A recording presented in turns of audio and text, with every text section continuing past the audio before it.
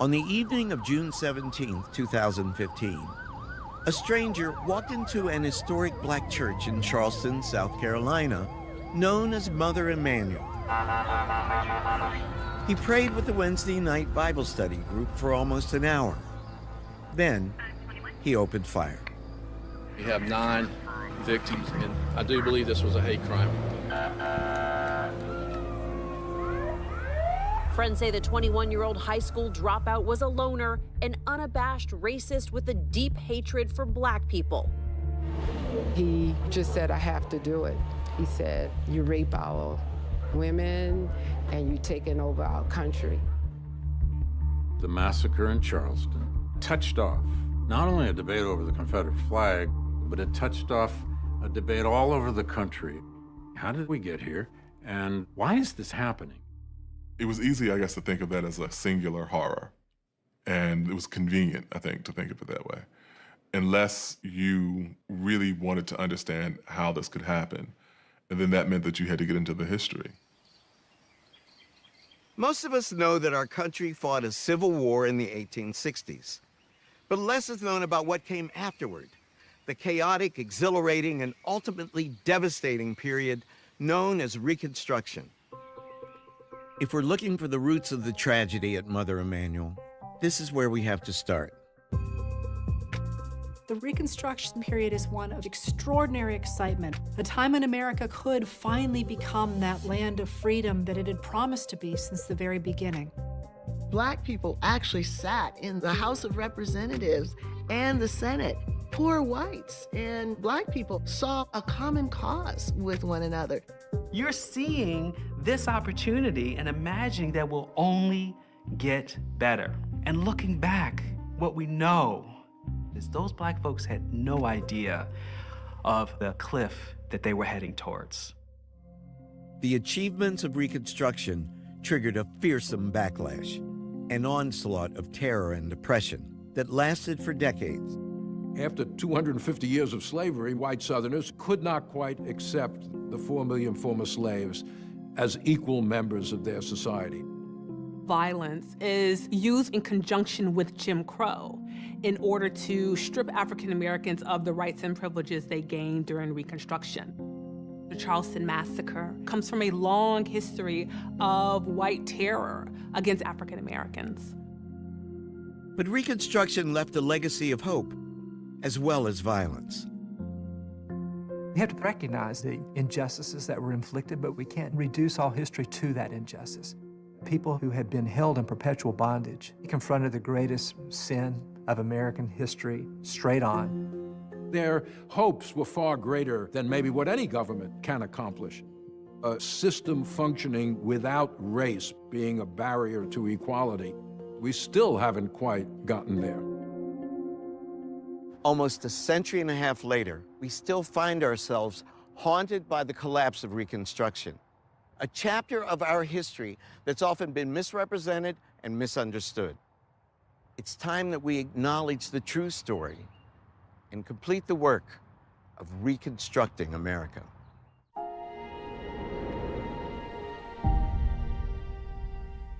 When I was in high school, Black history consisted of a few simple facts and a very happy ending. Abraham Lincoln freed the slaves. But this was the 1960s. 100 years after emancipation, Black people were fighting for the most basic rights. So what happened to that happy ending? It turns out that wasn't the end of the story. It was just the beginning.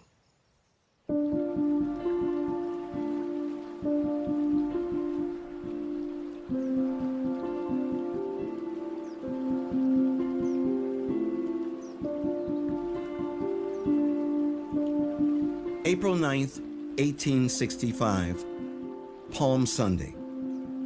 At the village of Appomattox Courthouse in Virginia, Confederate General Robert E. Lee surrendered to United States Lieutenant General Ulysses S. Grant. Lee's capitulation effectively signaled the end of the Civil War and the death of slavery in the United States.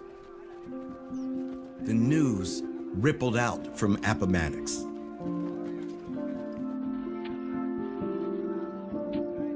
strange woman I never seen before came running down where we were all at work. She said as loud as she could, "Hey, freedom. You are free." Everybody was getting up his clothes and leaving. They didn't know where they was going, just scattering around.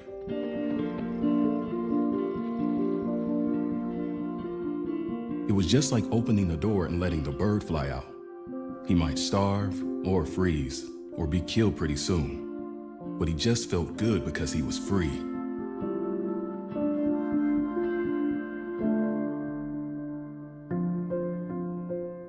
To a remarkable degree, it was the slaves themselves who had helped bring this to pass. From the war's first days, legions of enslaved people defied their masters and fled to Union lines. Others were liberated by the United States Army as it occupied parts of the South. By the summer of 1862, many thousands of slaves had found safe haven. Their brave actions, as much as any other factor, converted President Lincoln and many other Americans to emancipation.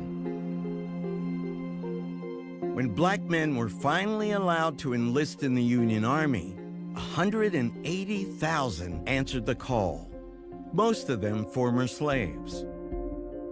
It was both the manpower that they brought to the Union side and also the denial of their manpower in the production of the Southern economy. There's no question that they strengthened the Union hand militarily, and they changed the nature of what a military victory would mean. The role of black soldiers, Lincoln said this himself, was essential in ensuring that the war would end with the abolition of slavery. What would the future hold for these freed people? Now untethered, their status as citizens was very much in question, with few legal rights or protections guaranteed. Even so, the prayers of generations were being answered. As Lee and Grant negotiated the terms of surrender, the government in Washington was wrestling with what was being called Reconstruction. On the surface, Reconstruction just meant restoring the rebel states to the Union. In fact, it raised a host of questions. Reconstruction is the process by which American society, North, South, black, white, tried to come to terms with the consequences of the Civil War, the reunion of the nation, the destruction of slavery, the question of what the status of the 4 million former slaves would be as free people in American life. One of the first questions that the post-war period has to confront is who is a citizen, and then what rights attend to citizenship? Who are former slaves going to be in the body politic? In parts of the South that the Army liberated during the war, officials had been confronted with issues like education, land ownership, and workers' rights. Even at Appomattox, it was apparent that the North and the South saw Reconstruction quite differently. Grant goes into these negotiations thinking, well, we won. Not just militarily, but our principles won. Robert E. Lee comes into it thinking, it shows that you had more men and more cannon than we did. We acknowledge no wrong. And they just talk right past each other, which is one reason it becomes not the end of all this struggle, but in some ways the beginning. These ideas start to accumulate around Appomattox of a merciful coming together of peace. Many iconic images associate this surrender ceremony with Jesus entering the city of Jerusalem, the city of peace, but they don't actually help us understand what happened there at all. Whatever Appomattox is, it's not the start of peace. 2 days after Appomattox, Abraham Lincoln spoke about Reconstruction at the White House. For the first time in public, the president suggested that some black men, the very intelligent, and black veterans deserved the right to vote. A man in the audience turned to his companion and said, "That is the last speech he will ever make." On April 14th, 1865, Good Friday, John Wilkes Booth made good on his threat. The reckoning for America's original sin was just beginning.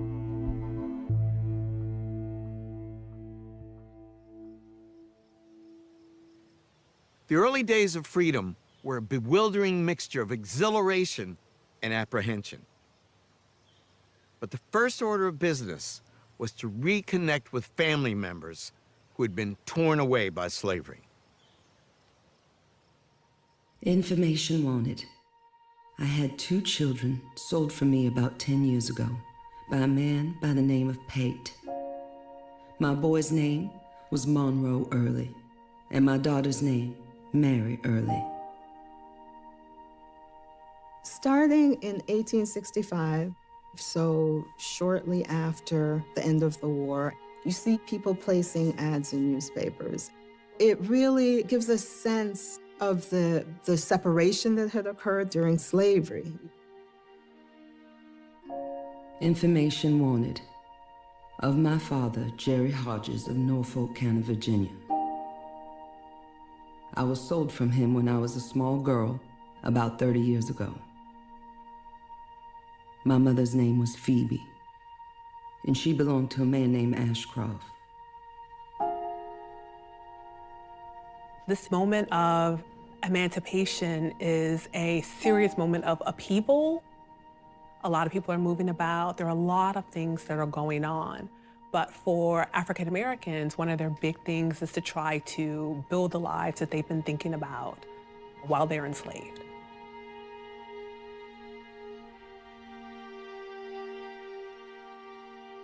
People took to the roads trying to find family members. I mean, literally walking to where they had last left family.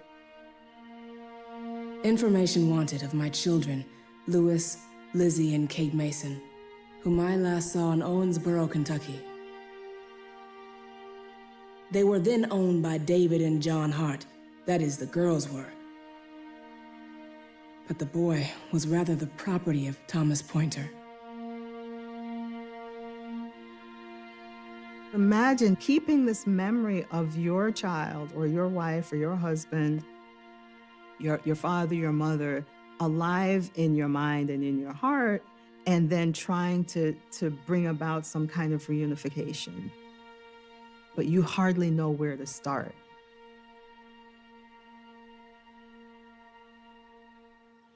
The end of the Civil War brought more questions than answers.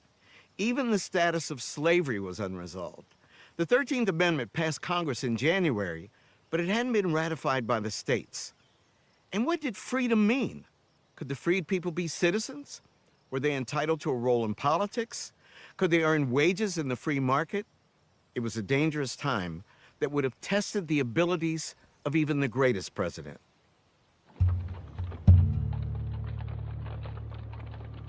Just hours after Lincoln's death, Andrew Johnson was sworn in at a hotel on Pennsylvania Avenue.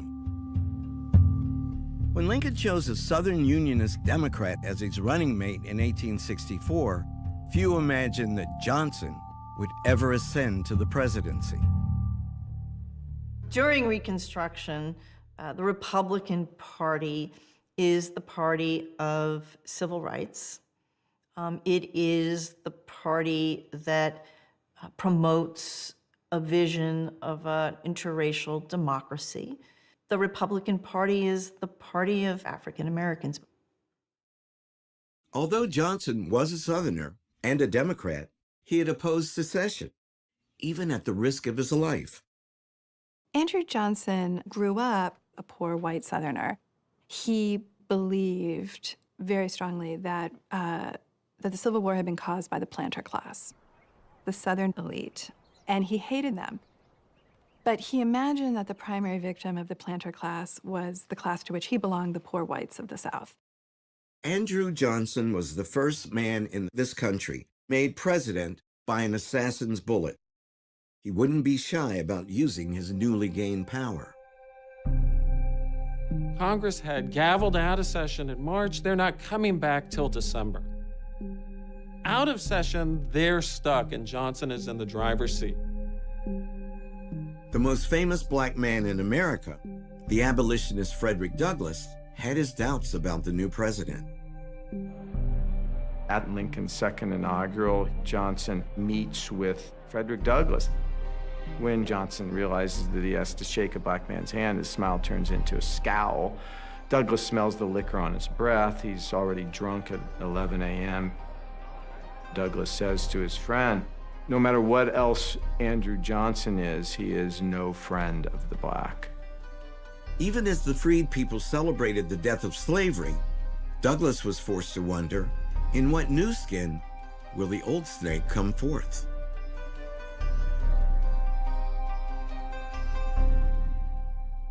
The freed people longed for all of those things that other people enjoy, things denied them under slavery: the right to marry, the right to make a home, the right to an education, and the right to earn a living. For many, the basis of being truly free was the right to own land. In the summer of 1865, the question of land was very much on the mind of Major General Oliver Howard. That May, Howard had been given one of the most daunting assignments in American history. As the head of a new government agency, the Bureau of Refugees, Freedmen, and Abandoned Lands, Howard was given a few hundred agents and then charged with overseeing the entire transition of Southern society from slavery to freedom. The Freedmen's Bureau was supposed to protect blacks from violence. It was supposed to give them access to education. It was supposed to, in some way, get them access to land. It was supposed to make sure that local courts treated blacks fairly. White Southerners deeply resented the Freedmen's Bureau, even though they were not there to quite protect the former slaves, as to make sure that relations between white and black were fair and equitable on both sides. The federal government never done anything like this. The budget of the Freedmen's Bureau on an annual basis was not much more than what it cost to fight the Civil War for 1 week. Though having limited resources, what the Freedmen's Bureau had plenty of was land. Over 850,000 acres of it. And Howard sensibly wanted the freedmen to have use of it. During the Civil War, a lot of land came into the hands of the federal government. Some of it was seized for non-payment of taxes. Some of it was just abandoned by planters who fled when the Union Army appeared. The Freedmen's Bureau was to oversee this land. At the end of July, General Howard ordered his agents to begin renting out 40-acre plots. The freedmen would have 3 years to buy the land outright. Of course, this phrase, 40 acres and a mule, was picked up by African Americans all around the South. Many people thought this is a blueprint for Reconstruction. But within weeks, Howard's plans were in trouble. Johnson's Reconstruction plan, which he put forward in May of 1865, basically gave amnesty to most white Southerners who would take an oath to the Union and also accept the end of slavery. But he said those who owned $20,000 worth of property before the war are not going to be covered by a blanket pardon. They have to come and get an individual pardon from the president. Johnson also began setting up new state governments in the former Confederacy. President Johnson had a very soft version of Reconstruction, almost like a restoration of the Southern states. White Southerners have to accept the fact that slavery is dead. But other than that, Johnson was giving them a free hand in keeping the black population under control. Many Republicans worried that Johnson was undermining the result of the war, but there wasn't much they could do because Congress was in recess. Johnson felt that he could handle Reconstruction perfectly well, and it would all be done by the time Congress came back into session in December 1865. In May, Andrew Johnson decreed that wealthy rebels would only be pardoned if they appealed in person to him. All through the summer of 1865, a steady stream of prominent Southerners, the very people Johnson loathed, called at the White House to beg the president's forgiveness. This was a poor boy who was not recognized among the elite class when he was in Tennessee. People that he had hated are now coming to him and asking for pardons, and he liked it. By the end of the summer of 1865, many of the former Confederates who took the South out of the Union have received presidential pardons, which means they are back in American society. They could vote. They get to make whatever laws they want. And there's nothing you can do about that. In September, Johnson ordered Howard to restore almost all of the lands in the hands of the Freedmen's Bureau back to the Confederates he had pardoned. It fell to Oliver Howard to go and inform free people that they were probably going to have to start entering into labor contracts with, in many cases, their former owners. Howard knew he had to deliver this devastating news in person, in places like Edisto Island on the South Carolina coast. They could not believe it, and so they refused to leave. The freed people start shouting, "No, no," and then an old woman starts singing, "Nobody knows the troubles I've seen." And everyone in this church starts singing that song. And Howard is just devastated. The Edisto Islanders desperately appealed directly to the president. We were the only true and loyal people that were found in possession of these lands. We have always been ready to fight if needs be to preserve this glorious union. Will a good and just government take from us all this right and make us subject to the will of those who have cheated and oppressed us? We look to you in this trying hour as a true friend of the poor and neglected race. Their plea went unanswered. The United States had the opportunity at that time to make amends for centuries of enslavement. The United States had the opportunity to make it possible for the formerly enslaved people to be economically independent. And the country failed to do it. By not redistributing that land, it consigned most of them to a dependence that remained for decades afterwards. And we're still dealing with the fallout from that.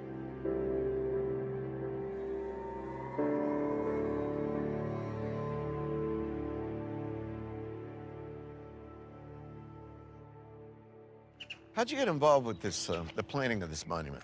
More perhaps than anyone else, historian Eric Foner has brought the truth about Reconstruction to light.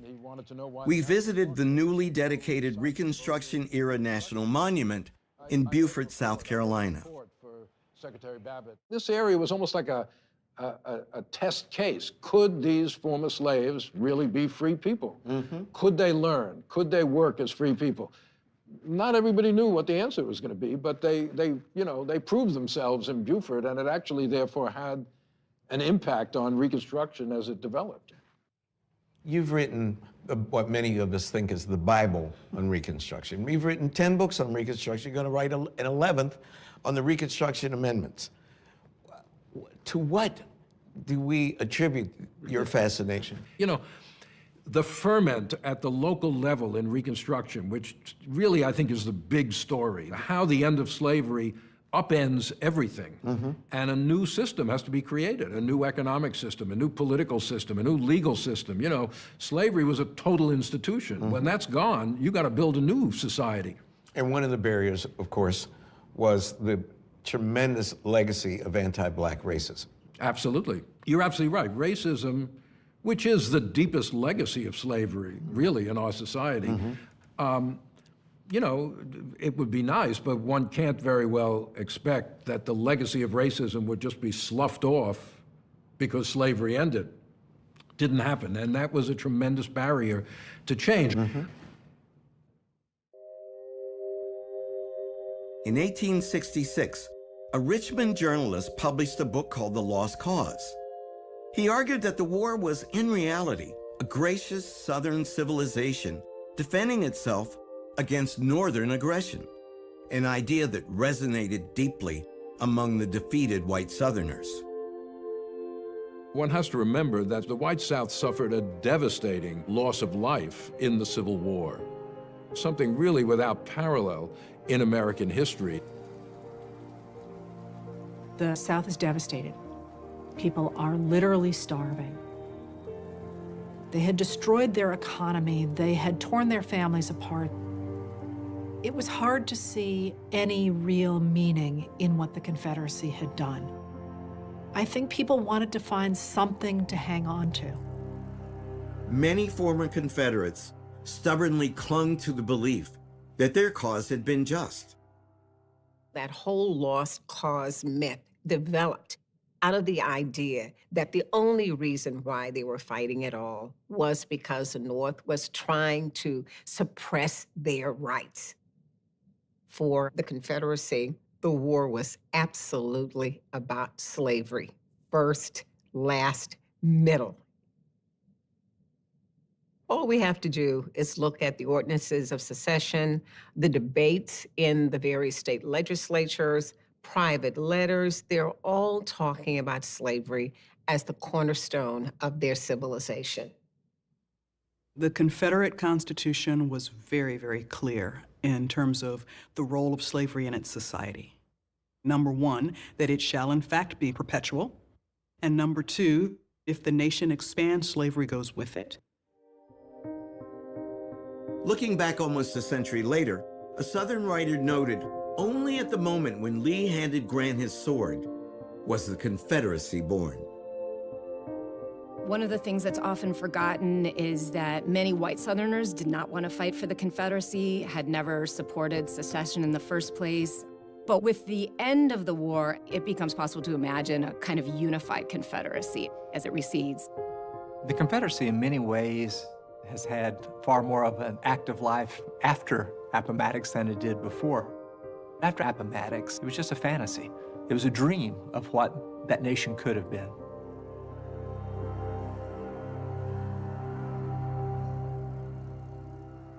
Some people coped with defeat by mythologizing slavery. Others tried to recreate it. In November of 1865, the government that Andrew Johnson had set up in Mississippi passed a set of oppressive laws that applied only to African Americans. Soon, other Southern states followed suit. These laws became known as the Black Codes. The basic purpose of the Black Codes was to recognize that slavery has been abolished, but to make sure that there is as little change from slavery to freedom as possible. The key to the Black Codes was what they called vagrancy laws, things like that. Every adult black person was required to sign a labor contract for the year with a white employer. If they didn't do that, they would be considered a vagrant, and they could be fined, and if they couldn't pay the fine, they could be auctioned off to someone who would pay the fine, and then they'd have to work off the fine for that person. What's even worse than being arrested if you don't have a job is having your children taken away. So your neighbor down the road can go to the courts and say, John Jones, he can't take care of his children. He's indigent, but I'll take them in. And I will train them in farming methods, or I'll train the daughters in housewifery. And I will have their labor, and the parents will get a little bit of money at the end of their period of indenture. But Black parents didn't have a say in this. A lot of parents are fighting back and saying, no, they don't want their children to be apprenticed. They can take care of them. They also know that in apprenticeship conditions, they can't protect their children from physical and sexual abuse. It becomes a way for the planter class to continue stealing the labor of the children, and sometimes stealing the children themselves. Enforcement of the Black Codes went hand in hand with relentless violence against the freed people. Outside of cities and towns, the Union Army was shrinking rather than expanding. You're looking at former slaveholders who can't imagine living in a world where slavery doesn't exist if the Union Army is not on the ground and the Freedmen's Bureau is not there to enforce the new rules. Then they were going to do whatever they could to keep the African-American population in a state of subordination. The Ku Klux Klan is created in Tennessee in 1866. It coincides with the creation of black codes. You could argue that on some levels that the Klan is doing the same thing that the slave patrols did. During slavery, the slave patrols would make sure people have passes, making sure that they are not loitering. They're not getting together in bands of people. And the Klan is going to do the same type of thing. You have people who are targeted because they've managed to acquire a decent amount of land, or their children are in school and a white person in their community is struggling at the same time. What they decide is that the way to deal with this is to attack the person, to take away everything they have, to destroy their property, to run them off their land. At war's end, Frederick Douglass had wondered what new form slavery might take. After 6 months of Andrew Johnson's Reconstruction, the answer was painfully obvious.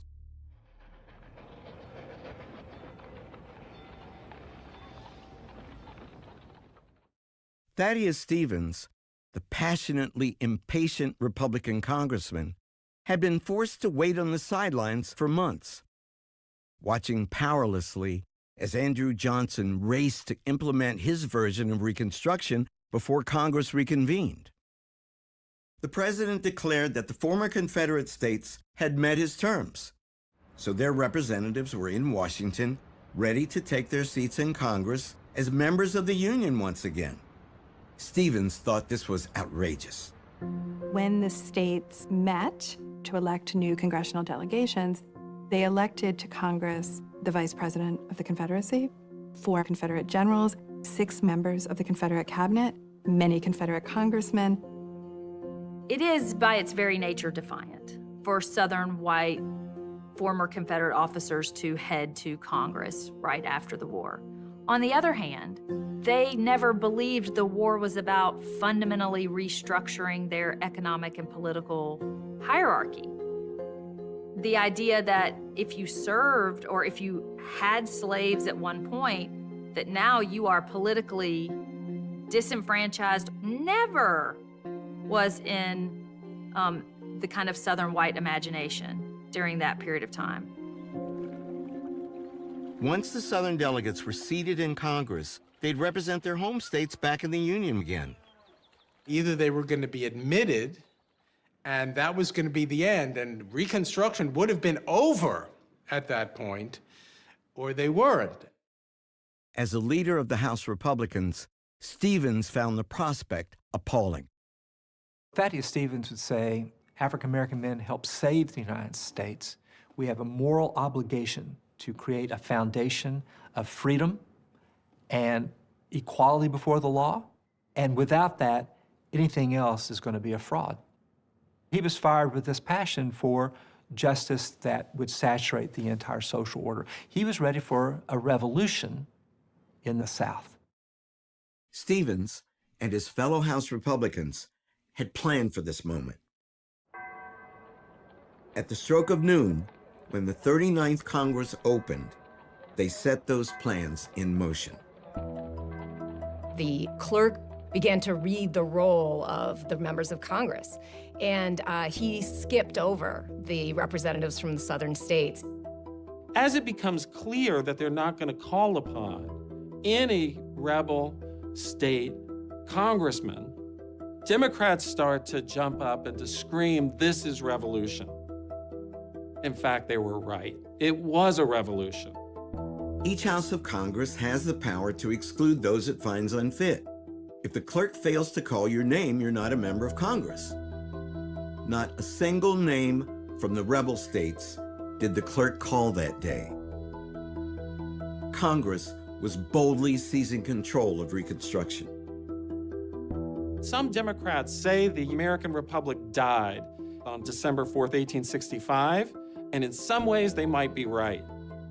But a second American Republic is born over the next 5 years that has a different constitution, one that's going to be written painfully and slowly and imperfectly, but written by Stevens and his colleagues in Congress.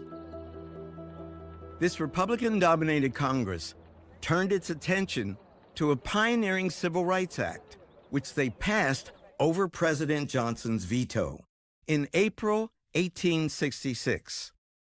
It was Congress's answer, you might say, to the Black Codes and to Johnson's Reconstruction Plan.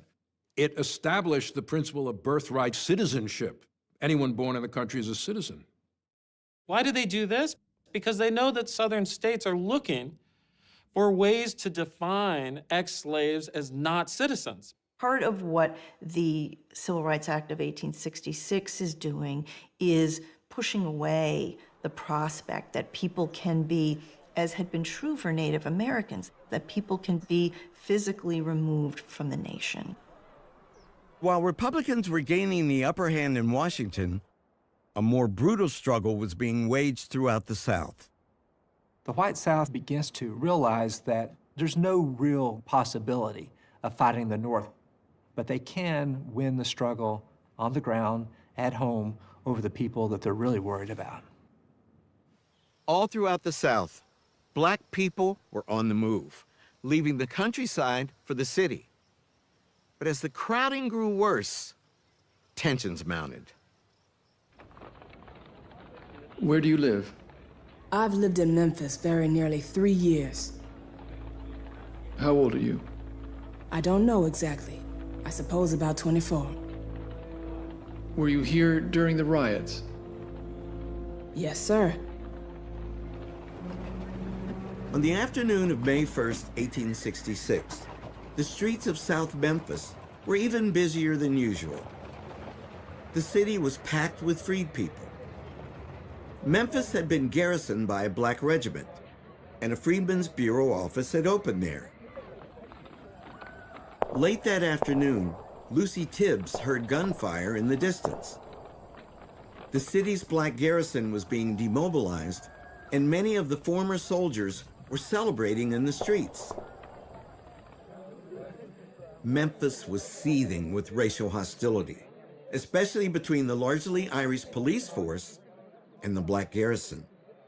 African American Civil War veterans return, not only with a kind of bearing that comes from military service, many of them are going to come back with weapons that they have purchased from the Union.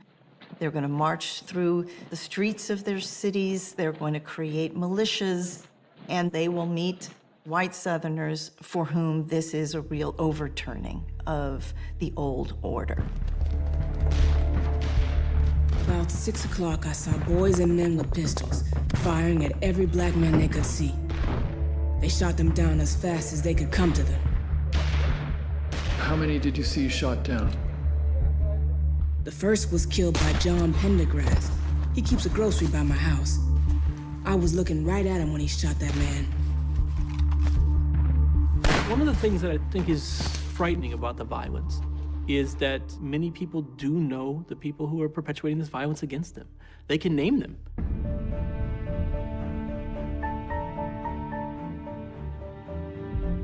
White mobs, including most of the city's police force, began to roam the streets on the hunt for Black people. At night, they barred up all the doors, then surrounded the houses and told the folks to stay in there. Is that what they told you? Yes, sir. But old man Pendergrass and his sons set them on fire. When the fire got very hot, I saw men, women, and children break out and run. They shot at them as fast as they could while they were running. The freed people are sort of beyond the law. And so there's an incredible amount of casual violence. Did they come into your house? Yes. I said, please don't do anything to me. I'm just here with 2 little children. Did they do anything to you? They done a very bad act. I just had to give up to them.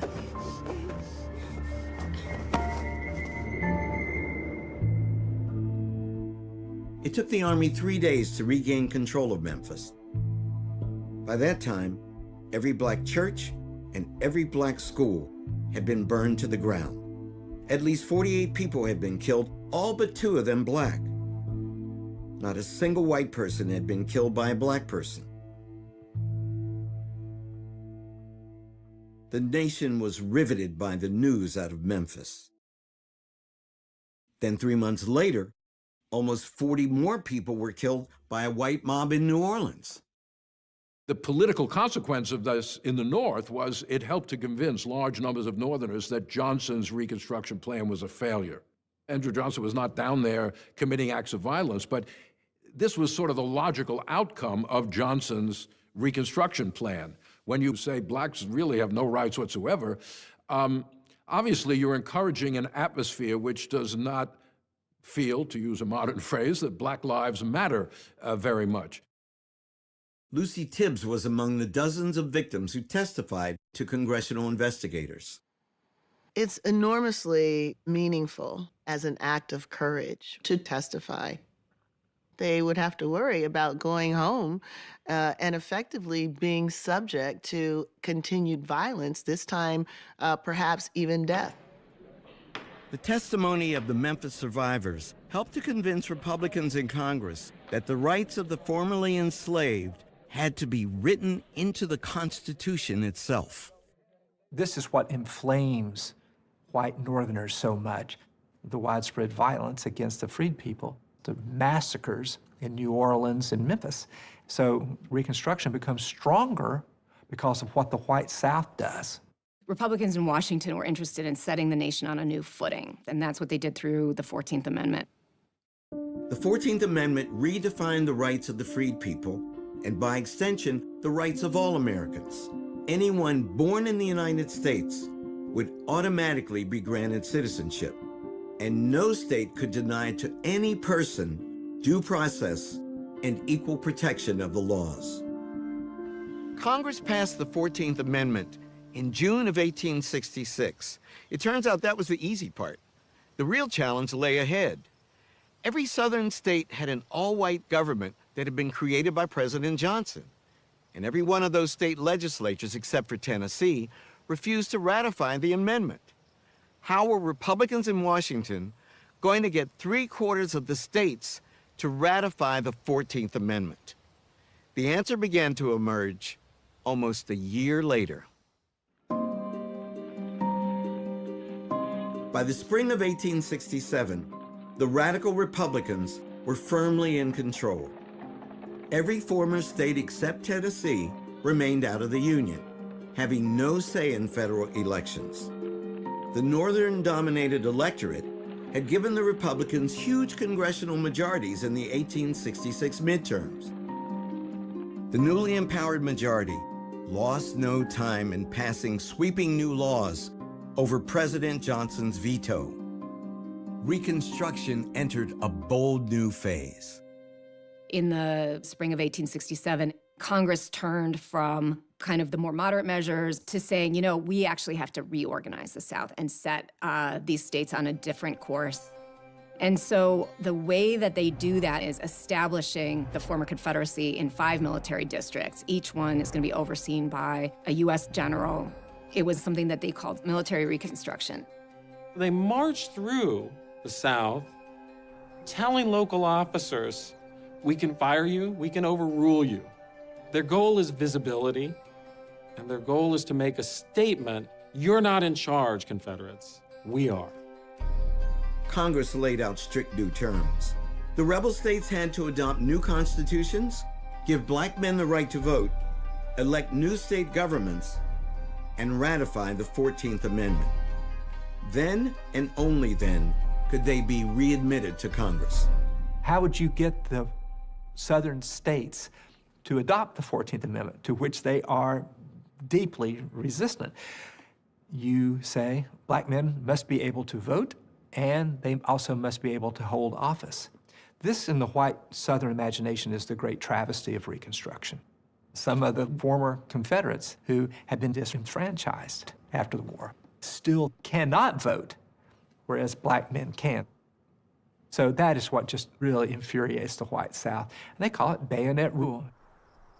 When Southern whites imagined what could come after the war, should they lose, it was never a possibility of like a really flipped upside down social hierarchy with equality for African Americans, because that wasn't happening anywhere in the country. Many northern states did not allow black men to vote. And so Southern white conservatives felt that the provision of suffrage to African American men in the South was something between hypocrisy and punishment. Activists and Army officers spread out across the South, registering freedmen to vote. At the beginning of 1867, fewer than 1% of all black men in the United States could vote. By the end of 1867, that figure was higher than 80%. A vibrant new political culture sprang up as freed men and freed women pressed for their rightful place in the Union that they had sacrificed so much to save. The advent of black suffrage unleashes a kind of utopian idea of change. You see it in mass meetings where people get together just to read the Constitution and debate, what is democratic government anyway? How can we create it? So it is a remarkable moment of hope and of militancy. Black men and women, these folks who had just come out of slavery, would take off work on Saturdays and walk 25 miles to a political meeting. The vote was considered basically owned by the collective, not just by individuals. And so women and children were actually involved in political discussions. They attended mass meetings. In some states, there were significant pockets of poorer white farmers who actually, many of them had not been in support of the Confederacy, had not favored secession, and many of them suffered as a result of the Civil War. They were in dire economic straits. It's not that they weren't racist anymore, but they were willing to work with blacks to try to uplift poor farmers of both races via the Republican Party. Former slaves themselves are breathing life into freedom, giving it substance, whether it's creating schools or enacting their own political organizations or reconstituting families. They are giving the nation a kind of blueprint for the challenges, but also the possibilities of Reconstruction. Andrew Johnson played almost no part in these profound changes. Fending off impeachment consumed the last months of his presidency. Meanwhile, the new state governments in the South began ratifying the 14th Amendment. In July of 1868, it became the law of the land. Ironically, if Reconstruction had gone more smoothly, you might not have had the 14th Amendment. If the white South had not insisted on putting exactly the same men back in power, if the white South had resisted the temptation to put in black codes that made a mockery of emancipation, if the white South had not endorsed these massacres in its major cities, it's easy to believe that there would not have been the fundamental changes in the American Constitution that we had. No other New World slave society that emancipates slavery implements equal citizenship and equal protection under the law and suffrage for half of the former slave population within 5 years. That is truly revolutionary. There was some degree of self-interest, frankly, in it on the part of the Republican Party. Why fight this war? And immediately allow the Southern leadership, the plantocracy, to reproduce not only a slave system, but the dominance of their party in the South. So for a time, the interests of the freedmen and the interests of the Northern-led Republican Party were in step with one another. The 1868 presidential campaign presented voters with a stark choice. The Republican candidate, Ulysses S. Grant, had led the United States Army through victory and the post-war occupation of the South. The Democratic campaign was perhaps the most racist in U.S. history, and in parts of the South, it was supported by a wave of murder and arson. Would that campaign of violence succeed in preventing black men from voting? Tuesday, November 3rd, 1868, was an election day unlike any other. South Carolina and 7 other Confederate states had re-entered the Union in time for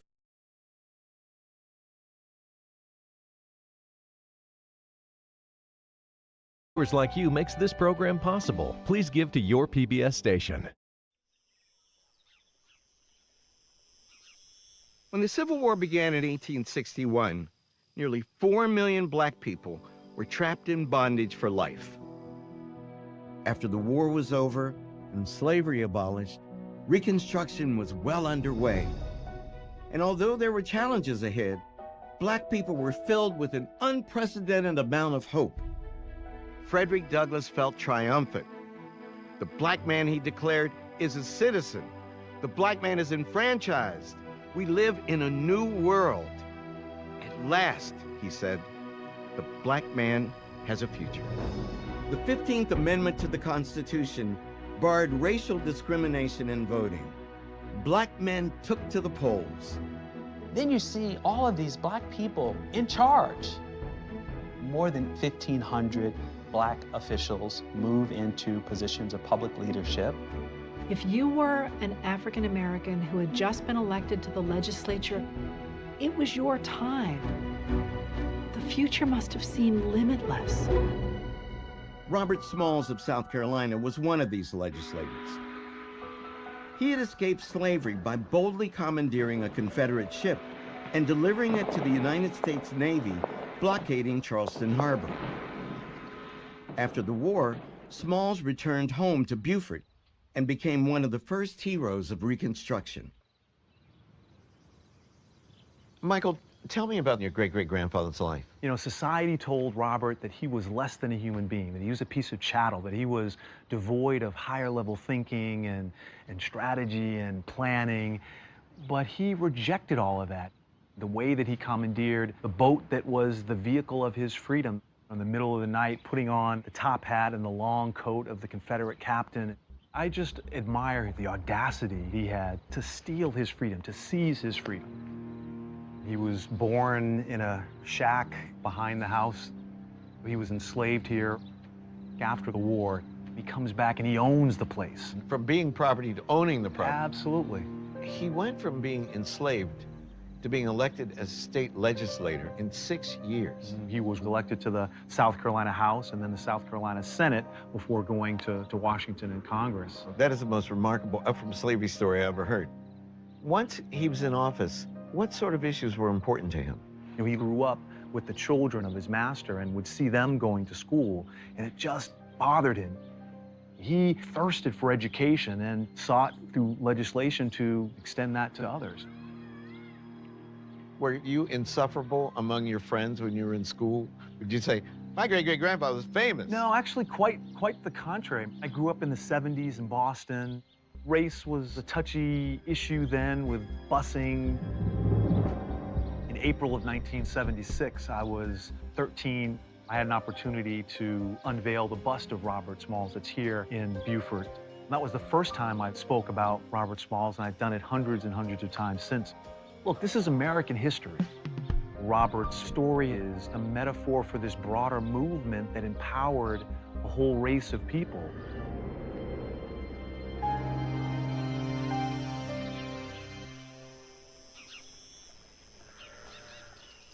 Reconstruction is a story of great expectations, enormous strides, and wrenching retreats. Early on, in its most hopeful moments, it seemed like a revolution was taking place in the halls of Congress. Tell me about where we're standing. What would this place have been like during Reconstruction? So this is the old hall, the House, now Statuary Hall. In the 1870s, when the African-American members were here, there would have been vendors in here selling food and snacks as members traversed the north-south access from the House chamber over to the rotunda on the Senate side. Tell me about the first black congressman. First is Hiram Revels from Mississippi. He's elected to the U.S. Senate, and he comes in February of 1870, and he's celebrated as the 15th Amendment in flesh and blood, the symbolic triumph of Reconstruction. And then in December, we have Joseph Rainey of South Carolina, first African-American in the House. How would they have been greeted? They didn't exactly roll out the red carpet, but the door didn't get shut either. Many of the African-American members lived in the same neighborhoods that white members of Congress did. So they weren't segregated in that sense, but they oftentimes had to pay higher rents. The black tax. Essentially, yes. Imagine you have these two men who occupy the seats of former slaveholders, and they come to work in this magnificent Temple of Liberty, but it's a place that had also been constructed with slave labor. This is an incredibly heady moment, kind of like Barack Obama becoming president. There's like 14 black men in U.S. Congress. There's 2 senators. Blanche K. Bruce's name is on money. He's signing currency in the United States. See, all of these people served starting in the 1870s. I may be the only African-American from South Carolina now, but I am the 9th. You had the Robert Smalls, Richard Keynes, Robert Elliott, DeLarge, Rancia. So over that period of 25 years, you had real participatory democracy taking place. The photograph of Hiram Revels highlights this statesman who happens to be African American. Frederick Douglass recognized a camera captured the equal and essential humanity of that man or woman, black or white. Whatever may be the prejudices of those who look upon it, they will be compelled to admit that the Mississippi senator is a man. He is represented with the same stature as Lincoln or Seward or Grant or any other white politician. Douglass did the same thing at a time in which most whites tried to argue that blacks should not have equal citizenship. And one way of out-citizening white citizens is you portray yourself with greater sense of dignity and respectability, and in a sense humanity, than many whites. We do not come here begging for our rights. We come here clothed in the garb of American citizenship. We come demanding our rights in the name of justice. Richard Kane could capture an audience. I think all his years in the pulpit made him a really good speaker in the House. He stood up to the white supremacists who were basically calling him, inferior. And he said, look at me, I have 2 eyes, I have 2 ears, I have 2 hands, I have 2 feet. How are we different when it comes to our manhood? I was amazed when I began to read the speeches of black congressmen in that period. I mean, here are people who are arguing about what the laws of the nation will provide in terms of human rights, and have a sophisticated understanding of the underlying principles that make these freedoms necessary in a democratic society. The level of discourse was so far above the level of discourse in Congress today. It was shocking. In state houses across the South, black men and white men were attempting to govern together for the first time. In South Carolina, where African Americans made up almost 60% of the population, voters elected a black majority House of Representatives. It was the seat of Black Power USA. The Lieutenant Governor, Secretary of State, State Treasurer. Unimaginable today. Absolutely. Many parts of the South didn't have a educated and experienced black leadership ready to step into power, which you did have in South Carolina. It had a free black group before the Civil War in Charleston, which was well-educated and politically articulate. Behind us lie 243 years of suffering, anguish, and degradation. Before us lies our mighty future. That future is ours to shape. Robert Brown Elliott was very ambitious. He was educated as a lawyer. He had a photographic memory. He was absolutely fearless. It's hard to imagine more daunting challenges than all these governments have. Some parts of the South had really been devastated by war. So you've got to try to build a forward-looking government at a time when there are very few resources. The state legislatures create public schools, public hospitals, public welfare systems in a way that hadn't been seen in the South. Black men go into these legislatures with an idea of how they're going to improve their communities. One of the most important things they do is to establish free public schools. There were no public education systems in most of the southern states. If you had money to buy it for your children, you had it. If you didn't, well, you did without. You start to see state constitutions adopting some policy that says education is a right. And this is providing it for all children. Across the former Confederacy, free schools opened for both black and white children. Only a few years earlier, there were laws on the books in the South that prohibited enslaved people from learning to read and write. Black people knew how much their freedom depended upon literacy. It was not uncommon to see 5-year-olds and 95-year-olds flocking to schoolhouses for a chance to learn how to read. Free blacks realized white families are not going to send their kids to school with blacks.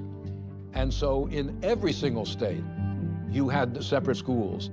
And black leaders generally said that's okay. As long as black people get education, we're not going to try to force whites to go to school where they don't want to.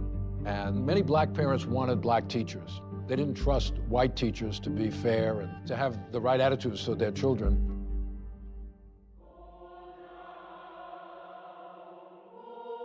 To meet this demand for teachers, governments, black churches, and missionary organizations established black colleges and universities. Fisk University in Nashville, Tennessee, was founded in 1866. Let my people into this phrase. Okay, very good. Where?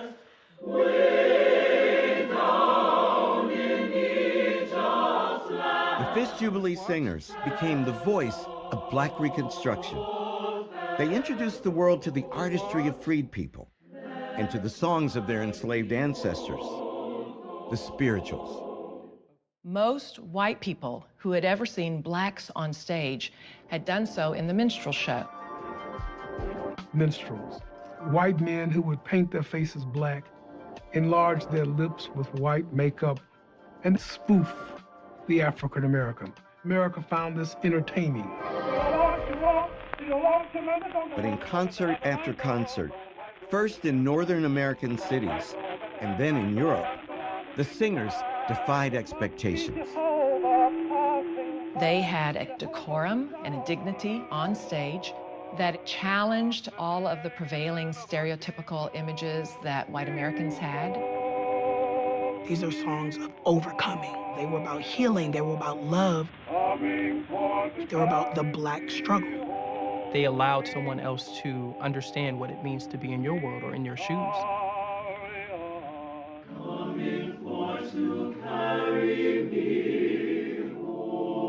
Using profits from performances, Fisk was able to buy the land on which it sits today. Fisk is one of the many historically black colleges and universities established during Reconstruction that are still educating students. Black people were also beginning to make inroads into other spheres of American life. They were buying land, setting up businesses, and becoming economically independent. I started a farm. I own one lot, 7 acres, another 1 acre, and another about 1/4 of an acre. I bought myself a little plantation. I bought another place, and together, that makes 98 acres. I bought 150 acres. I have about 50 or 60 acres tended. I rented 43 acres of land. I have a good crop in. My husband put up an elegant blacksmith shop. I have a son I sent to school. It's a moment of possibility. They have reunited their families, they have formalized their unions, they have property, they have their own businesses. The 14th Amendment had granted equal citizenship to all Americans, especially African Americans. It was about being able to claim an American birthright, full citizenship. They saw themselves as really moving forward. What does real equality look like? It looks like equal protection under the law. Now African Americans could serve as sheriffs. So they were able to go out and make arrests and bring white perpetrators in for justice. Black people get to be judges. They get to sit on juries. They get to sign contracts in their own interest. John Roy Lynch, a successful young businessman in Natchez, Mississippi, was appointed in 1869 as a justice of the peace. He was born a slave in 1847 in Louisiana, the son of the plantation manager. And at the end of the Civil War, he attended night school. As a very young man, he distinguished himself working in a photographer's studio. He went to a few Republican meetings. And impressed Adelbert Ames, who was the Reconstruction governor of Mississippi. Even though Lynch was only 21 years old, Ames appointed him to be a magistrate. In his memoir, he wrote about how former slaves would bring all their problems to him as a local justice of the peace. There was a black man in this office. There had never been such a thing in Mississippi before the Civil War, and so former slaves kind of identified with him. The case that came before me was that of a white man. He threatened the life of an old colored man over a business transaction. He remarked, "Do you mean that it's a crime for a white man to curse a nigger?" "Yes," the court replied. "It is as much a crime for a white man to curse a Negro as it is for a Negro to curse a white man." "Well," he exclaimed, "that's news to me." If you're living in this moment, you're imagining that we'll only get better. In slavery, African Americans could not control their communities. And so if people are drawing on the resources that they had developed in slavery, on their sense of what it meant to have family relationships, friendships, communities, and they're able to institutionalize them in new ways. They create fraternal organizations like the Masons that find solidarity and strength in mutual support. It's remarkable how a whole black world of their own organizations and support structures grow up and develop. During Reconstruction, churches became the cornerstones of the black community. Many enslaved people had been forced to worship in secret or only with the master's blessing. But now, black people were free to worship God any way they wanted. At Mother Emanuel Church in Charleston, South Carolina, the Reverend Richard Kane helped revive a congregation that had been banned under slavery. How did you first hear about your great-great-grandfather? Did your mother say, "You come from people"? That's what my mother would have said. Your great-great-grandfather was the greatest black preacher in history. Yes, my mother and my great aunt, and they always talked about Richard Harvey Kane and the great work that he was able to do. He was born free in what's now West Virginia, was a pastor in Brooklyn in 1965. Some people would have said, stay in Brooklyn where it's safe. He said that he felt like a lion bound. I mean, he wanted to be here in the South and be a missionary to the newly freed slaves. I don't think people today understand the role of the church in the 19th century. The church was their institutional universe. Yes. The black church was the center of everything that happened with the community. The emotional, the educational, the political. Kane taught the newly freed slaves that they were no longer inferior. They could accomplish anything. And he epitomized that. Yeah. He was a one-man band for the black community. Oh, yeah. Entrepreneur, minister, editor, writer. Yes, congressman, state senator. Too powerful, too influential. Yes, yes. And therefore a danger. Yes, he lived in constant fear. One of the most tragic aspects of Reconstruction is that the more African Americans achieved, the more they put their lives at risk. I could hear the noise of the horses. They Ku Klux my house. They had on white gowns, masks on their faces. 75 men. They were Ku Klux. They tore her clothes off. I was blindfolded. Cut me with knives. They whipped me. They whipped me. Put a rope around my neck to hang me. Southern Democrats used violence and terror tactics to disrupt Republican control and plot their return to power. They saw themselves as the redeemers of their states. Violence is efficient, it's easy, it's fast, and you can often do it under the cover of night. Klan attacks become so pervasive because that's how widespread the fear of Black enfranchisement is. The Klan is actually committing atrocities against everyone.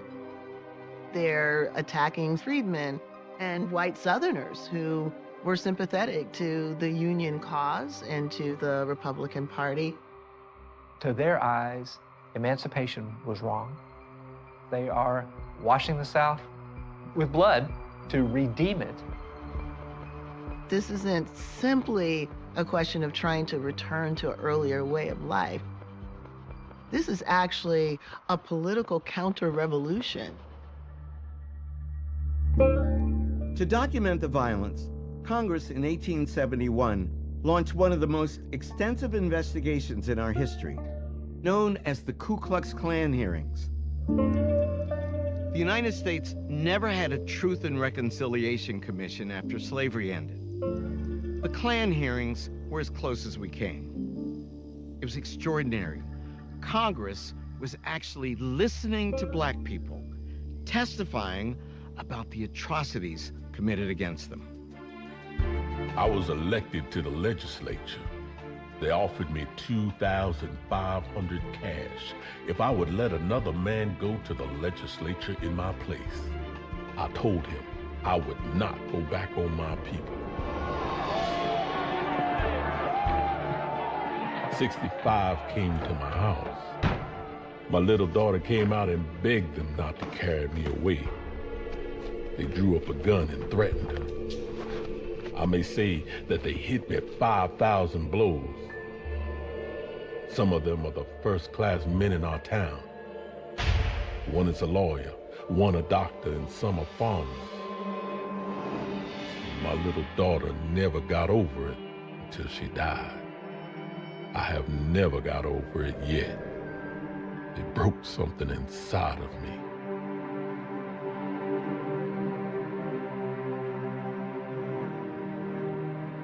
The hearings are open and public. Women showed up at those hearings, and it took a lot of courage for them. They could face retaliations by the KKK. But they want the world to know what had been done to them. All the time I was planting my crop, they worried me about if they ever saw me, they would hurt me. Whites are really attacking Hannah and her family because they had been too successful. It's jealousy. It flies in the face of the idea that Blacks are inferior. 5 men bulged right against the door. George McCrae catched the little child by the foot and slinged it out of my arms. He carried me to a pine, tied my hands there, pulled off all my linen. They said, "God damn you, you are living on another man's premises." I said, "No, I'm living on my own premises." I gave $150 for it. They whipped me from the crown of my head to the soles of my feet. Every time they would go off, George McCrae would get his knee between my legs, say, "Old lady, if you don't let me have to do with you, I will kill you." He said, "God damn you, I'm gonna kill you." There are 8,000 pages of testimony given by everyday Americans. This is a haunting tale of American history and something that we don't talk about enough. Violence has always been here and goes side by side in American history to the creation of a white supremacist racial ideology that has driven us from slavery all the way to the present day.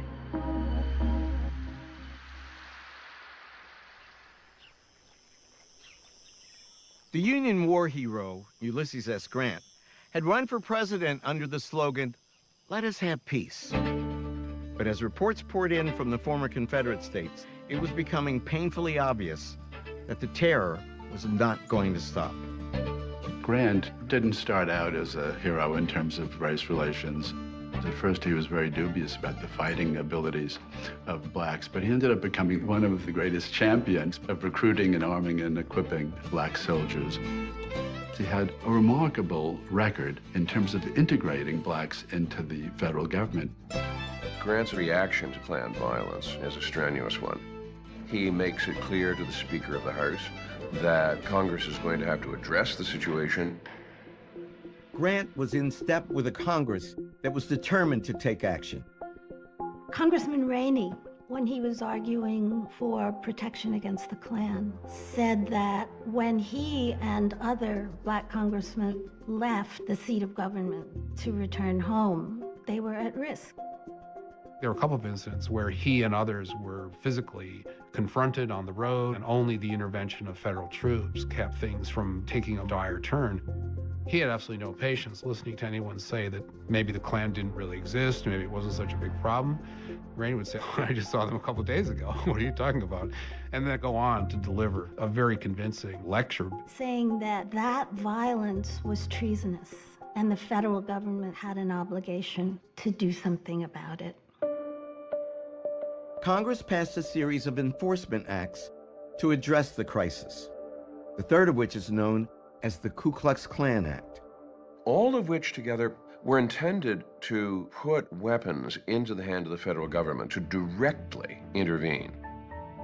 The 14th Amendment established that states could not deprive people of privileges and immunities of citizenship or of due process of law or equal protection of law. So what Congress is doing in the Enforcement Act, right, is trying to create a new category of offense using the 14th Amendment to, in essence, get around the fact that Southern courts are not going to convict white Southerners.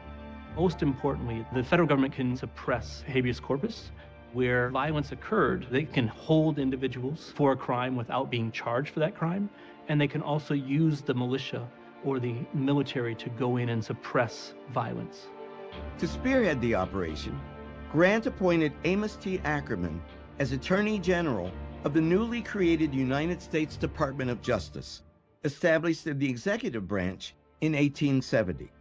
He supervises the deployment of federal troops to restrain violence.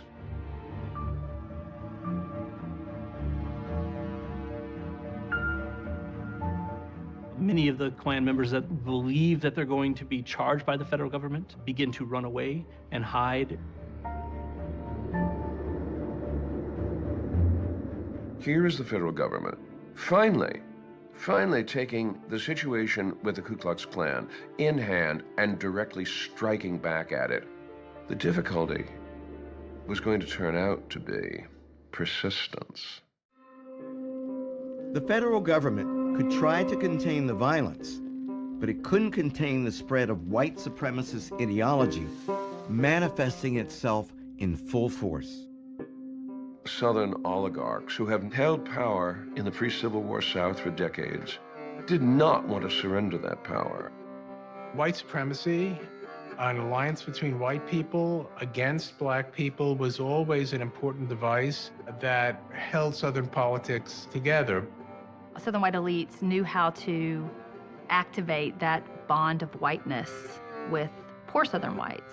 And that was difficult work to do. A lot of propaganda had to go into that.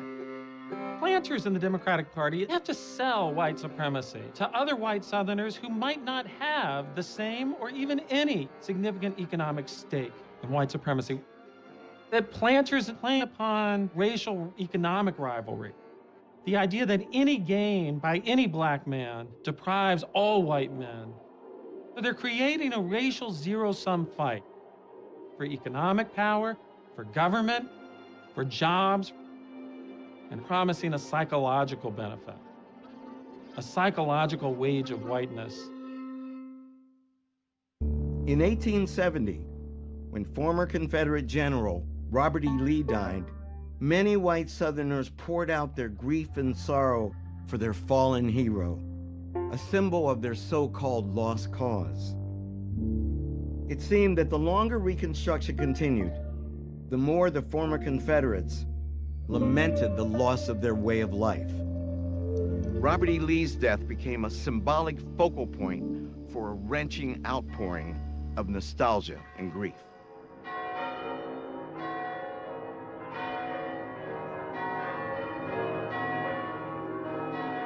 When he died, it's like a king has died. Bells ring throughout the South. Schools closed. People closed their stores. They wore sashes and put things on their doors to commemorate his passing. Newspapers border their entire pages with black. They mourn him as if this is the second time they have lost the war. In the eyes of the white South, here was a man who embodied the things that they admired the most: manly courage, Christian virtue, devotion to those underneath him, of his soldiers, and a kind of apparent paternalism toward enslaved people. And not only was Lee this perfect person, but he had been the perfect warrior. He had outsmarted the Yankees, but he was always up against larger forces. He helped create that myth at Appomattox that we have succumbed in the face of greater might. Our cause was not unjust, it just happened to have lost. It became a lost cause. When great leaders die, or when persons die that people think of as great leaders, people are guided by emotion. As a consequence, you have this cult of Robert E. Lee developing. And in fact, the cult of Lee had become so powerful by the 1870s that Frederick Douglass remarked that you could not pick up a newspaper nowadays without reading the most nauseating flatteries about Robert E. Lee. The ostentatious and noisy exhibitions of sympathy and grief on the part of the rebel democracy all over the South for the man who made such Herculean efforts to destroy the government is a most painful proof that the great body of the Southern white people are far more ready to weep for the loss of a Confederate general than to sustain the government under which they live. Douglass recognized if you rewrite the story of the war, that can have profound implications for race relations. The symbolism of Lee could become very dangerous. The clock was ticking on Reconstruction, and the presidential race of 1872 was a test of its popularity. With black voters solidly in his corner, President Grant easily won re-election. But the campaign revealed growing fault lines in the Republican Party. Grant faced a renegade liberal Republican movement that was critical of the mainstream of the Republican Party. Their good government types were very upset by the scandals that had been exposed in the Grant administration. Credit Mobilier was basically a phony company that was set up to provide financing for the Pacific Railroad project, and it laundered money.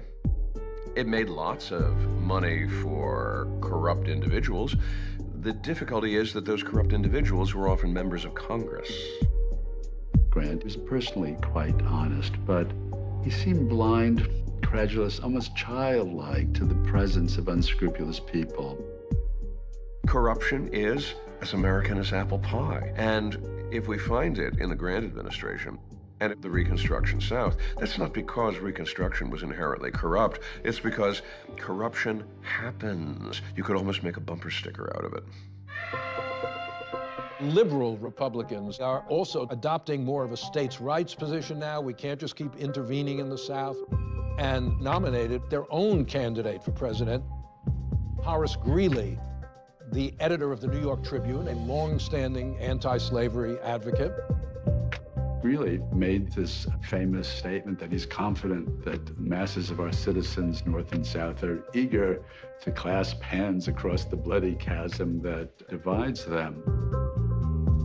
The split in the Republican Party is the harbinger of a retreat from Reconstruction.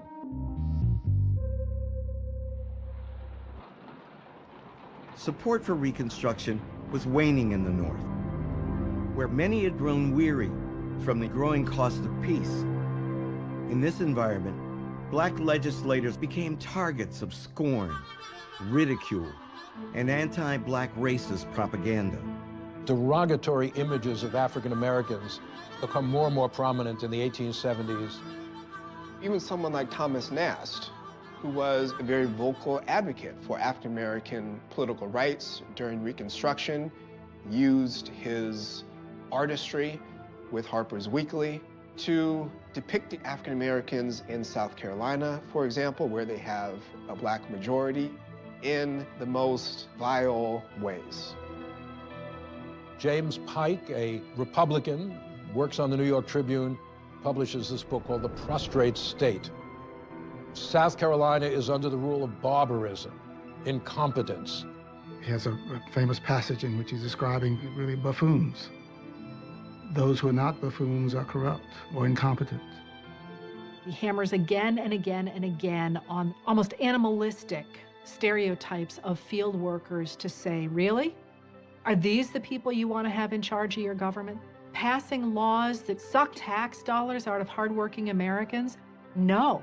And in fact, we're pretty sure they shouldn't be parts of polite American society at all. They perpetuate an idea that Reconstruction has effectively failed and that the federal government and the Republican Party needed to cut its losses and remove itself from the South. Leave the Negro to those who know him best. White Southerners. As enthusiasm for Reconstruction dwindled in the North, Democrats felt emboldened to intensify their counter-revolution throughout the South. Year after year, election after election, they would not relent. In 1873, amidst the fallout from a fiercely contested election in Louisiana, Black Republicans in the town of Colfax staged an armed occupation of the courthouse to prevent Democrats from taking over the Perry seat. White paramilitary organizations surround the courthouse with artillery. The white vigilantes offer guarantees of safe conduct. If you will come out, if you will surrender yourselves, the white vigilantes line them up and execute them. It's nothing more than pure, unadulterated murder. The United States Attorney in Louisiana, under the Enforcement Acts, is responsible for the arrest of over 100 of the white vigilantes. However, Louisiana juries turned out to be extraordinarily reluctant to convict. Only 3 convictions are obtained. White Southerners made it difficult for the Republicans and Northerners to enforce Reconstruction policy. The organized white supremacist groups were trying to make the cost of federal intervention higher than the federal government was willing to bear.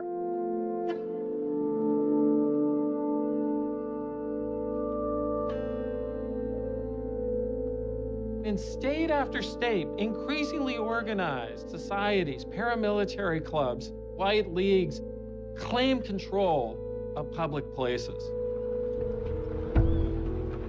John Roy Lynch, now a congressman, was targeted when he returned home to Mississippi to campaign. At Fayette, they paraded the streets, yelled, fired cannon. Each club had a wagon with fodder. Colored men said these wagons contained guns. Democrats had all gathered around the place. I took the stand. They commenced to yell at the top of their voices so as to drown out every word I attempted to utter. Southern whites were attempting to take the South back. The red shirts and the Knights of the White Camellia, that's essentially what the so-called redemption movements were. They are the ones who are defending the right order of things in civilization, that white people control black people. And that's the way it should be.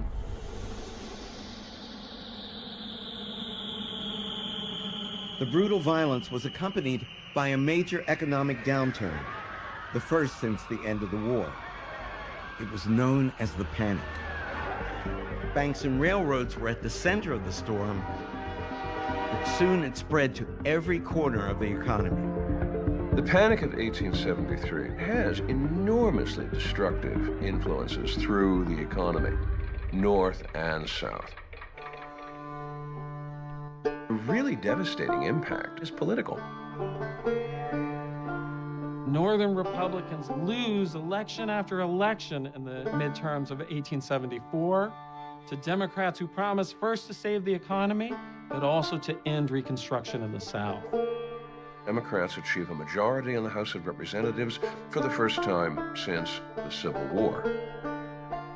Democrats also gained control of state governments in Alabama, Texas, and Arkansas. Reconstruction's future was perilous. But the fight wasn't over.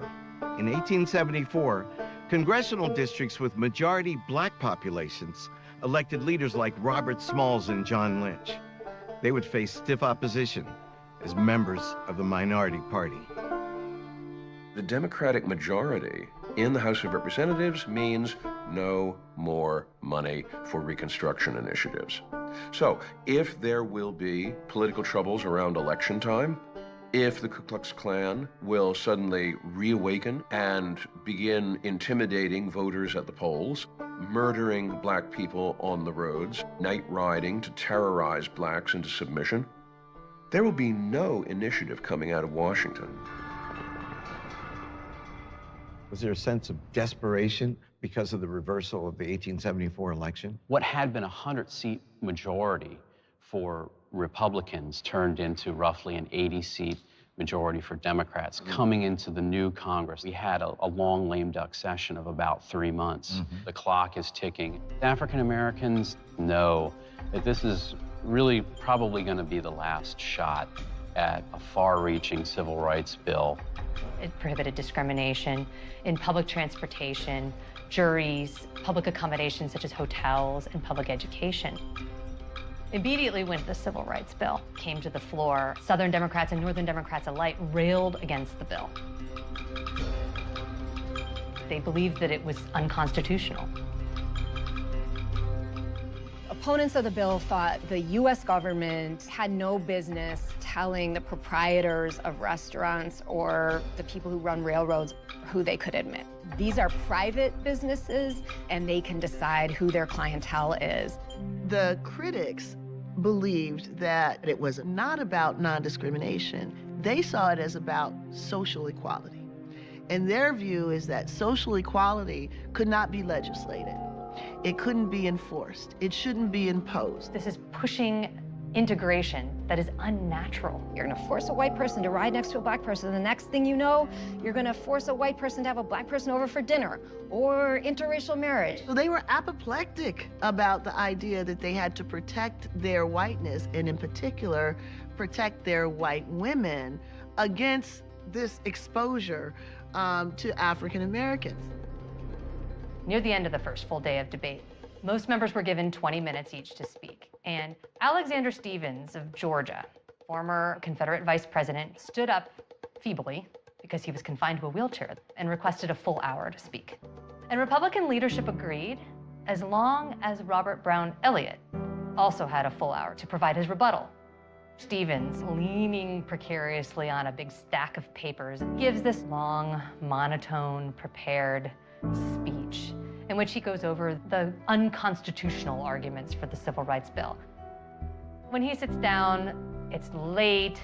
George Hoare of Massachusetts says, well, you know what, maybe we won't have Elliott speak today. Maybe he can go first thing tomorrow. And that may have been strategic, because word got out that Robert Elliott was going to provide the rebuttal to the former vice president of the Confederacy. The next day when Elliott takes the floor, the galleries are packed with African American observers. Reporters had shown up, and the whole chamber is just filled with people. Elliott gives this really booming delivery. The Constitution of a free government ought always be construed in favor of human rights. I cannot and I will not forget that the welfare and rights of my whole race in this country are involved. The race whom he spurned and trampled on are here to meet him in debate. and to demand the rights which are enjoyed by their former oppressors. When Eliot finishes, the whole room erupts into booming applause. People line up to shake his hand. This is a real symbolic moment. The old planter class appears feeble and on its way out, and this dark-skinned, suave, intelligent African-American man represented the way forward. Congress passed the Civil Rights Act, but there was a clause that was stripped from the final act, and that was about education. Americans were not ready for that kind of equality in education yet, and apparently wouldn't be for many, many more years. While Congress managed to get the Civil Rights Act of 1875 across the finish line, another branch of government blunted the reach of the 14th Amendment. In 1876, the Supreme Court announced its ruling in United States versus Cruikshank, the appeal of the 3 white men convicted of murdering African Americans guarding the courthouse in Colfax, Louisiana. The decision which is handed down in Cruikshank is one of the most remarkably feeble-minded and disastrous decisions that a United States Supreme Court has ever handed down. And the reasoning ran like this. The 14th Amendment was only intended to restrain states from depriving U.S. citizens of the privileges and immunities that they're supposed to enjoy. But what went on in the Colfax Massacre, first of all, was not a state action. It was not the state of Louisiana. But this was, in fact, merely individuals. It was a local crime. Private violence is the business of the states. And if they are not taking care of it, that's just too bad. Mobs of whites decide to kill you. Have you been denied your right? Well, the Supreme Court decided that you've not been denied your right if you were murdered, as long as it's just private individuals, whether individually or collectively, that are interfering with your rights. That's not a federal case. While the Cruikshank decision didn't close the door on possible future prosecutions, it narrowed the pathways for enforcing the 14th Amendment. It stood between the Redeemers and their ultimate goal, which was terrorize African Americans so completely that across the South, hundreds of thousands who had been registered and had been politically active would be reduced to a few hundreds in many of the jurisdictions that they once actually dominated.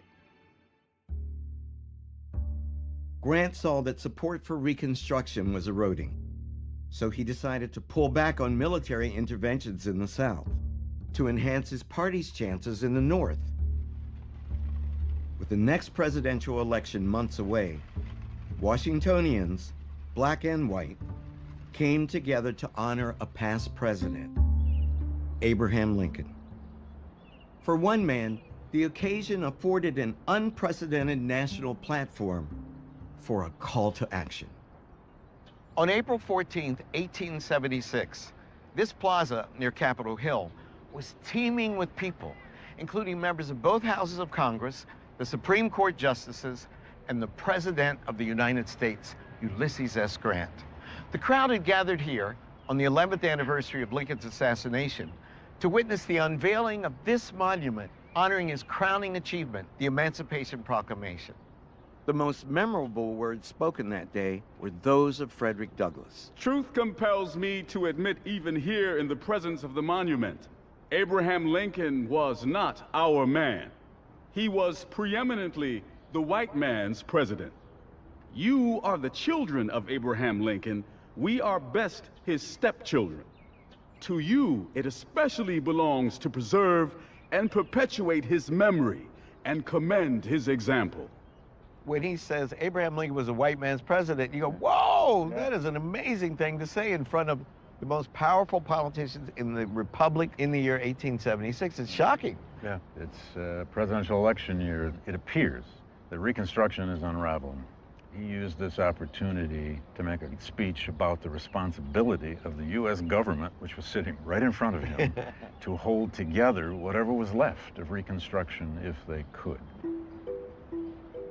There's this understanding in 1876 that blacks have all the rights now that they should expect. We have the 13th, 14th, and 15th Amendments. The Republican Party, it's become a party of large financiers, corporate men, and captains of industry. Now let's focus on the economy.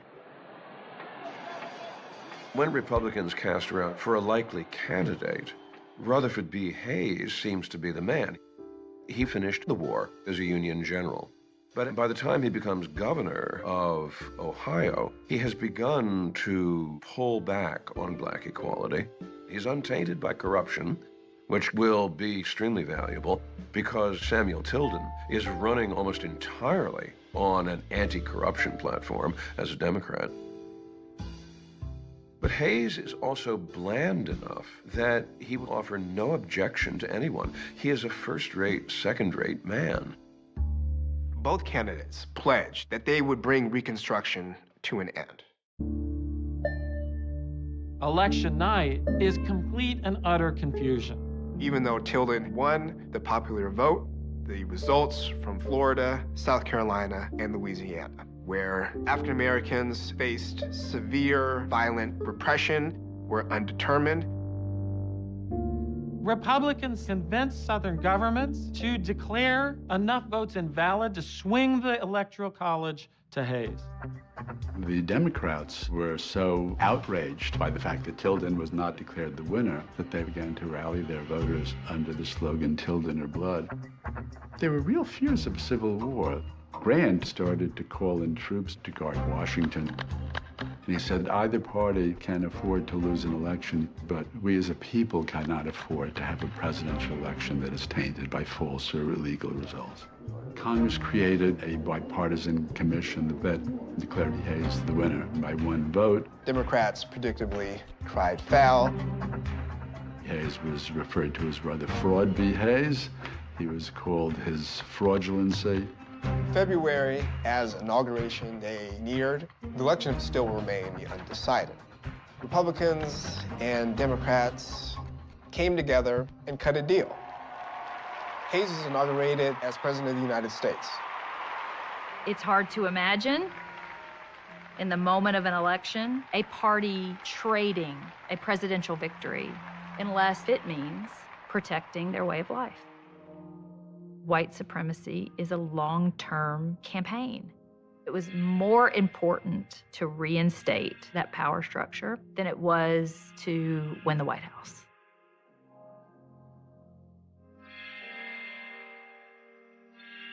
Hayes promises white Southerners that he will leave the South to conduct its own affairs unimpeded, and that the Negro problem will be its to solve. The federal troops were stopped enforcing the kinds of reforms that had marked the Reconstruction era. The Southern states had been redeemed.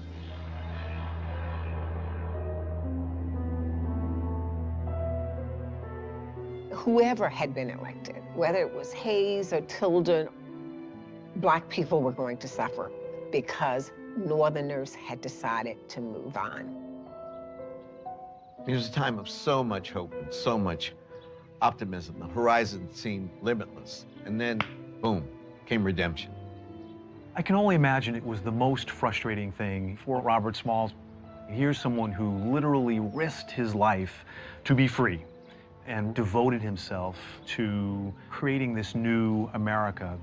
And to see that dismantle must have just been horrible. You know, one of his most famous quotes is, "My race needs no special defense, for the past history of them in this country proves them to be the equal of anyone, anywhere. All they need is an equal shot at the battle of life."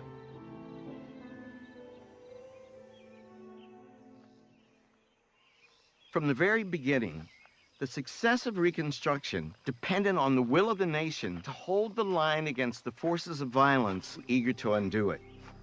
As the nation's will faltered, the rights of African Americans would be sacrificed to political expediency. After 12 tumultuous years, black people faced an uncertain future. As Frederick Douglass put it, if war among the whites brought peace and liberty to blacks, what will peace among the whites bring?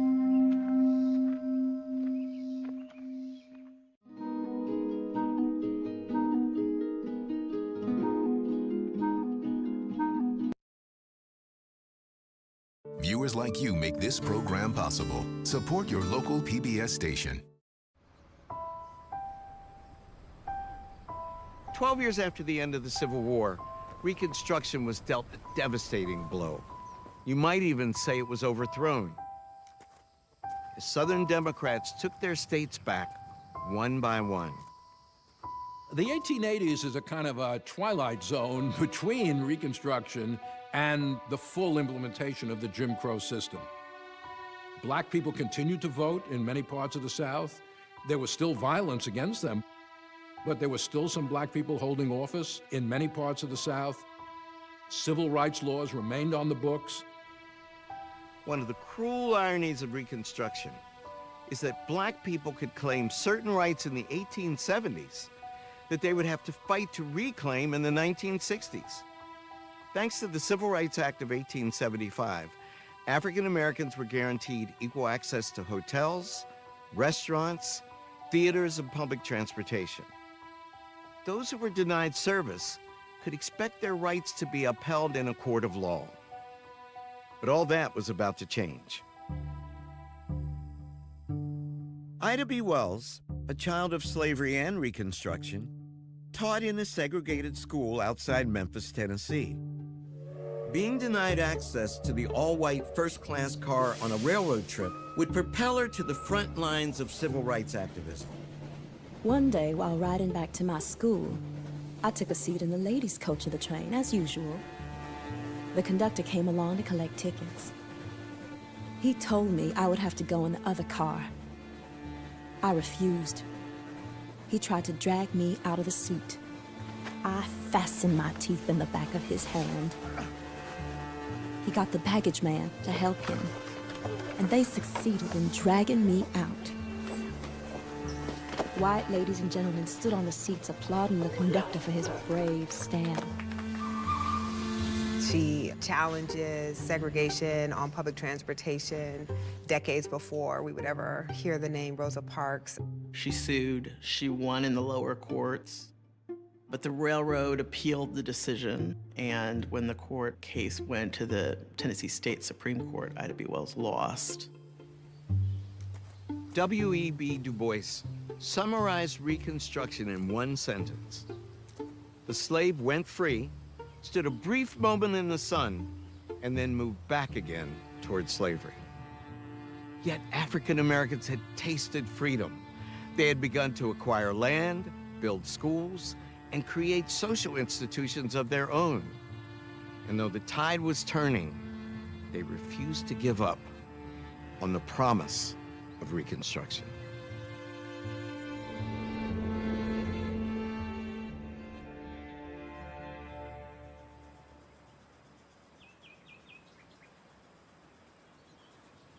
After the defeat of the Confederacy, many white Southerners still long for ways to hold on to their civilization. And even when they tried to convince the rest of the country that they accepted the outcome of the war, their vision of the future looked disturbingly similar to the past. The chief evangelist of this new order was Henry Grady, an enterprising newspaper editor from Atlanta. And in late 1886, he journeyed to New York City to outline his vision of what he called the New South. So much of the country saw the South as this kind of benighted, section that had endured civil war, that had been impoverished, that was beset by political turmoil and racial violence. Henry Grady traveled the country, went to the Northeast, trying to sell this vision of a different kind of South, one that was more modern, one that was more economically diversified, one that could attract Northern investment. one that would see economic growth, and one in which the tensions and conflicts of Reconstruction would be put aside. But Grady's rosy description of how the South had solved the Negro problem ignored the dangerous reality that black people faced. When it came to the possibilities of owning land or earning a living, the New South looked quite a lot like the Old South. What African Americans want most is to own land. And some of them are able to access land, but by no means as many people as would desire land. Sharecropping emerges starting around the late 1860s, going into the 1870s, but it really doesn't become predominant until around 1880. African Americans are given access to plots of land, typically 30 to 50 acre plots, which they essentially control. They don't own the land, but they work the land as a family unit. But there are a lot of things about sharecropping that become quite oppressive. You would live on somebody's land and you would give over a share of your crop as rent. But the way that it worked is that people became increasingly in debt because there was always interest on whatever you're using, whether it was tools or seeds or the use of animals.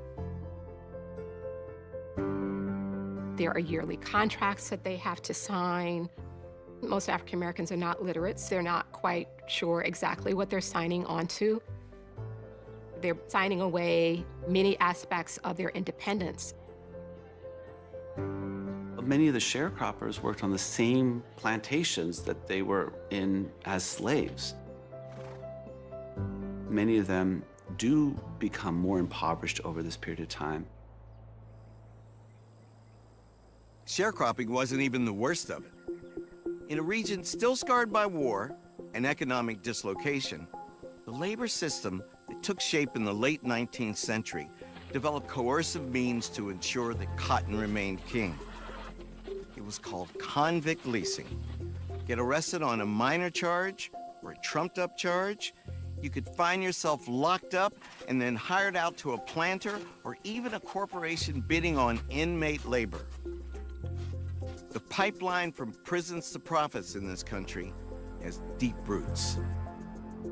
The convict lease system was an inhumane and barbaric form of punishment, really emphasizing that African Americans were not afforded equal opportunity before the law.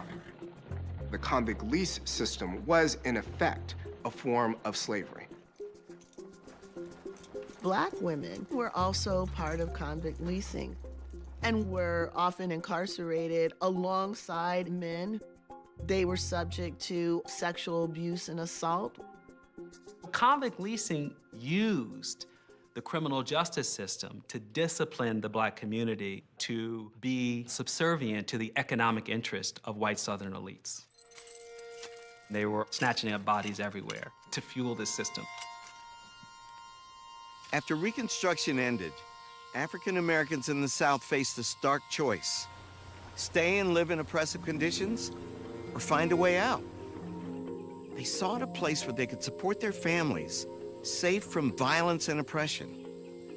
For many, that promised land was Kansas. In Kansas, you could live free.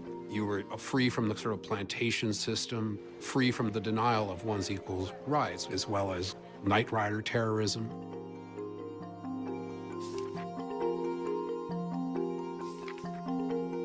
In 1879, an estimated 6,000 so-called exodusters left the South for Kansas. Within a few years, thousands more would uproot and move west. It's the first large migration of Black people, and so it attracted attention because these were people who were moving of their own volition. They were leaving virulent racism. They were leaving dead-end sharecropping. Most Black Southerners thought of themselves as Christians. They identified with the Bible of Exodus, and they felt that they were being delivered into a promised land, or at least a safer land.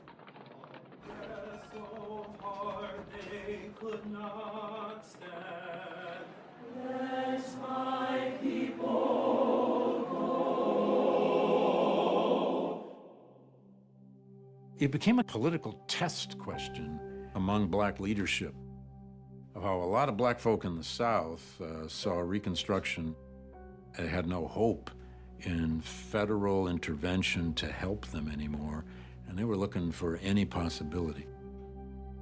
It had its opposition in some very familiar figures, mainly Frederick Douglass, Blanche K. Bruce, Robert Brown Elliott, who were black congressmen. They were very wedded to the kind of Lincoln-esque view of America.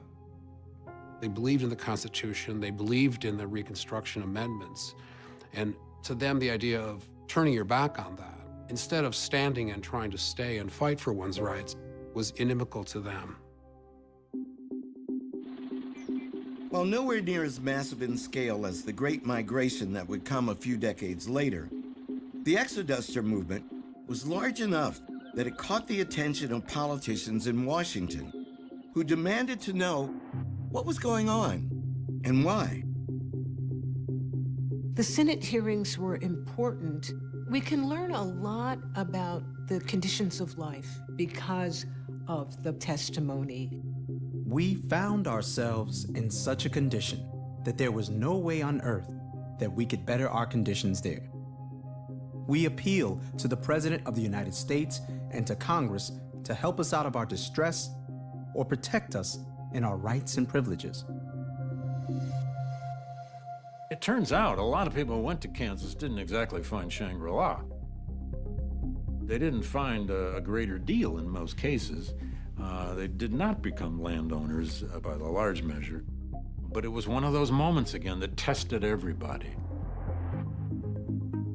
Even when African Americans moved out of the South, they soon discovered that they couldn't outrun Jim Crow.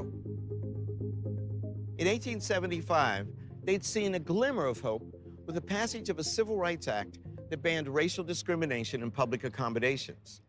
But just 8 years later, the Supreme Court would strike down that law as unconstitutional. Segregation is growing, it's not receding. And it's not just impacting those who are the former slaves, not those who are agricultural workers, not just those in the rural South, but elite African Americans everywhere. The Supreme Court is going to rule on a number of cases cobbled together, which we have called the civil rights cases. One of the cases came out of San Francisco, where a couple was denied the ability to sit in the dress circle of the theater. The dress circle is the first-class seat. We're talking about the theater in the 1870s. This is not a movie theater, this is theater. Most black people were concerned not to be treated in an undignified manner, not be excluded from a restaurant, not be sent to the back of a railroad car, not to be put on the outer deck, let's say, of a steamboat on the Mississippi River. The Supreme Court ultimately rules in 1883 that the 14th Amendment does not prevent people from denying individuals access to hotels, restaurants, because these are private locations and they can make that decision on their own. When a man has emerged from slavery, there must be some stage in the progress of his elevation when he takes the rank of a mere citizen and ceases to be the special favorite of the laws. The parting shot of Justice Bradley is an insult to all freedmen. Less than 20 years after the end of slavery, after the end of a system that had lasted for 2 centuries, the Supreme Court is talking about how laws against discrimination is somehow preferential treatment. The fact that they could pull that off meant that African Americans were utterly and totally on their own when it came to law. When African Americans discovered that they wouldn't be allowed to cross the color line, they turned inward and created a black world within a white world. The possibilities of freedom have been shut down. They've been closed off. The pathways that, could potentially guarantee success for a lot of people have been blocked by either violence or by new laws that are being passed to segregate on a racial basis. For a lot of people, they have to figure out to what degree do they try to fight the system, knowing that they or their loved ones could be killed.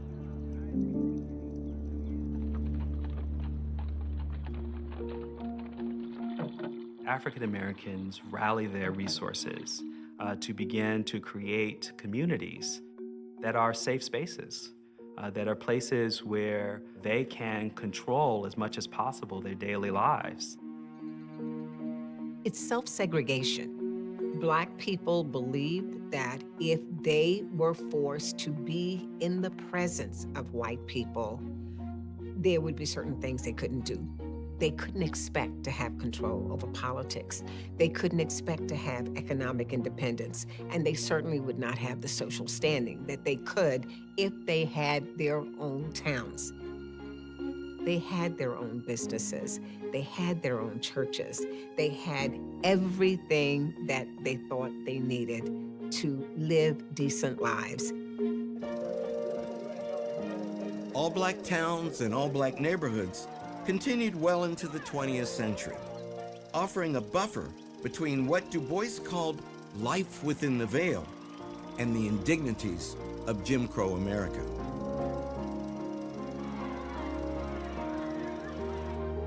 The owner of the local dry goods store was not in competition with the white man because they were not in his community. And we know that these clashes occur when black men are coming up against their white competitors.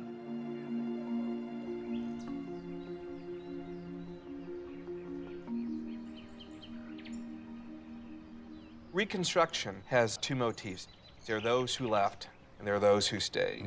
Madison Park gives evidence to those who stayed. Give me the history of this community. Where are we? How did it come about? In 1880, a group of freed slaves, nothing except the clothes on their back, some money they had saved, decided to pull their resources together and to organize themselves to create community. There was one in particular by the name of Eli Madison, who was kind of the leader of the pack. And Eli organized them to buy a small piece of land and to work that land and make it profitable. And my grandfather's grandfather was one of those people who joined Eli Madison later when he established his place. He believed that he could be in charge of his own destiny. The uncertainties of going to another place were just as great as the uncertainties that he was going to face here. There are far more people who stayed behind than who went away. Far more. Yeah. All the descendants of those founders were the people that were in and out of my lives daily. I grew up in the same house on the same piece of land that my grandfather's grandfather built. What positive things for a black person comes from growing up in an all-black world? I knew that what I was being prepared to do here in this place was going to prepare me for a larger world beyond Madison Park. Do we still need Madison Parks for our people? We need Madison Park now more than ever before. Why? We can create support systems that can address many of the problems and challenges that we have in society today. Despite the drawing of the color line, African Americans refused to remain within the confines of Jim Crow.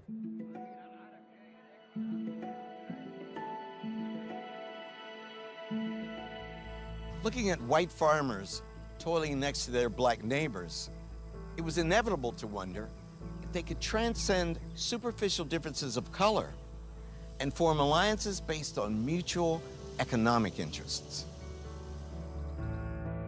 The post-Reconstruction South is a hard place to be a farmer. The prices for what they're growing are steadily declining, and it's just not clear how you're supposed to make a living.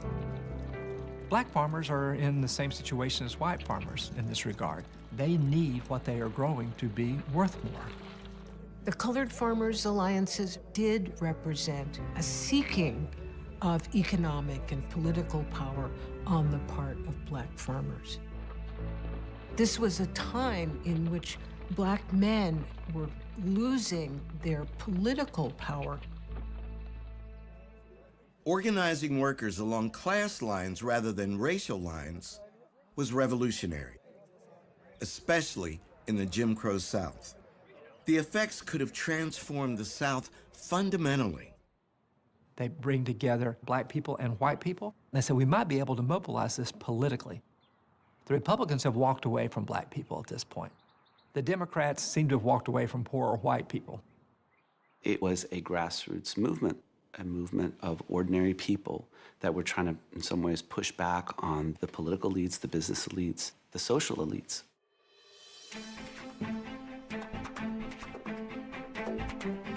They would pool their resources and buy things cooperatively and help each other.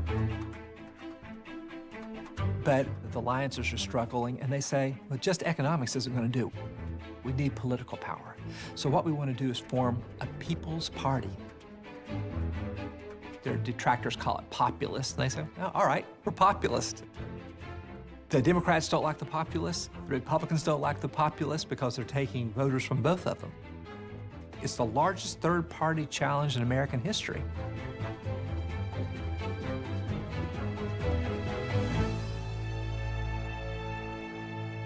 That's kind of redemption for us in American history, to look back at those moments when we see those broad participatory coalitions happening and to think that's who we are. We are those common struggles to make a better future for ourselves. That's America too.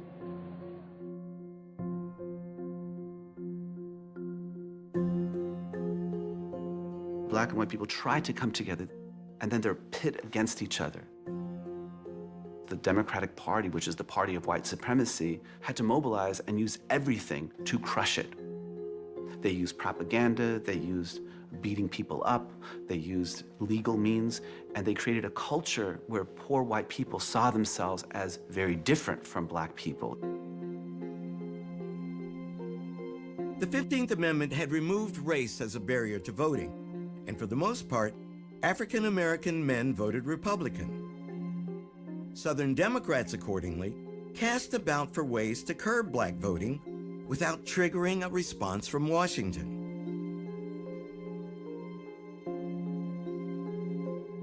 Throughout the 1890s, Southern states held constitutional conventions dominated by Democrats, essentially designed to strip African Americans of the right to vote. Constitutional conventions in the South were the linchpins of Reconstruction. Those were essential to pass the 14th Amendment and then to apply for readmission in the United States. The constitutional conventions that follow 20, 25 years later run the story in reverse. They are the places where a lot of the gains of Reconstruction in politics are taken away. They're not about democracy. They're not about majority rules. They're about ensuring that white Americans have control of the political process and have control of everything else that goes with that. Only one black delegate attended Mississippi's convention in the fall of 1890, Isaiah Montgomery. And Isaiah would vote with the majority. Isaiah Montgomery had been born into slavery on a plantation in Mississippi that was owned by Jefferson Davis's brother. Montgomery was a man who was educated. He was literate. He had business savvy. He certainly understood in freedom that black people needed an environment where they were in control. In 1887, he decided to establish Mount Bayou that was independent of white control economically, politically, and independent of white influence socially.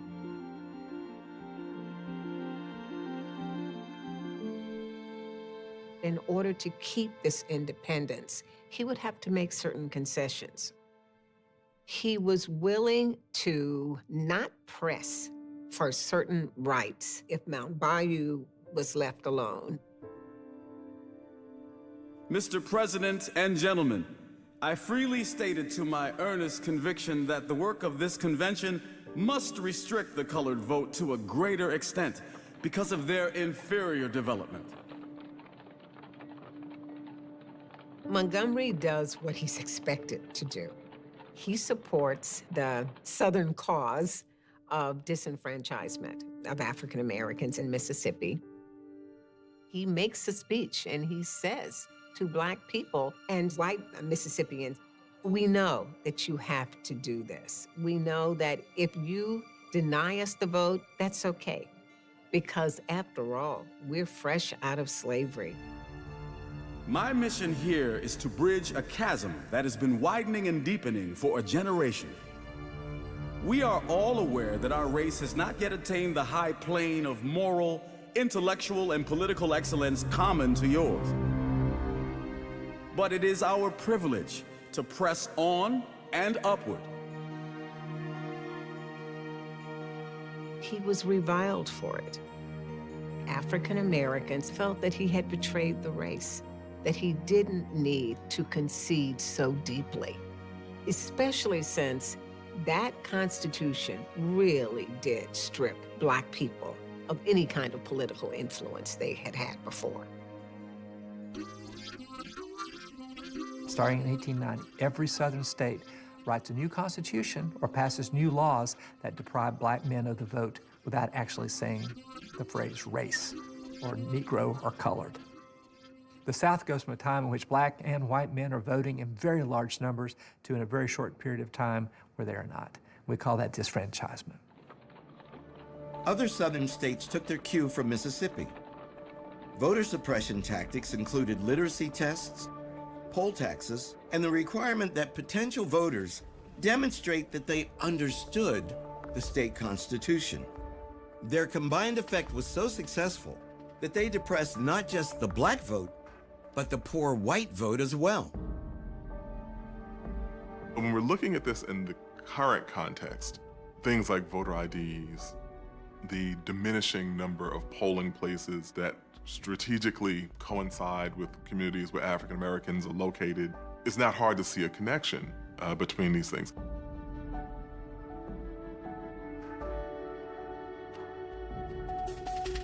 The disenfranchisement of African Americans in the decades after Reconstruction didn't exist in a vacuum. It was one manifestation of a pervasive ideology of white supremacy that presupposed that Black people were biologically inferior. From the most debased forms of popular culture to the ivory towers of academia, the onslaught of racist theories about African Americans amounted to character assassination on a race-wide scale.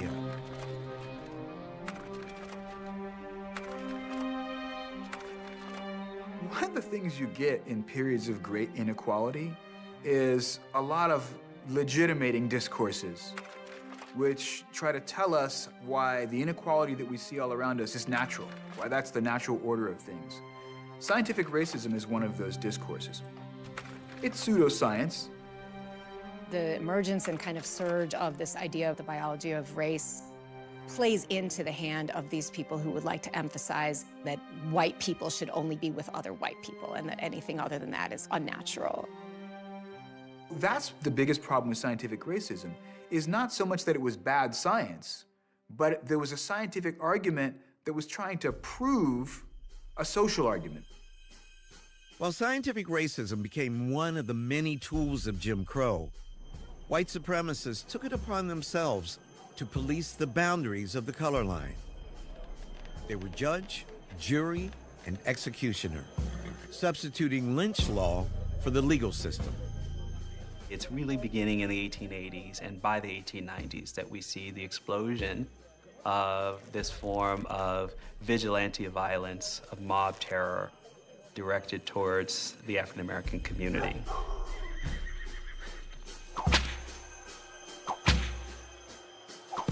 The overarching purpose of the violence is really control and the ability to impose white supremacy on the South and ultimately on the entire nation. And as lynching becomes something that happens more and more in American society, it often takes on a more ritualistic character.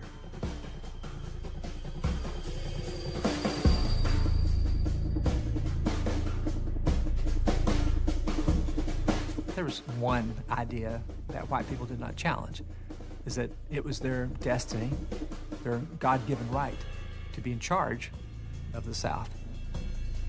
It was their obligation to domineer over black people. That took lots of different forms. It could go all the way from the most brutal and simple violence to these elaborate rewriting of a constitution. The goal was to make sure that this remains a white man's country.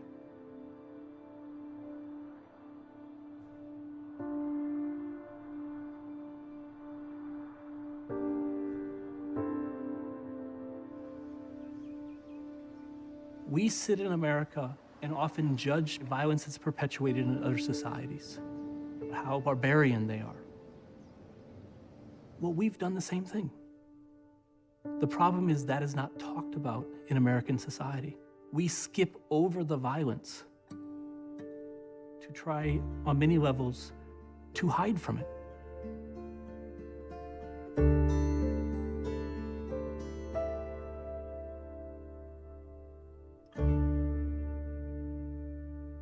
I remember I read Of the Coming of John in The Souls of Black Folk, and that was my first encounter with lynching.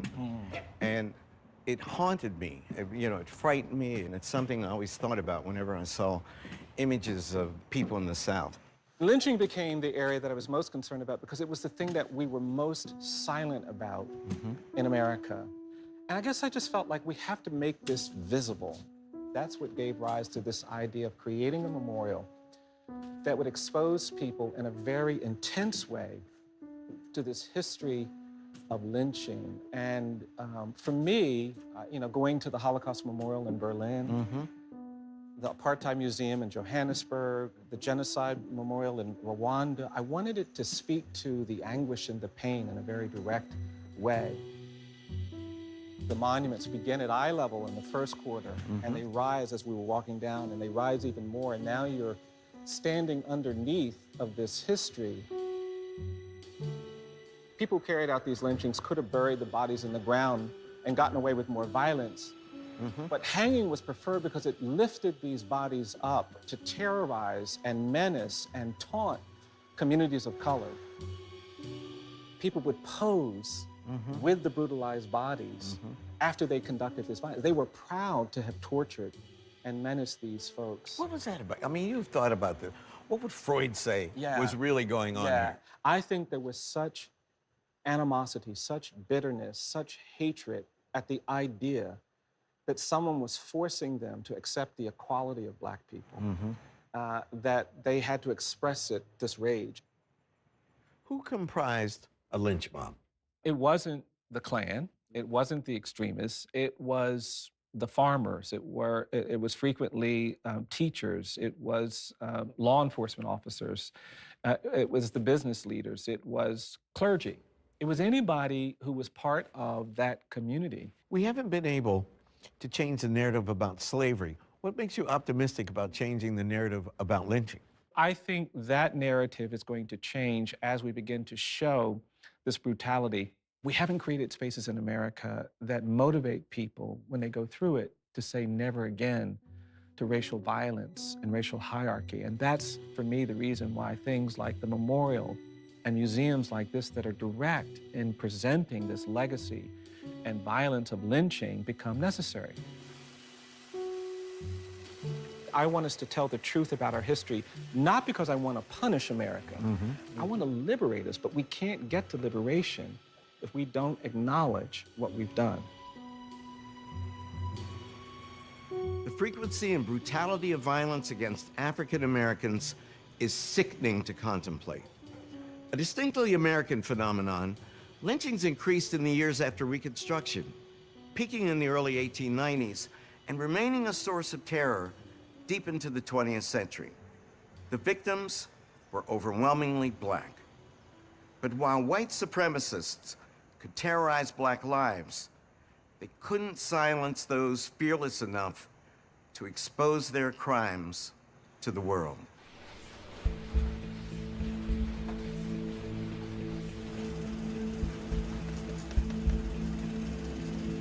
There were a lot of newspapers in the 19th century published by both blacks and whites. White newspapers would have like an occasional sort of page dedicated to Negro news, or if blacks were covered at all, it was in a very negative fashion.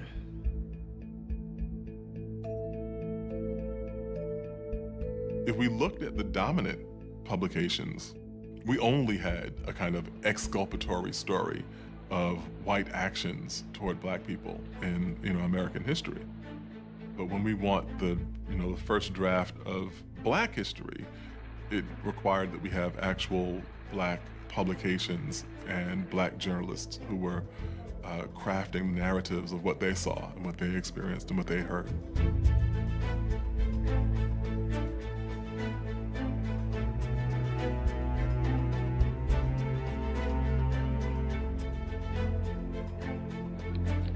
A young journalist fought back by crafting positive narratives about African Americans. Her name was Ida B. Wells. Starting with her battle with the railroad in 1883, Wells began chronicling her fight against Jim Crow. Though she lost her case, she didn't lose momentum as a writer, abandoning her career as a teacher and becoming a journalist full-time. She writes about women, politics. She sort of writes about whatever is on her mind. In 1889, she becomes 1/3 owner of the Free Speech, which is a very militant newspaper in Memphis, Tennessee, at a time when racial tensions are really rising.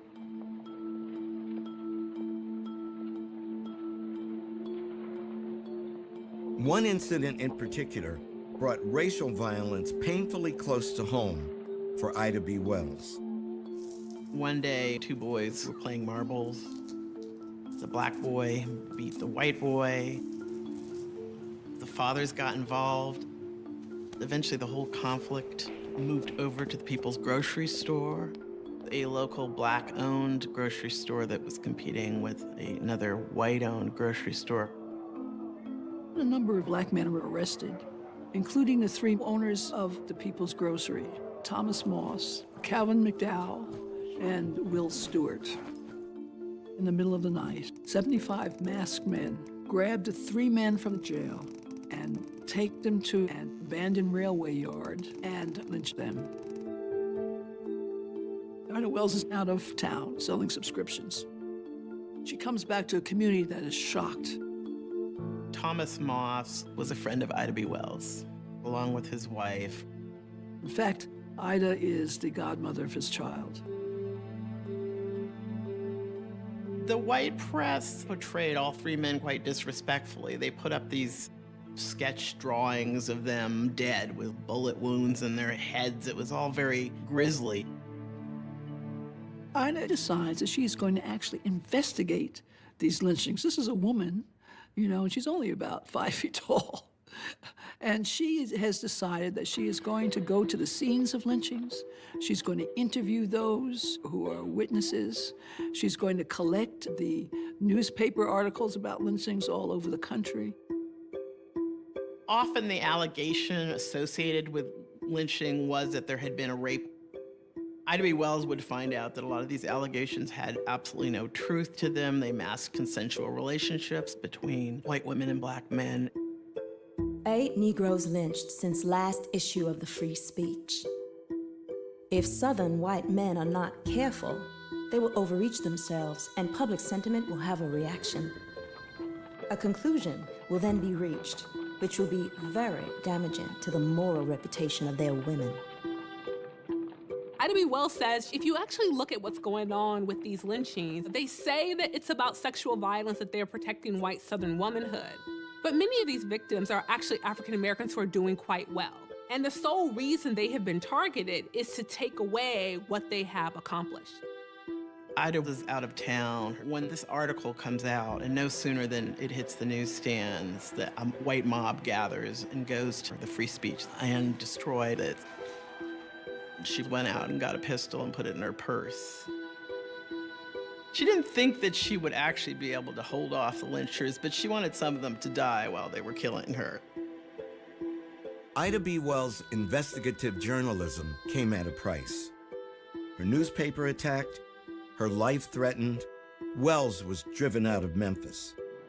But this only spurred her to write more. As she noted in 1892, it's with no pleasure I have dipped my hands in the corruption here exposed.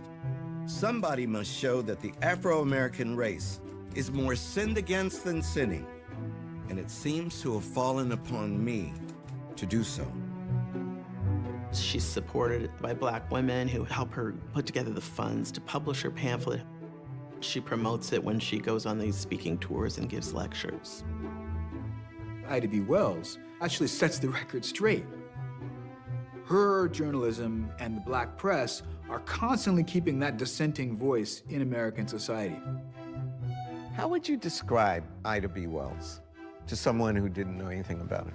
She was just absolutely fearless. She wrote about probably the most untouchable subject at that time, which was the extrajudicial killing of Black men and women by mob. Will we always need an Ida in the world of journalism? Absolutely. Having that voice of not just reporting the facts, but of morality, of saying that this is an injustice that needs to be righted, will always be necessary. Not just in the United States, but I think in any place where peoples are oppressed. The press is the one who has influence on policies and politics. Failing to tell our own stories was giving up our agency. We were never going to have a true and accurate depiction of what our lives were like, what our America was like, as long as other people were writing those stories. And Ida B. Wells understood that in a very visceral way. For myself, that's why I became a journalist. Her courage has always been an inspiration to me. Ida B. Wells soon seized upon another platform for her activism, the Chicago World's Fair. The year was 1893, and the United States was playing host to the Columbian Exposition, marking the 400th anniversary of Christopher Columbus's watershed voyage. The exposition's extensive use of gleaming white painted facades and bright streetlights earned its fairgrounds an ironic nickname, the White City. This was an opportunity for the United States to showcase its progress as a modern nation on the world's stage, to showcase all of the technological, cultural, intellectual developments, to prove that it was not just on par with Europe, but had surpassed it.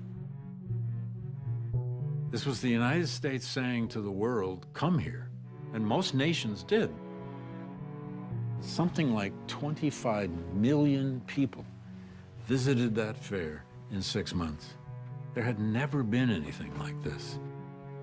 There were pavilions for all these other nations and countries, and they exhibited their wares and they sold their goods. There'd never been a mingling of the marketplace of world culture and economics quite like this. But the representation of different races at the World's Fair was often kind of racist. It's like Africans who had been imported and were just kind of there almost like they were in a zoo. They were dressed up in African garb, half naked, dancing every day for people to see them.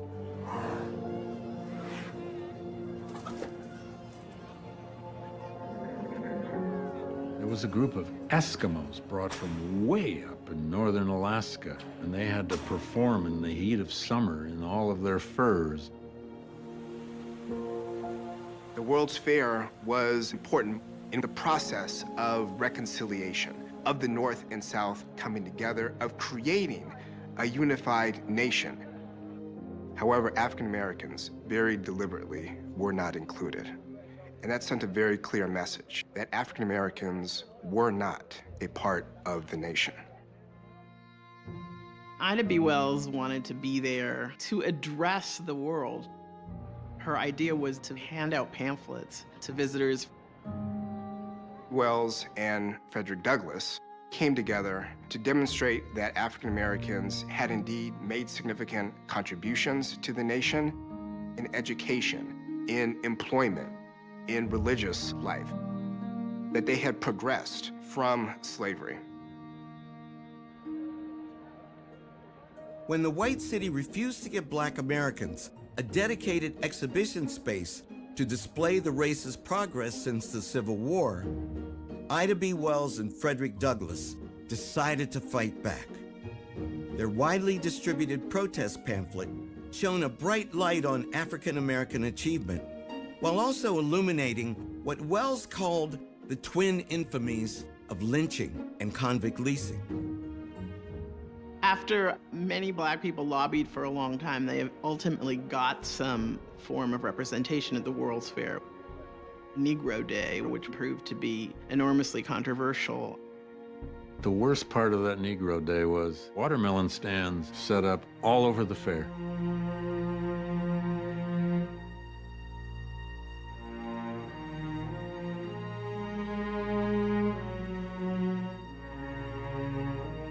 Frederick Douglass was asked to be the primary speaker. And at first, he didn't want to do it. But then he decided, yes, he would.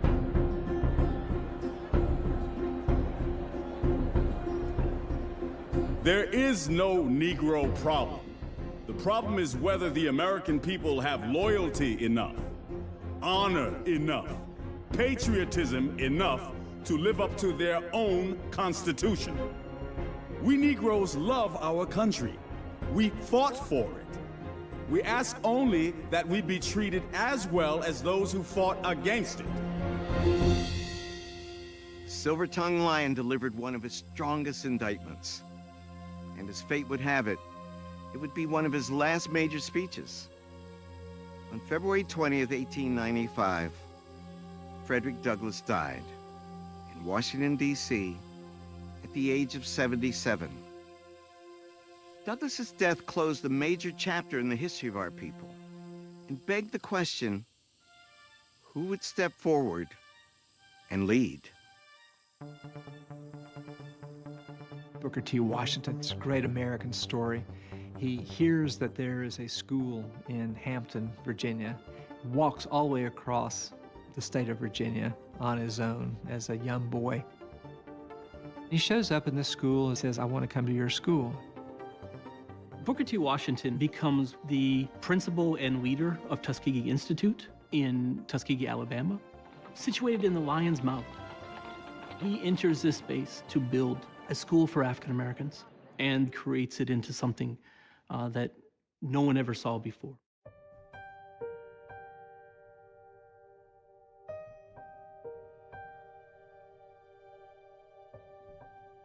He thought that it was best for African Americans, especially from the South, to gain an industrial education, to be able to master core skills that they could then put to use, and ideally translate that into land ownership, business ownership, into the field of teaching, and build up institutions of their own. He had the ear of leading white Northern philanthropists. Washington gave them a very palatable formula to follow. Give me your money, and I will build schools that will produce some teachers, but also the people to do the work that you think these people should be doing.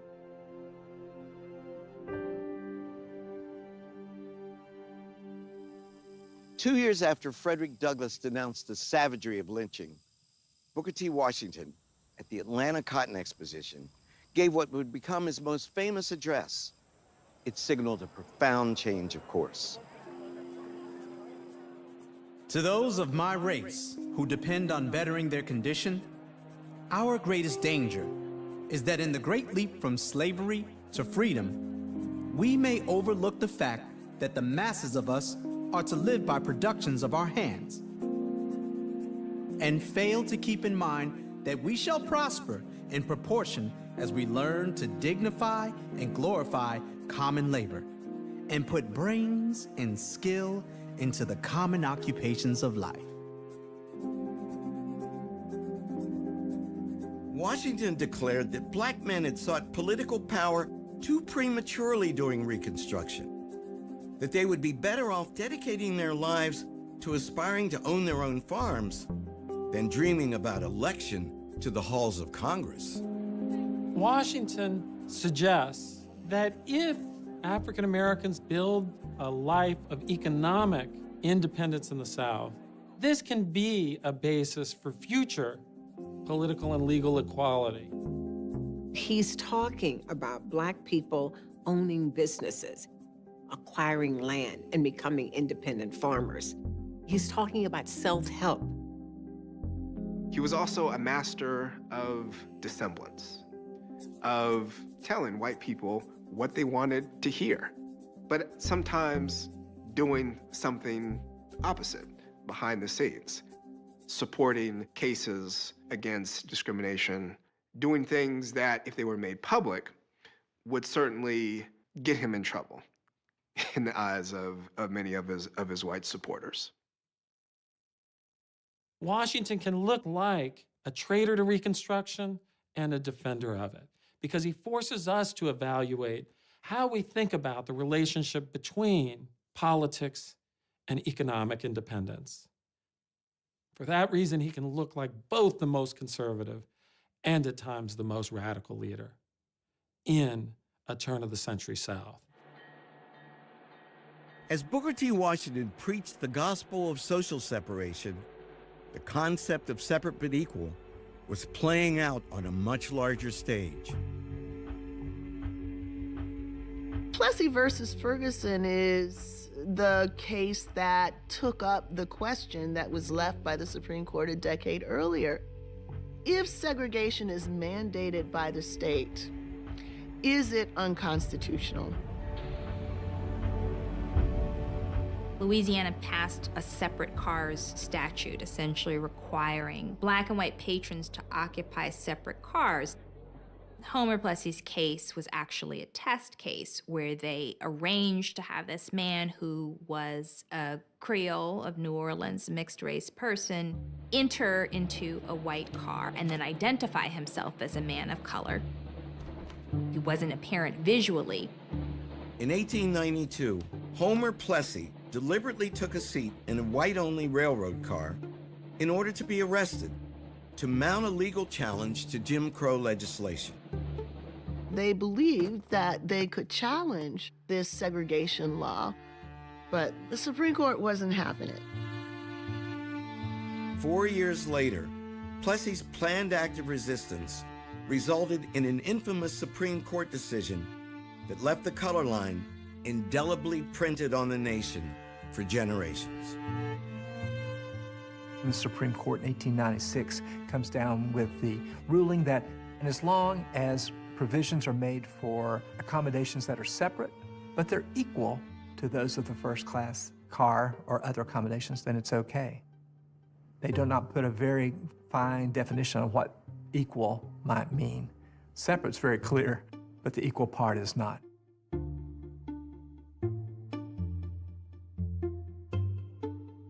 What they conveniently covered over is that things can be cultural, they can be based on history, they can be based on distinctions that people think are normal and still be oppressive. And the court creates a cover for all sorts of segregation, whether it's a streetcar or it's a school or a public swimming pool. Separate but equal permits the southern states to fully enact Jim Crow and do so with constitutional sanction. Within the Plessy versus Ferguson decision, a lot of white people accepted the argument that in the end, people of African descent were a fundamentally inferior race.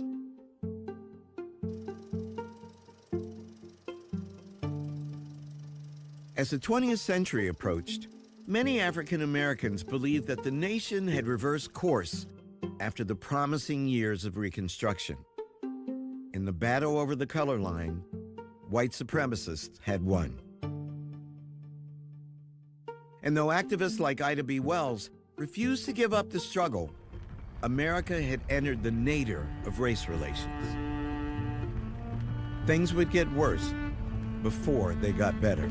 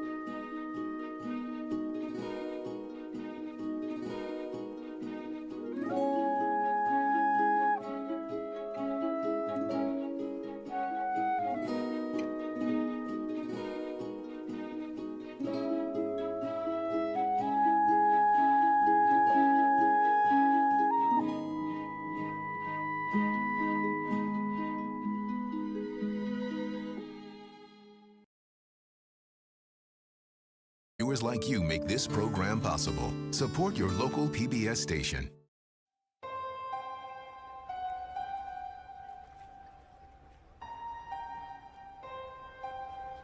By the 1890s, Reconstruction had been overthrown, and the Democratic Party was in control in almost every southern state.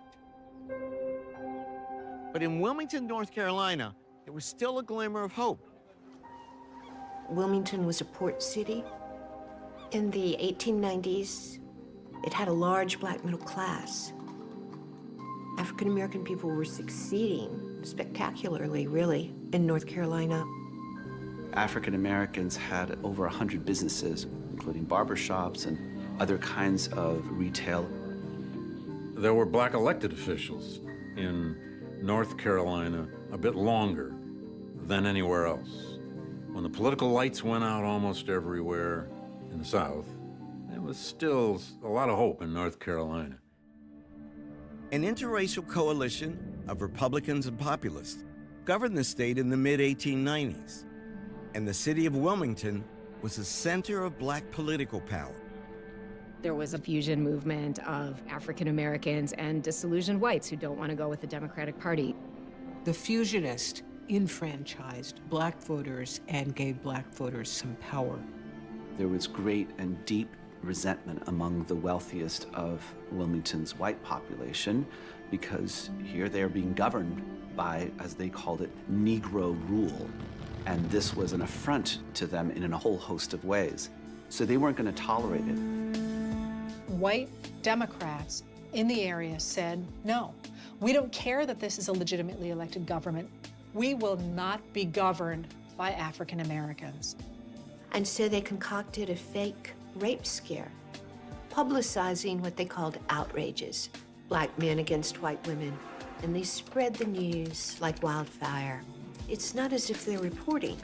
It's a complete propaganda campaign of fake news. That's where a lot of the animating fear of black people, potential black rapists comes in. That's where whipping people up into a violent frenzy against people who might be taking their jobs or their status comes in.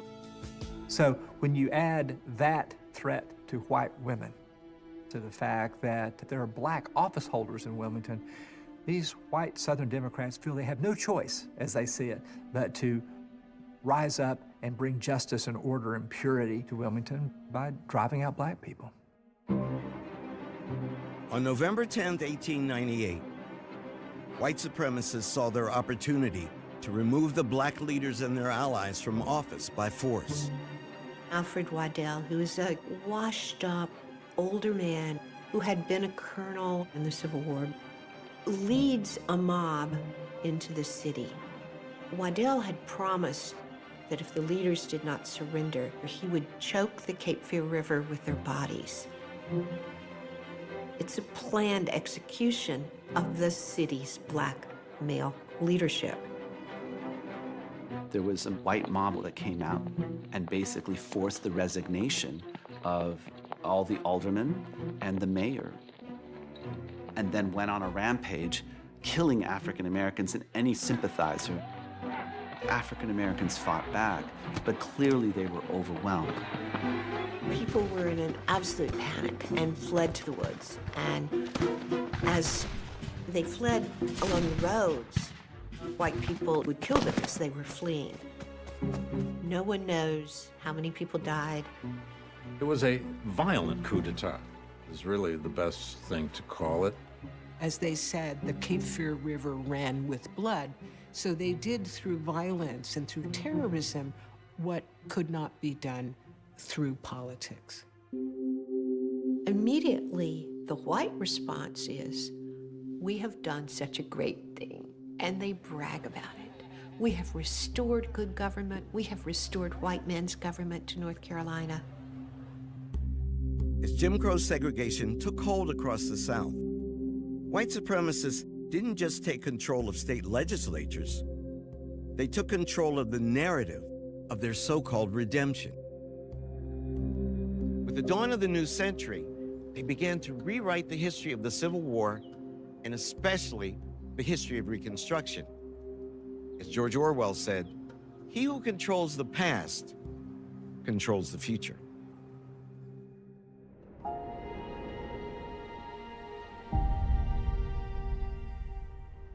In 1875, near the end of Reconstruction, the 44th Congress included 7 Black House members and a United States Senator. By 1900, only 1 remained, Congressman George Henry White of North Carolina.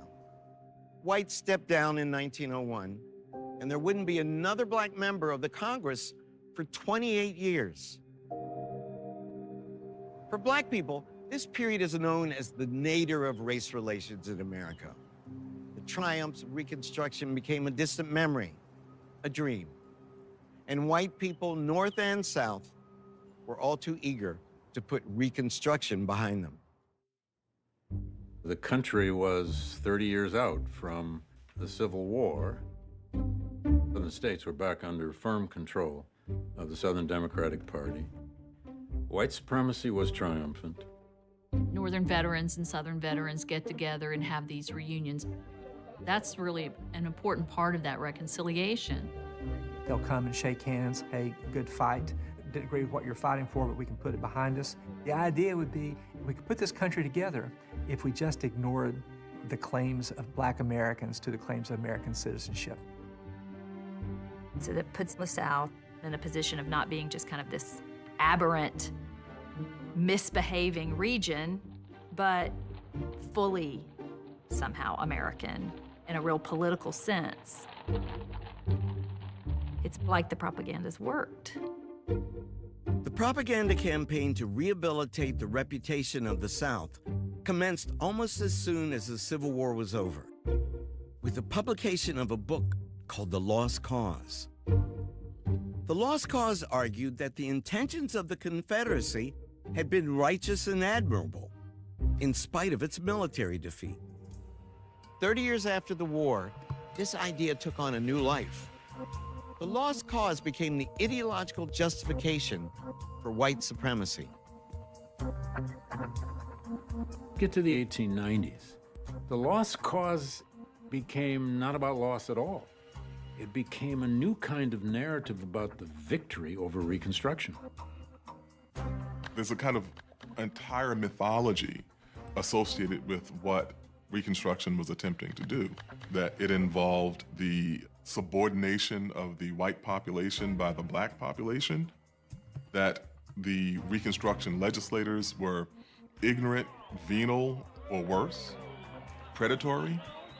The Dunning School, for example, named for a Columbia University professor who was hell-bent on proving the point that Black people were incapable of self-governance and that Reconstruction had been a big failure and a big fiasco. It was all wrong. You know, so it becomes this way of justifying and making a case for why you need Jim Crow. The Jim Crow system isn't just a series of laws. It's a set of beliefs, philosophies, attitudes, and even stone monuments. Confederate monuments are a lasting legacy of this revisionist history.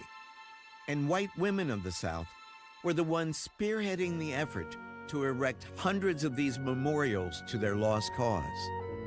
A group calling themselves the United Daughters of the Confederacy organized in Nashville in 1894. The UDC became a powerful and prominent force which took control of Civil War memory. The daughters want to honor the entire generation of the 60s, both men and women, and write a new narrative that lifted them up from defeat. In that first meeting, there were maybe 30 women. That was one chapter. The next year, 110 chapters. Within 10 years, there were 30,000 women in the organization. They were wanting to honor their ancestors.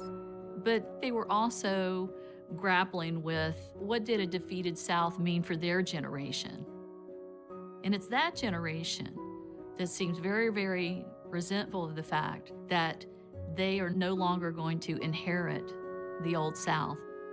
They won't be Southern belles. They won't have slaves at their beck and call. Southern civilization to them had been lost. The United Daughters of the Confederacy wanted to regulate how the story of the Civil War would be taught in schools. They wanted children to learn their version of the story, and that meant a pro-Southern, pro-Confederate history. They formed textbook committees, and so essentially just vetted them whether or not they should be adopted by the school system in their state. They would lobby these publishers and try to influence the story of the Civil War in the textbooks. This is just an example of the kinds of things that they felt should be rejected. Reject a book that says the South fought to hold her slaves. Reject a book that speaks of the slaveholder of the South as cruel and unjust to his slaves. And so these children who are growing up in the South are being inculcated with these lessons about states' rights, about slavery, about their ancestors, who should be regarded as heroes. And when those children of the South grew up, they became segregationists in the 50s and 60s. I don't think Americans understand the full effect that the lost cause has had on their lives. It's come to them through their textbooks, through monuments, through music, through films. It's one of these things you don't even know it's going on, and yet you're being shaped by it. I'm standing at the Confederate Memorial Monument in Montgomery, Alabama, on the grounds of the state capitol. Dedicated in 1898, 3 years before the state disenfranchised black voters, it's just one of hundreds of monuments celebrating the Confederacy across the South. African Americans have lived with these haunting symbols of their oppression for over a century. But it's only recently that a national debate has erupted over their existence. It's our town now! We are about to march over to a statue with our torches and sort of make our presence felt in the most peaceful manner possible. No one would wish for the conflict we had in Charlottesville over the monuments, but I do believe that the conversation about the monuments is something that we have to go through. I do think people are going to have to think about, so why are these here, and what work are they doing, and who put them up, and why? And in the second decade of the 21st century, asking African Americans, or anyone else for that matter, to drive by property that they own, occupied by reverential statues of men who fought to destroy the country and deny that person's humanity seems perverse. Mitch Landrieu was the mayor of New Orleans between 2010 and 2018. He made a bold, quite controversial decision to remove the Confederate monuments from his city. There were 4 of these Confederate monuments, 3 in New Orleans, and then there was 1 to the Klan. Who brought the existence of these statues first to your attention and the fact that they were problematic? Well, it was my really dear friend who I grew up with, Wynton Marsalis. He said, do you know that Louis Armstrong left this city because of that statue? Or he said, because of the attitude that allowed that statue to stand up. I started to do research, like, well, who owns the monuments? Who put them up? I learned that they were put up as a political message by the Daughters of the Confederacy. They wanted to tell the story that the lost cause was a noble cause, to preserve the South as it was, which at that time, as you know, had people of color enslaved. So that's when I called Wynton back and I said, we need to do this. How difficult was it? It was painful. It was awful. They firebombed the car of the first contractor. We're in the second decade of the 21st century now. Wow. They firebombed his car. And the people that were taking it had to put masks on because they would get death threats. Mitch, did the vitriol that you encountered, the depth of the vitriol, surprise you? Yeah, shocked me, actually. It saddened me. And I was sad for our country. Well, how do you reconcile your own Southern identity with history? I mean, slavery is the worst thing that's happened in this country. As a Southerner, I kind of get tired of the rest of the country looking down on us, saying everybody down there is backward and racist and can't read and write. That's not who we are. But we have to confront the truth, which is what the Civil War was designed to destroy the country over the cause of slavery. It is not a condemnation. It is a reckoning of how we can get better over time, and we can't do it if we don't recognize that what we did in the past was wrong. Confederate monuments were only one form of lost cause propaganda. that spread across the South in the 1890s.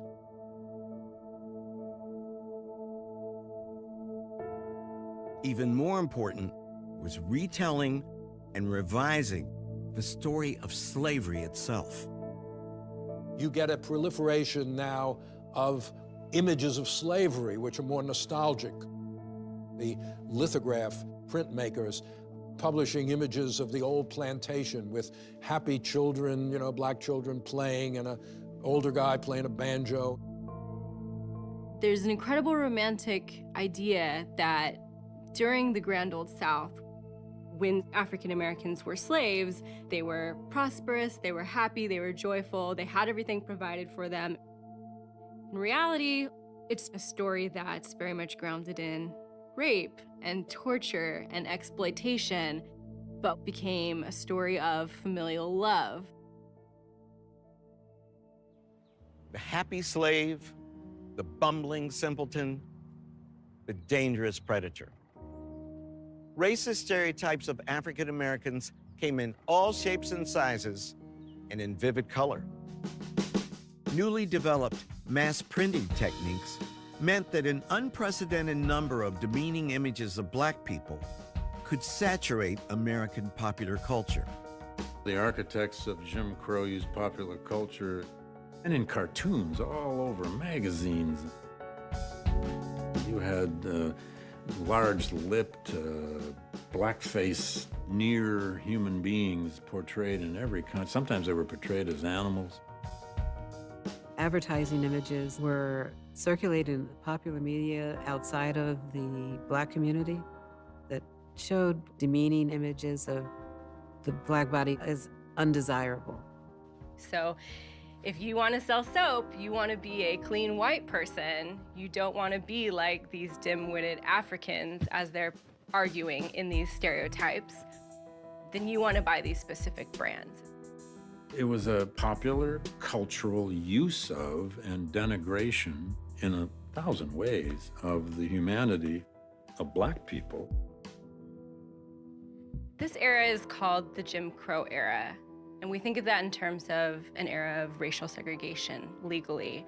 But the name Jim Crow actually comes from the most popular blackface character in the 19th century. Many racist stereotypes of African Americans had their roots in the minstrel show. Minstrelsy was the most popular form of entertainment in America throughout the 19th century.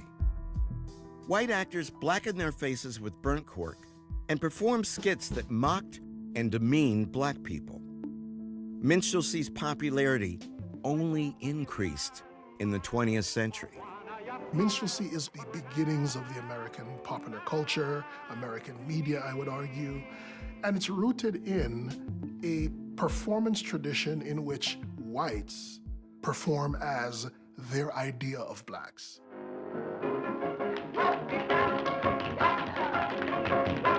They blacken their faces, they exaggerate black features, and they fetishize how they think black people talk.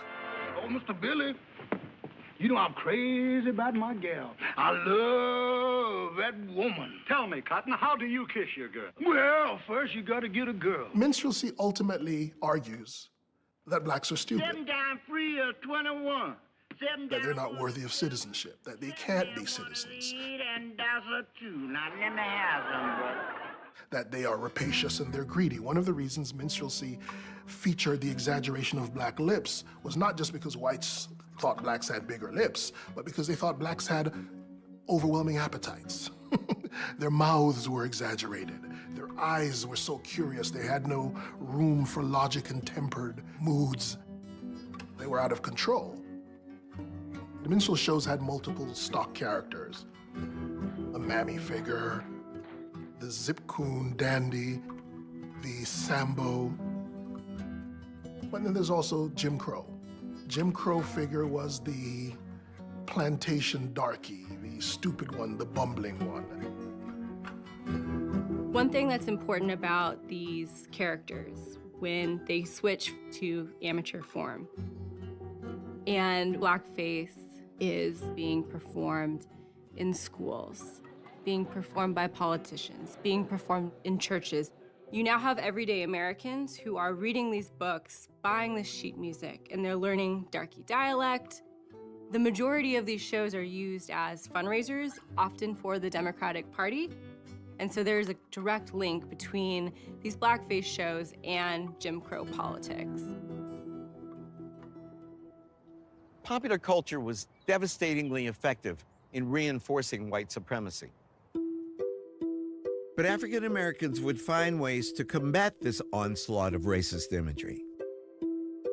Frederick Douglass is a master at understanding the media revolution, and specifically photography.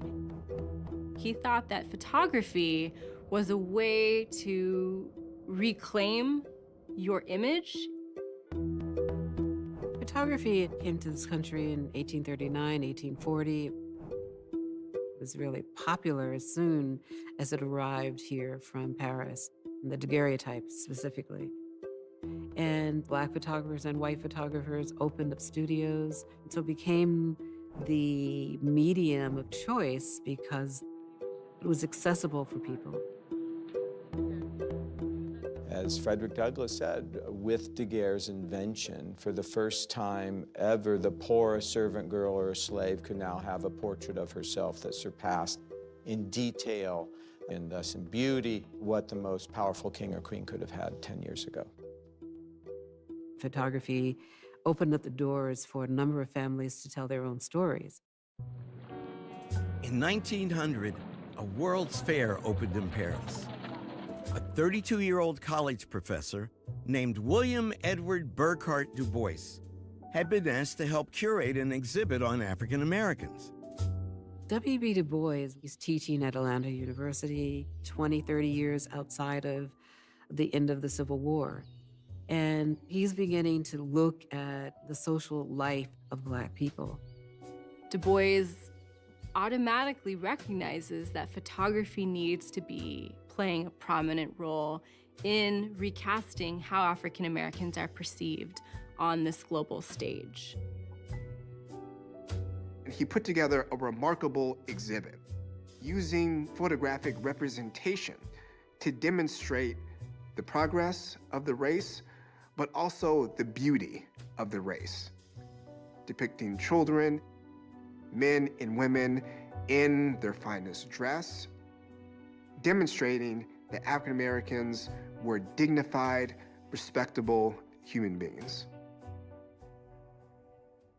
There's an image of 4 women on campus of Atlanta University. They're posing. It's a sense of pleasure that I see in the way that they're posing. We see women who are seeing themselves as the new women for the new century. And they understood their sense of empowerment. The exhibition included Civil War soldiers who received the Medal of Honor. And so there's so many stories that change the negative narrative through photography. The Paris Exposition was just the beginning for W.E.B. Du Bois. 5 years earlier, Du Bois became the first Black person to earn a PhD from Harvard. He was bold, brilliant, and deeply concerned about the increasingly desperate plight of his people. He comes from Great Barrington, Massachusetts. He's this incredibly gifted intellectual. He was obviously an imperfect man, was a sexist as was commonplace in that period, was an elitist, but that he's certainly one of the founders of Black studies as a field. Du Bois is the lion in the path of everybody who thinks about these questions. He's a singular figure. He writes that in his journal at age 25, that he's going to try to defeat white supremacy. Du Bois has been one of my heroes since I first read his masterpiece, The Souls of Black Folk, when I was 19 years old. He's been a guiding light for me and for other Black scholars. Cornell, at what age were you first exposed to W.E.B. Du Bois? Oh, let me think. I must have been about 16 years old, reading Kierkegaard, a little bit of Karl Marx, and lo and behold, there was W.B. Du Bois' Souls of Black Folk. What were your impressions? What was it like when you read The Souls of Black Folk? Well, I was too young to fully appreciate his genius, but it was clear that his highfalutin language was something I had to wrestle with. It was clear that the subtlety of his mind, the nuanced formulations that he put forward had something to do with what it meant to be a human being in black skin in a white supremacist civilization like the United States. He did. Du Bois famously said, "One ever feels his two-ness, an American, a Negro, two warring ideals in one dark body." And we call it the metaphor of double consciousness. Tell me about the metaphor of double consciousness. How important was it? How original was it? To be a problem, to be cast as a problem people rather than just people with problems. All human beings have problems. But when you're a problem people, your humanity's called into question. You're homogenized. Each black person is interchangeable, substitutable. And so Du Bois says, lo and behold, this double consciousness is one in which we still know we're in America, but not of it. Aspiring to be an American, knowing that you are here longer than many Americans. You know, America really ought to be celebrating Du Bois every day, because if black people had produced a different kind of intellectual leader, a leader who said, you terrorize us, we'll terrorize you. You hate us, we'll hate you. America wouldn't exist as a democracy. It'd been fascist a long time ago. Some leader could have declared war, said, we are in a state of war. Absolutely. So we're going to fight back. Absolutely. Yeah. Do you think you would have gotten along with Du Bois? I would have loved him, but I loved that Negro at a distance. I got too much Curtis Mayfield, Richard Pryor, and Smokey Robinson, Aretha Franklin in me. You know, he didn't appreciate blues. He hated jazz and so forth. He's not my kind of Negro, but he's the greatest black scholar in the history of the country. I think he's the greatest public intellectual in the history of the empire. Yeah. He's too elitist and highbrow. That's not my thing. And very stiff. I tell my students that Du Bois is so arrogant, he slept in a three-piece suit, man. You know. Du Bois became a leading figure in a generation of African Americans who came of age during the rise of Jim Crow. They called themselves New Negroes for a new century, and they were intent on reconstructing the image of their race. This new Negro, this person born in freedom, is educated. You have people who understand that they are to be leaders. The mantra of that time period was to be of service to the race.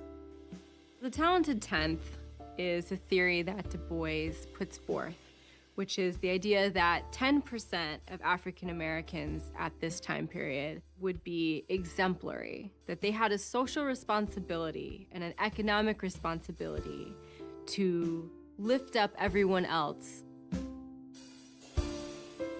Black women are coming into their own politically, and they themselves preach, right, that they are the essential agents in the fight against Jim Crow going forward. On the one hand, oppression is real, but on the other hand, what is equally real are the institutions like churches and schools and the rise of clubs and fraternities and sororities. And all of that is giving Black people a sense of what's called self-help. The new Negro generation sought to engender Black uplift through individual achievement and through production of the arts, especially fiction and poetry.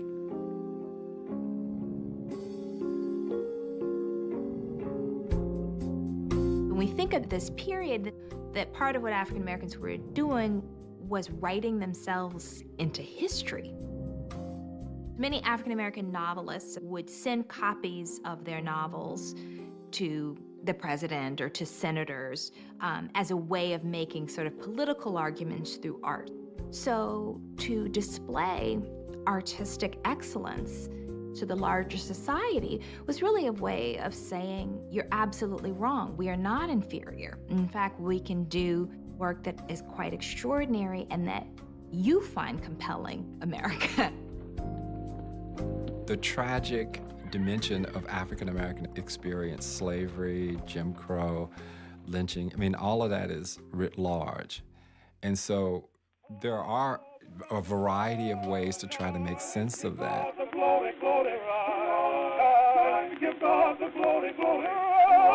Music is one of the important frames through which you try to make sense of the world that you find yourself in. Music has been an essential part of the Black experience since the earliest days of slavery. African Americans have given birth to an entire genealogy of musical forms that are fundamental to America's national identity. Among the most popular Black musical genres of the late 19th century was ragtime. At its opposite extreme was a racist tradition known as the coon song. Coon songs, although many don't want to talk about them because of their being so rooted in racism and racial travesty, and they're called coon songs, they really are the birth of American popular song. You could trace the emergence of jazz and blues and rock all through this thing called the coon song. I drive the dog in out the rain, milk the cows for large jam. Which enabled a lot of Black writers and composers to get professional attention. James Weldon Johnson is one of those figures, those kind of extraordinary race men of the late 19th century who really shapes the period. He and his brother, Rosamond Johnson, have classical musical training, but they also get a lot of popularity writing coon songs that sort of played upon racial stereotypes. It creates a complicated tension between Black artists and Black political activists, because there were those who said, you know, you should absolutely never do this, and others who said, this is how I get to pursue my craft. In the late 19th century, Black performers began touring their own minstrel shows, putting on blackface and mimicking white people who were mimicking them. There were both artistic and financial opportunities in the art form. One legendary comic duo rose above the competition by ironically marketing themselves as the two real coons. In 1896, Bert Williams and George Walker brought their act to the New York stage. Two real coons, the impact of that phrase is identical to in the 1980s when we had a group called Niggas with Attitude. It is identical. The point was to shock, but it was also to take back that term. That name really turns blackface on its head, because when you're the real coon, as an African American performing in blackface, that automatically negates what white performers are doing in blackface, that they are no longer authentic. George Walker even wrote that, you know, we did this because we got tired of seeing our race being made to look stupid by whites. Bert Williams would counter that and say, well, when I saw it, I saw whites making themselves look stupid. I would describe their minstrelsy as very much pro-Black blackface. They operated and traveled with an enormous theatrical organization that was Black-owned and Black-controlled. But what people didn't realize is that the only person who wore blackface, generally as the shows became more elaborate and more successful, was Bert Williams. It's important to know that he wore blackface to draw all the attention of the genre, the form minstrelsy, to him. You came because it was a coon show, because it was Bert Williams in blackface. But while that's happening, all the other Black performers are not wearing blackface. They're putting on different kinds of theater. With Bert Williams as the last darky on stage, it enabled Black popular theater to emerge, to grow under, I think, the guise of blackface. As his extraordinary talent carried him from the vaudeville stage to Broadway to moving pictures, Bert Williams became one of the first Black celebrities and the highest paid Black performer in the country. To study Bert Williams' success, it requires that you pay attention to the power of the raised eyebrow, the power of the smirk.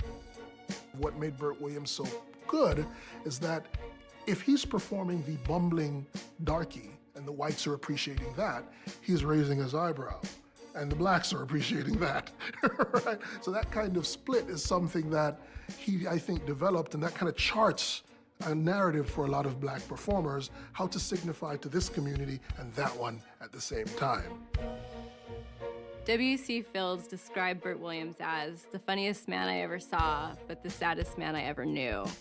And it's this idea that at the turn of the century, Black comedians could only be accepted if they were grotesque. That was a term that was used a lot by theater critics. And that really began to torment psychologically a lot of these comedians who felt that they could not be accepted for their genius as themselves unless they were hidden behind the minstrel mask.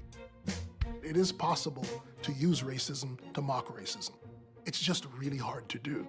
Now someone like Dave Chappelle is famous for trying to articulate. There are a number of Black artists and performers who play with racial stereotypes. That's something that should be traced back and given to Bert Williams as the real forefather of this meta-anti-racism. I think just the act of performing, trying to represent Blackness in a public space, especially to a non-Black audience, is a deeply political moment.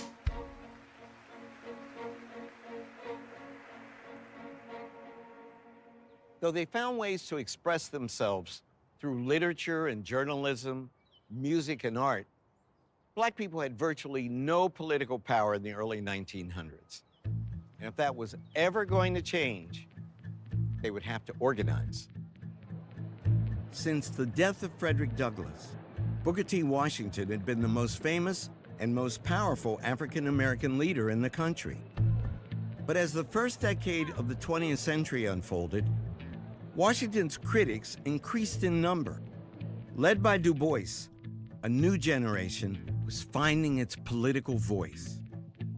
It's important to remember that the Black community never has been monolithic, that there were important political and ideological debates taking place within Black America. The classic debate would be between someone like Booker T. Washington and W.E.B. Du Bois. Out of the decline of Reconstruction came different pathways about how Black people should secure their well-being, how they should move forward. Booker T. Washington says, you survive by making ourselves useful as manual laborers to white people and to industrialists. Washington has power and influence because white Americans have given him power and influence. But that doesn't mean that Black America accepts him as their leader. Now, W.E.B. Du Bois represented a class of African Americans who repudiated the idea that the only way forward was through subservience. Their belief was that the pursuit of equality, the pursuit of equal citizenship, was through agitation, and that we needed to know more about law and our rights to agitate at all levels for better social policies for African Americans.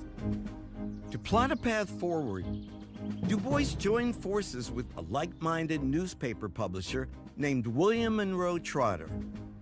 In the summer of 1905, Du Bois and Trotter invited 59 prominent Black men to a meeting in Fort Erie, Ontario. They named their organization the Niagara Movement. The Niagara Movement was an organization of African Americans who are critical of the approach of Booker T. Washington. And they offer a program that is far more into resistance, far more into protest, far more into a kind of nationalist vision. It's going to be working with whites on their own terms. One of the Niagara Movement's priorities was to agitate against the racial violence that had persisted since Reconstruction. Their main focus was on lynching. In Springfield, Illinois in 1908, unsubstantiated rumors of a sexual assault enraged white residents who took the law into their own hands. The mob murdered 2 Black men, injured dozens of Black people, and burned over 40 poems to the ground. The carnage made national news. The riot that took place in Springfield in 1908 somehow captured the public imagination. The fact that this happened in the North, in the home of Lincoln, was shocking. It was a moment when reformers in the North, a number of them who were working on so-called Negro issues, knew that what was happening to African Americans was poisoning the entire nation. One person who drew attention to the riot was a white journalist named William English Walling. Walling says that it's time now that blacks have to have complete equality. And so this was like a clarion call to do something else, to have another kind of organization. And this is really some of the beginnings of the National Association of the Advancement of Colored People. The NAACP will put lynching at the center of its agenda. The NAACP had a largely white leadership early on. There are African Americans who are skeptical of the organization. There is this question, well, I don't know if we can trust them. Are they only going to be advocating for themselves? Are they really out there for me? White progressives realized that it was essential to have African Americans as part of it. And that's why W.B. Du Bois's presence in the founding of the NAACP was so critical. Du Bois, who had been leading the Niagara movement, heretofore an all-black group, but had struggled around the exact thing that an interracial group would have no problem with, which was access to funding and, the people who could write checks that kept the movement afloat. Du Bois' official title was Director of Research and Publications, and he edited the NAACP's journal of news and opinion entitled The Crisis. The Crisis was the perfect vehicle through which Du Bois could blend political activism with art and literature. A monthly magazine with nationwide circulation, it chronicled black achievement, laid out the goals of the NAACP, and agitated for social justice. The Crisis provides a mixture of all kinds of journalism, from protests, stories about black accomplishments, black children, black families. Contains a lot of great writing and becomes a major national voice for African Americans. The Crisis covers were central. W.B. Du Bois was personally involved with the covers of Crisis. He also hired a number of black photographers. The covers, they were really sort of beautiful and more humane depictions of African Americans in contrast to caricatures. So this idea that culture and representation was part of the terrain for the struggles for racial justice was really important. When he becomes the editor of the NAACP, it's in that first decade where Du Bois will sharpen his tone and his approach, and he will begin to critique America like no other. The Crisis magazine gave Du Bois a platform for political commentary. He used it to address a national audience, even the President of the United States. We want to be treated as men. We want to vote. We want our children educated. We want lynching stopped. Be not untrue, President Wilson, to the highest ideals of American democracy. African-American leaders like Du Bois were cautiously optimistic about President Woodrow Wilson's racial policies when he was elected in 1912, even though Wilson was a Democrat from the South. We have, at the turn of the 20th century, the Republican Party as the party of black civil rights, and the Democratic Party as the anti-black party. So over time, the Republican Party will abandon many of the interests that African Americans have, particularly those related to civil rights. African Americans are joining the Democratic Party because it represents more progressive values. So there is tentative hope when Woodrow Wilson is elected. There is skepticism because he is a white Southerner, but they still hope, they still believe. What other choice do they have? Wilson, though in many ways a progressive thinker and progressive politician, was a white supremacist. No sooner than Woodrow Wilson entered the White House, he segregated federal offices. So you get segregation in federal employment, and African Americans are devastated. The hopes of Du Bois and other activists were dashed. James Weldon Johnson said that his distrust and dislike of Wilson came nearer to constituting keen hatred for an individual than anything he had ever felt. Woodrow Wilson would firmly establish his reputation as an unreconstructed Southerner after he hosted the screening of a film at the White House during the winter of 1915. That infamous picture was titled The Birth of a Nation, directed by D.W. Griffith.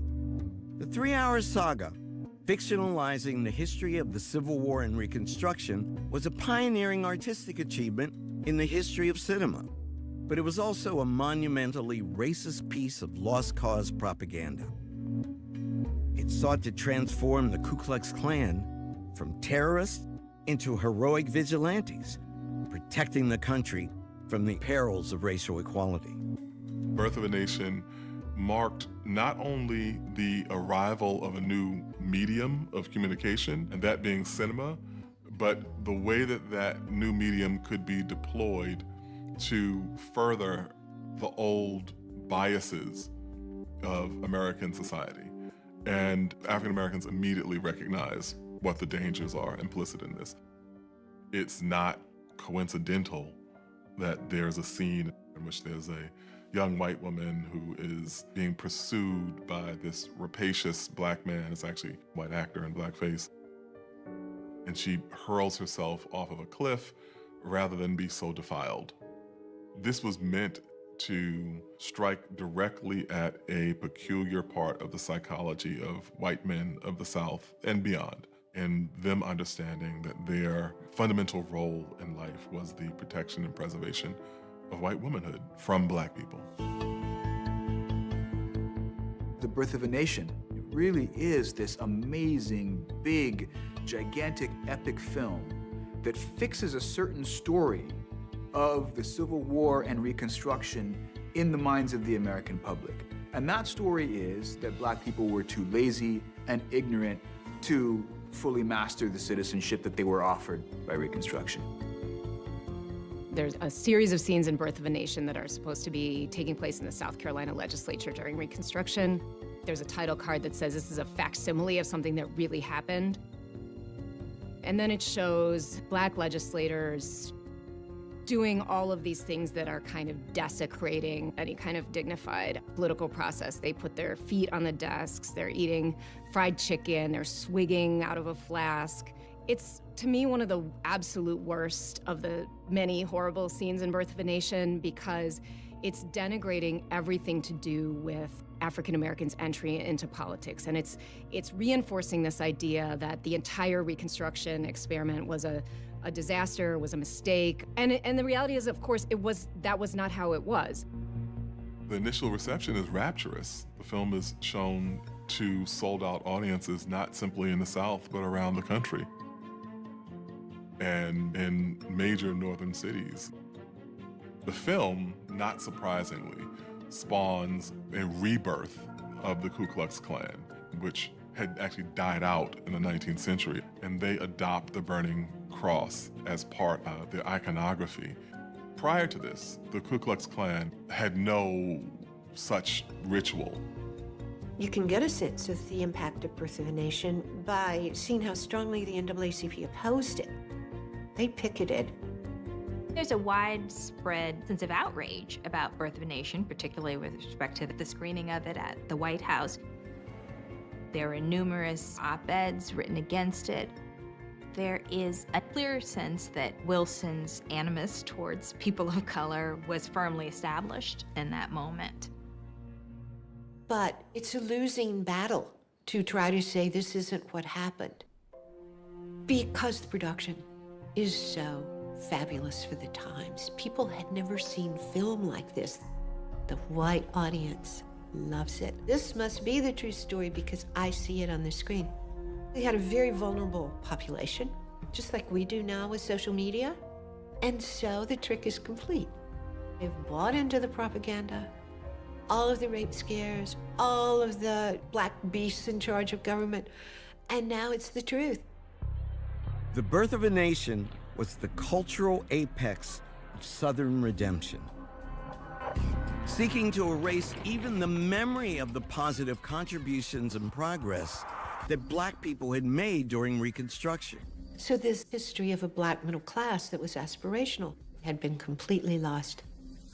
It's easier to think that those people never existed. It's easier to think that slaves had great fortune to be freed, and it took 40 to 50 years to get an education and get land. That's not at all what happened. Reconstruction was actually a revolution that was undercut in the 1890s. It was undermined by a political scam, the likes of which the United States had never seen before. By 1915, with propaganda like the Birth of a Nation now accepted as historical fact, black people had little hope for equal rights. Their moment in the sun had long passed, and the shadows were growing longer.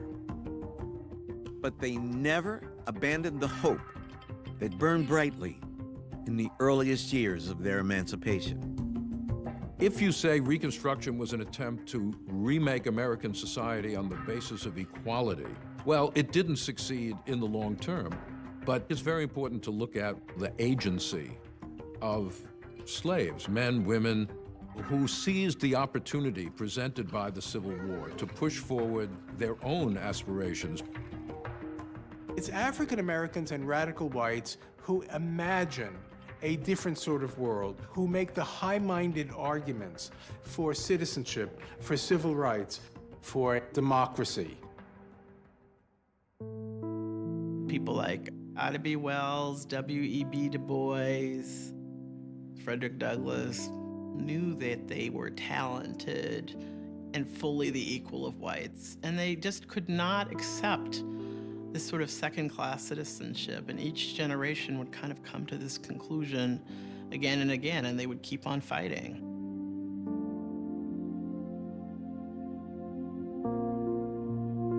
I think once we've tasted freedom, once we've experienced freedom, once we've been able to see our agency actually create schools and laws, it drives a constant willingness to continue to sacrifice, to continue to agitate, to continue to demand that which you have experienced. When we look around the world today, we see dynamics and elements of inequality, and we need to have an explanation for it.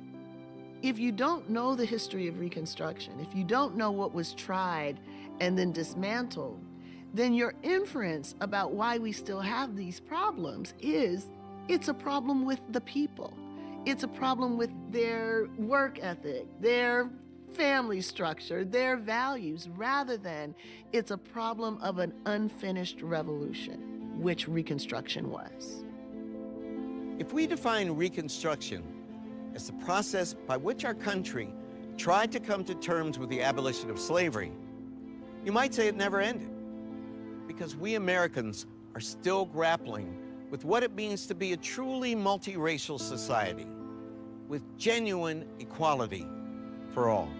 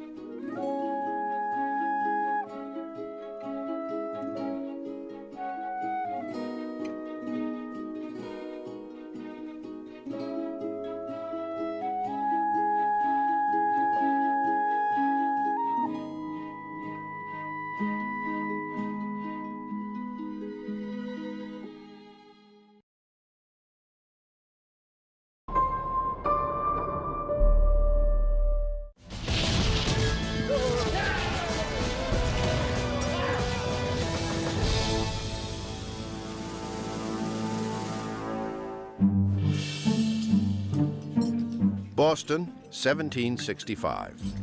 Lately, life in the colonies has been relatively tranquil. Certainly it has for Thomas Hutchinson.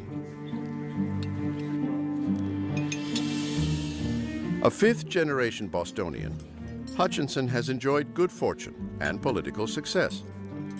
The king has appointed him Chief Justice and Lieutenant Governor of Massachusetts.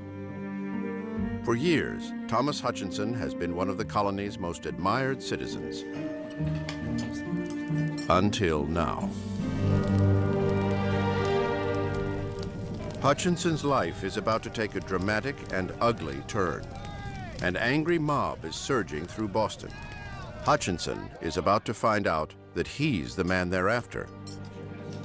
He's the man in charge of the intolerable new policies imposed on the colonies by their British rulers. Tax policies that have incited an increasingly violent rebellion among the people. A rebellion against a tax imposed not by their own local representatives, but by Parliament 3,000 miles away in England.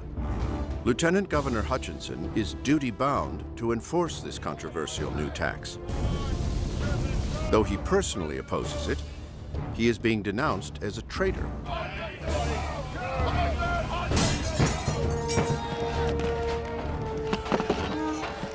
Massachusetts has never seen a mob as violent as this.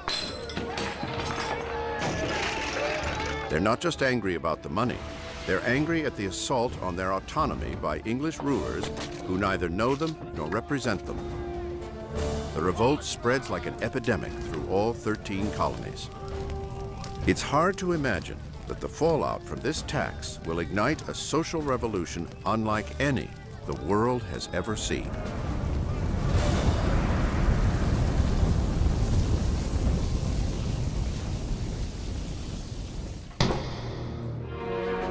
Across the Atlantic, England's King George III is losing his patience. His colonies are acting like petulant children. These are his subjects, Englishmen, born in America, but Englishmen just the same. He is their ruler, and it's because of them that his empire is going broke. A decade ago, he sent British troops across the ocean to defend the colonies against French settlers and their Indian allies. The war went on for 7 years, and it cost England £60 million, money it now desperately needs. There's a sense that after the 7 Years' War that America ought to pay its way a little bit. That expenses to protect North America should in part be raised in North America. Parliament's solution is unprecedented. The Stamp Act of 1765 directly taxes colonies by having them pay for stamps that must be affixed to virtually every piece of paper they touch. From official documents to playing cards. It goes badly from the start. The colonists resent not only paying the tax, but also having it imposed by a faraway parliament where no one represents them. Though the Crown appoints colonial governors and high officials, each colony is long accustomed to ruling itself and levying its own taxes. The Americans believed that over 150 years of being colonists, they had in a sense created a nation within the British Empire. They had free assemblies, democratically elected. They had free and independent and very good newspapers. They had their own tax system. It wasn't just paying a little bit of money. The notion was that other people were making them pay money. So there's an emotional issue. Who's in control here? We want to control our own lives, which includes, of course, our own pocketbooks. In 1765, a new generation of colonists is rushing headlong down an uncharted path to an unknown end, and the Stamp Act is what starts it. Much of the spirit, if not the exact words, is, don't you see what they're up to? Don't you see what's going on? There's a strategy at work here to gradually erode American liberties. If you let them do this, what will they try to do next? For the British, the tax isn't about eroding liberties. It's about money. Stoking the colonial reaction is a powerful underground movement known as the Sons of Liberty. They meet secretly in taverns across the colonies and come up with every tactic they can to keep government officials from collecting England's tax. People really started forming alliances between kind of street theater, street gangs, and merchants and artisans, and figuring out ways to all work towards the common cause, which is to repeal the Stamp Act. Soon enough, things begin to get ugly. Intimidation is a favorite weapon. Those who remain loyal to the king, known as loyalists or Tories, often find themselves terrorized by these self-anointed patriots. They often use very dramatic techniques, tar and feathering, for instance. This is a great way to humiliate people. First, you're stripped naked. The bucket of tar is heated, and you're coated with tar. And then they put these feathers, these goose feathers, all over you, and you're all hot, and you're prancing about like a silly goose.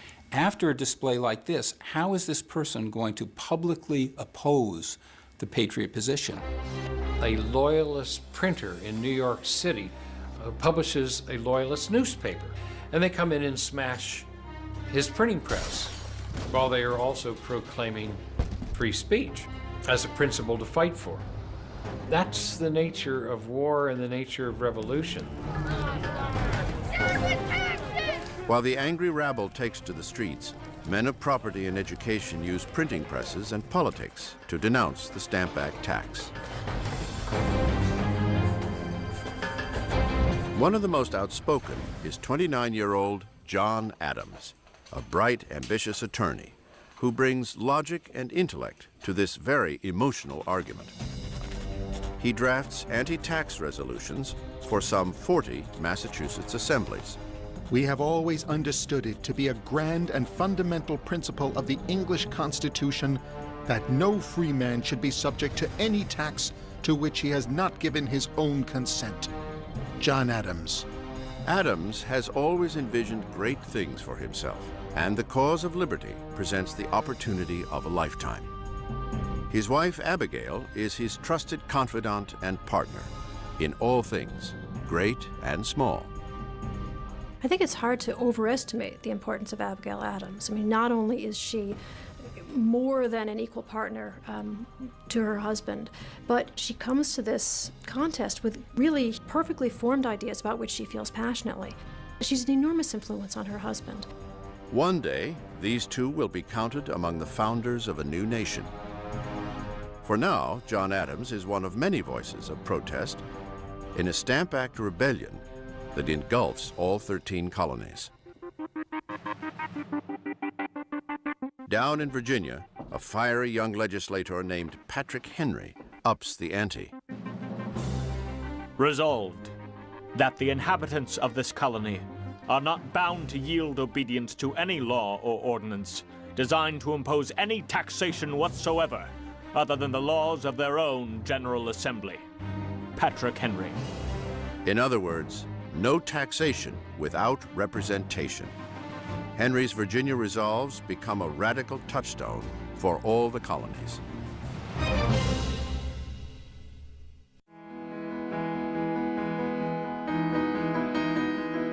"3,000 miles away in London, another important player in the colonial drama, America's Benjamin Franklin, is doing what he does best: playing chess, flirting with a pretty young thing, and keeping an eye on developments for his countrymen.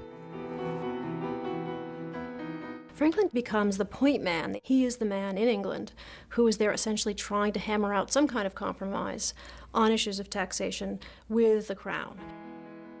At 59, Franklin is the most famous American in the world. He has spent the better part of 2 decades in England as a trade representative and the colony's unofficial ambassador, wooing and wowing a London society with his wit and wisdom. This is the Philadelphia printer and writer who created Poor Richard's Almanac, the colony's best-selling annual, rich with homespun advice. He is the scientist who famously flew a kite to experiment with electricity, who invented the lightning rod and the bifocal. A self-made man who went from lowly apprentice to wealthy entrepreneur, Franklin is the embodiment of what it means to be an American. Yet he adores England, the mother country, and especially London. He's absolutely in his element. This is where the great center of science is at this point. It's like being in the city as opposed to having been in the country. He's really hit the right group of people. And he's very much, he writes these down as the happiest years of his life. Now the uprising at home has put Franklin at center stage, a place he generally enjoys. London's baffled politicians come pounding on his door, desperate for a solution to the problem, hoping he can use his considerable influence to bring the colonists to their senses. But it's business, not politics, that settles the matter. The decisive blow is the blow to the British pocketbook. North American merchants said, well, okay, while the Stamp Act is in place, we're just not going to trade with you. It's a way of getting merchants in England to say, if this is going to ruin business, then the Stamp Act's got to go. Now England's merchants and bankers are feeling the pinch from the loss of business created by colonial boycotts, and they too start railing against the Stamp Act. The tax crisis has become just too big a headache, and in March 1766, a beleaguered Parliament finally repeals the Stamp Act. Unbelievably, the people of the colonies have forced the world's greatest power to back down. The rebel colonists can celebrate their first sweet taste of victory and of power. But the battles are far from over. England still needs the money and still needs to show who's boss. Over the next 4 years, Parliament devises new taxes, which trigger renewed upheaval and end up being repealed. As this seemingly endless cycle continues, England dispatches 2 military regiments to Massachusetts from New York to keep order, adding fuel to the fire. In 1768, 4 more regiments sailed from England on a collision course with America.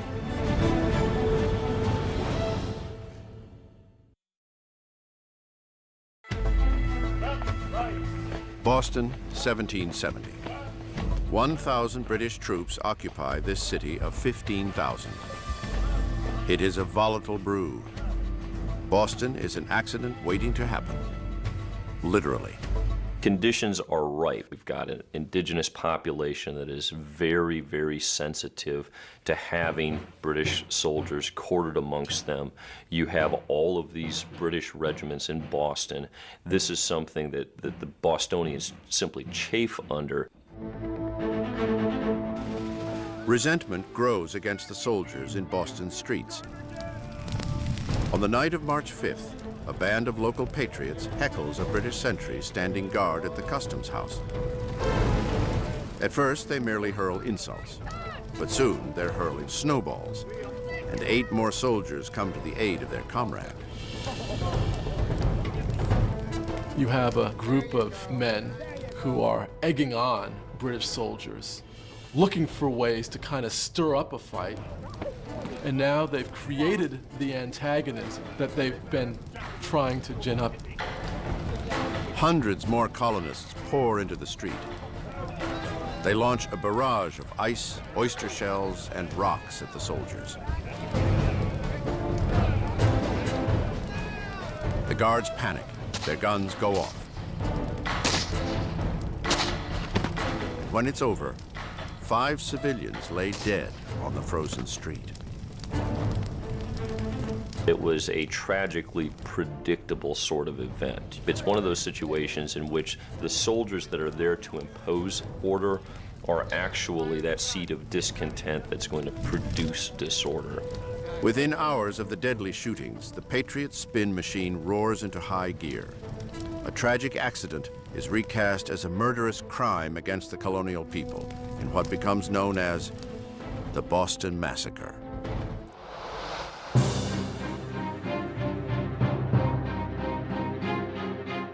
This was not remotely a massacre. This was a case in which a mob assailed a small detachment of British soldiers, which may have panicked but had very legitimate cause to fear for their well-being. But that's not how it's portrayed to the outside world. A local silversmith and artisan named Paul Revere renders an exaggerated version of the event that makes it look like an unprovoked slaughter by the British soldiers. Boston papers are quick to print and distribute Revere's version. And this becomes the patriot image of the Boston Massacre, which shows the British lined up in a row, firing their muskets all at once, as if they got the command to fire, which didn't happen that way. The first to die in the gunfire is a black man, a sailor and runaway slave named Crispus Attucks.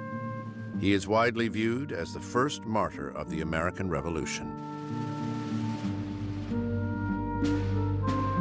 In this explosive atmosphere, the public outcry pressures the British to pull their troops out of Boston. The soldiers responsible for the so-called massacre are put on trial for murder, and they are hard-pressed to find an attorney to take their case.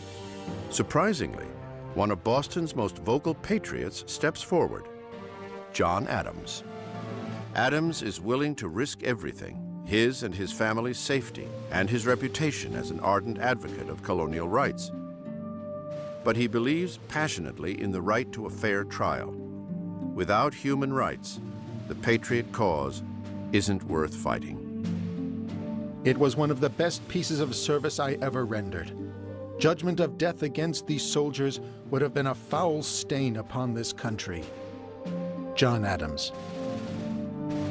Adams wins an acquittal for 7 of the soldiers and light sentences for the other 2. Only his unquestioned devotion to the patriot cause keeps him from being branded a traitor. The crisis is resolved, for now. Back in England, the colonial rebellion becomes a national preoccupation. Over the next 3 years, Parliament keeps trying to impose its authority with new laws and new taxes. As each new law inflames the rebellion, it ends up getting repealed. Except for one, a tax on tea. The principle involved is that Parliament is sovereign, it can pass laws on whatever it wants. So we're going to just keep this one in place, just because, to assert the fact that we can do this. The Tea Act puts only a 3-penny tax per pound on the drink of choice for most Americans. It's hardly a burden, but in the current climate, a 3-penny tax still equals oppression. It's all that militant patriots need to strike another blow against the empire. Feathers and coal dust are their weapons. On December 16th, 1773, the Sons of Liberty enlist 50 men to darken their faces, stick feathers in their hair, and arm themselves with hatchets in a bad impersonation of Mohawk Indians. 5,000 people follow them down to Boston Harbor and watch as they climb aboard a merchant ship loaded with tea from England. With British soldiers absent since the Boston Massacre, there is no one to stop them. 342 crates of tea worth 10,000 British pounds are cast overboard. This wanton act of sabotage, which becomes known as the Boston Tea Party, will soon push the two sides to the brink of war. The British reaction was disgust and outrage.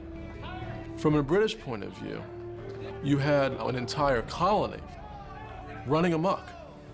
And the British government, after the Tea Act, frankly said, we've had enough. We've had enough with Massachusetts. And we're going to clamp down on them. And we're going to make Massachusetts an example of what happens if you defy the authority of Parliament. At that very same time, the British discover yet another outrage committed by an American, someone they thought they could trust, Benjamin Franklin. Over a year ago, Franklin was passed a stolen packet of confidential letters written to a British official by Massachusetts Governor Thomas Hutchinson.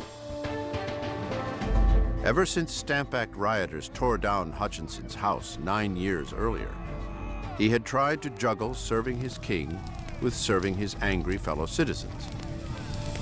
The letters given to Franklin exposed Hutchinson's true loyalist sympathies. There must be an abridgment of what are called English liberties. I wish, for the good of the colony, to see some further restraint of liberty, rather than the connection with the parent state should be broken. Thomas Hutchinson. Franklin sent the incriminating letters to colonial assemblymen in Massachusetts, who had recently made them public as irrefutable proof of Hutchinson's treachery against the Patriot cause. The reaction in the colonies was torrential. Mobs burned Hutchinson's effigy. The press vilified him. By December, when the Patriot raiders throw the Boston Tea Party, they have destroyed Hutchinson's long career as a public servant. Within 6 months, Thomas Hutchinson will pack up his family and sail to England. The relentless strife that has set American against American will force this man, long devoted to colonial causes, into exile. Heartbroken, he will never again set foot in his beloved homeland.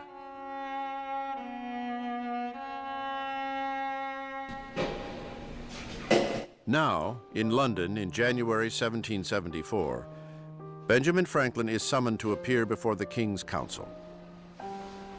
On the heels of the recent looting of the tea in Boston Harbor, Franklin's recently revealed role in the Hutchinson fiasco is more than British officials can tolerate.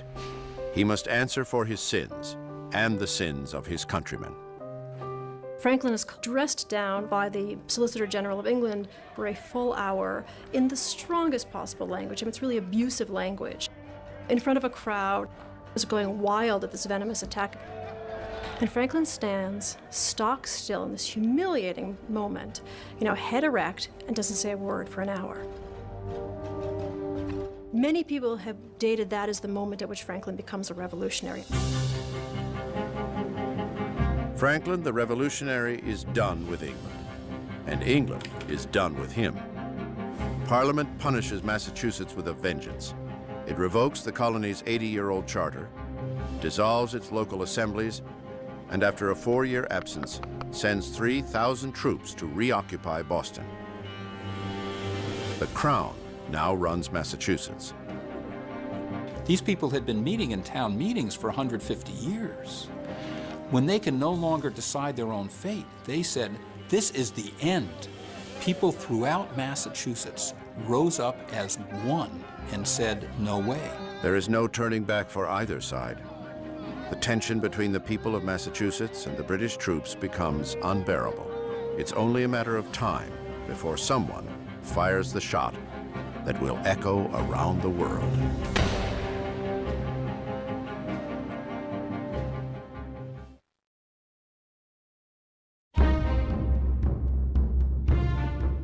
Boston, August 10th, 1774. John Adams is donning a new suit, and if he's not careful, the British will bury him in it.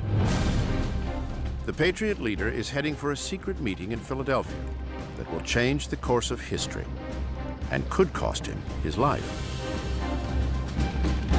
Adams is one of 4 men representing Massachusetts at the First Continental Congress, an unprecedented, and as far as the king is concerned, illegal meeting of delegates from up and down the colonies.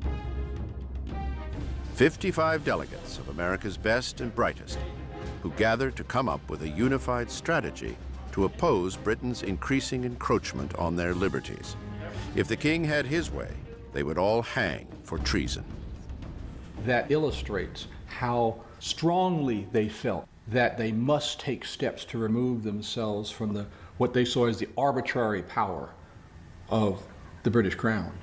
Britain has already suspended Massachusetts' constitution and imposed martial law there. The other colonies fear that it's only a matter of time before they all meet the same fate. Even though these colonies have different economic interests, they have different political histories, they have different populations, they recognize that in our relationship with Britain, we have much in common. Not all of these people have met each other. Most have heard about each other. Now they're eager to meet each other, see what's going to happen. People know that there's going to be moderates and not so moderates. And there's already kind of a little factions forming. Joining John Adams from Massachusetts is another radical, 37-year-old John Hancock, a wealthy Boston merchant who has been using his considerable fortune to fuel the cause. Pennsylvania has sent a moderate lawyer, John Dickinson, 42, whose widely read essays back in the 60s helped launch the anti-tax movement.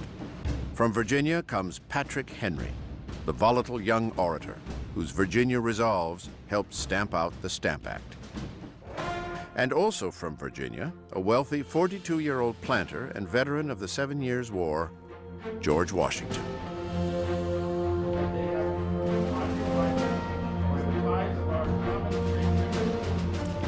One of the problems is they all thought of themselves as Pennsylvanians, Rhode Islanders, South Carolinians, much more than they thought of themselves as Americans.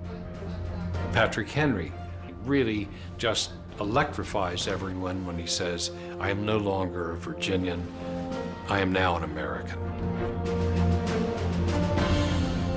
John Adams says the trick is to get 13 clocks to strike all at the same time, 13 ships to sail in the same formation. It's not easy.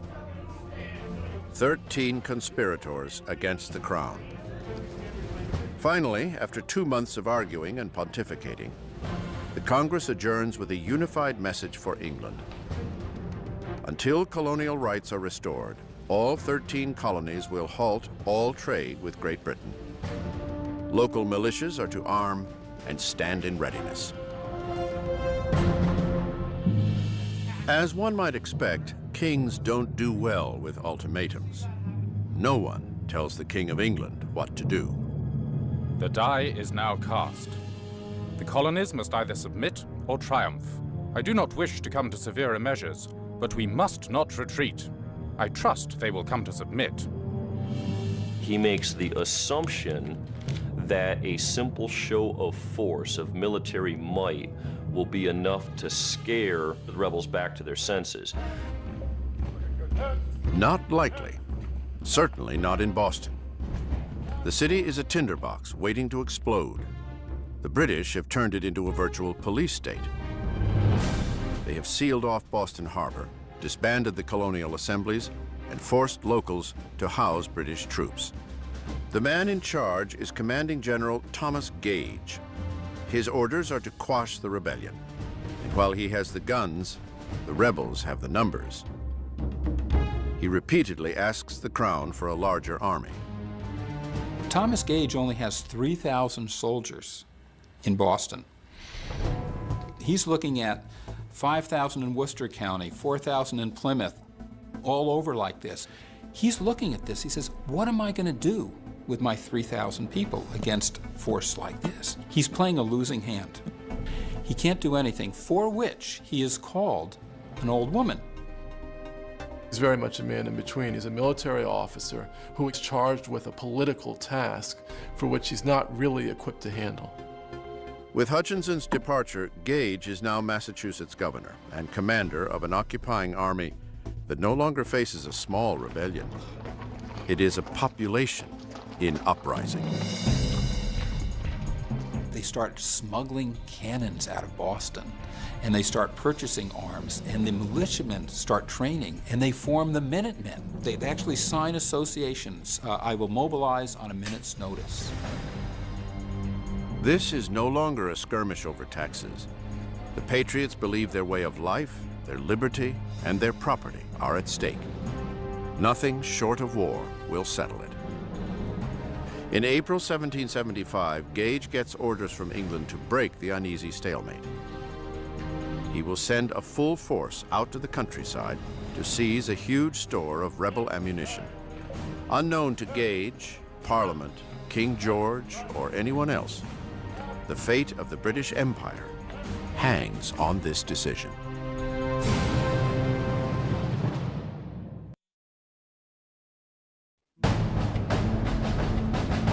April 18th, 1775. British troops are on the march. Colonial militia are arming and stockpiling ammunition for what many fear is an inevitable showdown. British Commander General Thomas Gage has ordered his soldiers to capture a huge hidden store of gunpowder in Concord, a Massachusetts village 20 miles west of Boston. The British detachment that marches out of Boston, roughly 800 soldiers, march out knowing that the countryside is on the verge of armed action. Once Gage sends that mission out, he really has set into motion a chain of events that is beyond his ability to control. The British are indeed coming. The news starts leaking out, and people start mobilizing. They're ready. Out into the countryside to spread the word goes Paul Revere, whose engraving of the Boston Massacre fanned the flames of outrage 5 years earlier. Poems and school books will one day mythologize Revere's midnight ride as if he were the lone heroic messenger. But in fact, he is just one part of a whole system of communication. Paul Revere is one of dozens, then scores, and literally hundreds of messengers going every which way. Bells are ringing, the shots are being fired. So before dawn, hours before dawn, the whole countryside is mobilized and knows what's happening. They arrange a signal, one lantern light in Boston's Old North Church if the British are coming by land, and two if by boat. British troops row to the Cambridge side of the Charles River and wade through reeds and thick marshland to begin their overnight march to Concord. At around 1 in the morning at Lexington, Massachusetts, farmers, blacksmiths, and shopkeepers gather to intercept the British at Lexington Green. 130 civilians, some too old, some too young, most with no formal military experience, stand ready to risk it all against the world's most feared army. These were men who literally felt under attack. And in fact, they were under attack. The British Army were walking out to seize colonial property, and they felt compelled to defend it. 2 a.m. After an hour of waiting, no sign of the British. The night's chill sends many home. Others choose nearby Buckman's Tavern to await another alarm. Most hoping it will never come.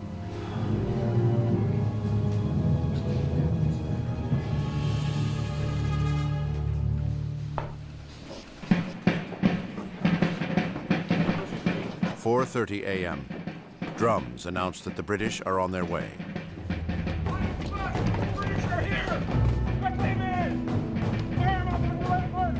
I'm sure the mood on Lexington Green was extremely tense.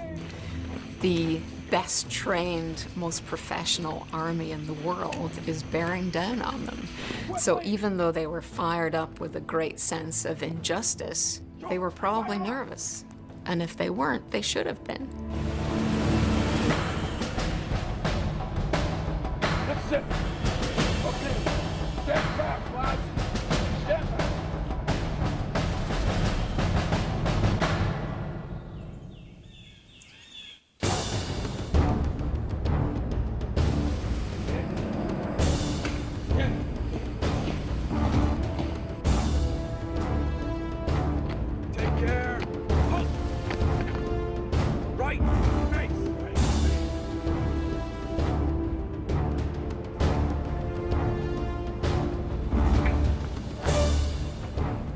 Both sides eye each other suspiciously, both sides not wanting to take a misstep. All of a sudden, a single shot is fired. Nobody knows who fired the shot. After the war, investigations, nobody ever found out. As soon as that shot was fired, both sides commenced firing at will, and the American Revolution was on. Concrete! Fire! Fire! Quickly! Quickly! Treason! Fire!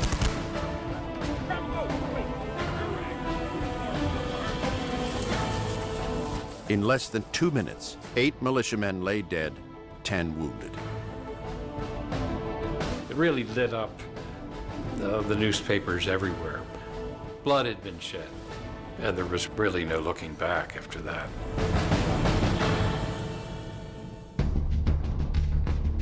It will take 6 weeks for the news to reach London.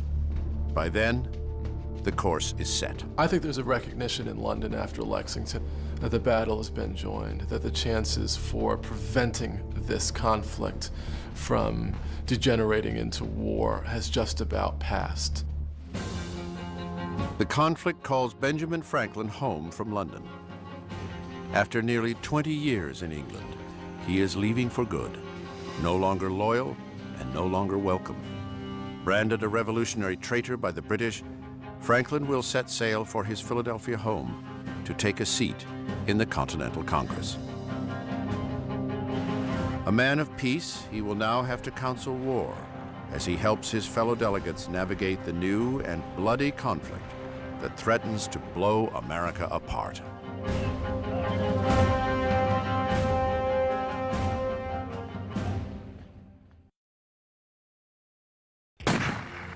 April 19th, 1775, Lexington, Massachusetts.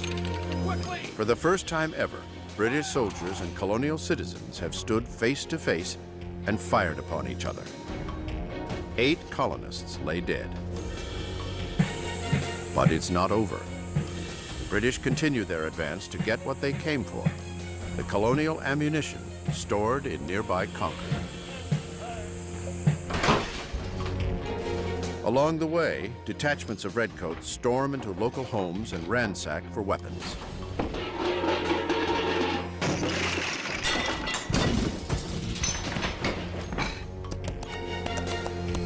The word spreads, and militia from all over the area rush toward Concord to head off the British.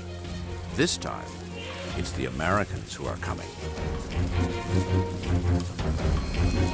They find not just the Concord militiamen, but all sorts of other militiamen coming and still coming and still coming and still coming. The British are certain they can swat these militia away like pesky flies, and find that they cannot, that they've encountered hard-fighting men. The British are badly outnumbered. They are forced to retreat. 16 miles separate them from the safety of Boston. 16 miles on foot. They are sitting ducks for armed and angry colonials. It is a trauma they won't soon forget. All the hills on either side of us were covered with rebels, so that they kept the road always lined and a very hot fire on us without intermission. Henry de Bernier, British soldier.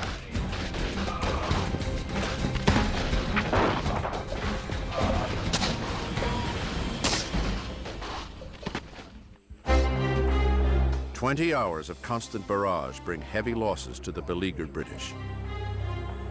73 dead, 174 wounded, and 26 missing.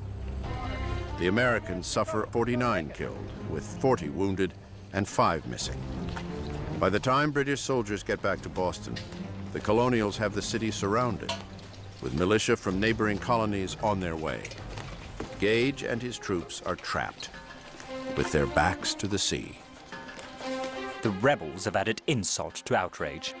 They have possessed the roads and other communications by which the town of Boston was supplied with provisions, and with a preposterous parade of military arrangement they have effected to hold the army besieged. Thomas Gage. 3 weeks later, on May 10th, 1775, Benjamin Franklin is back home in Philadelphia, just as the Continental Congress is called back into emergency session. The bloodshed in Massachusetts demands a new colonial strategy. Assembling a continental army and complete independence from England are subjects now on the table. The delegates eagerly await the thoughts of their venerated elder statesman, Benjamin Franklin, only to find him unusually quiet and withdrawn. The long voyage from England has made him ill, but it is the short trip he will soon make that troubles Franklin most. Franklin is headed to a confrontation with his only son, 43-year-old William. The rift in the colonies has brought a terrible split between father and son. William Franklin has been New Jersey's royal governor for over a decade, a post granted him by the king, owing in no small part to being Benjamin's son. William is vehemently opposed to the rebellion and unalterably devoted to the king. Now, his father will make one last attempt to win him over to the Patriot side.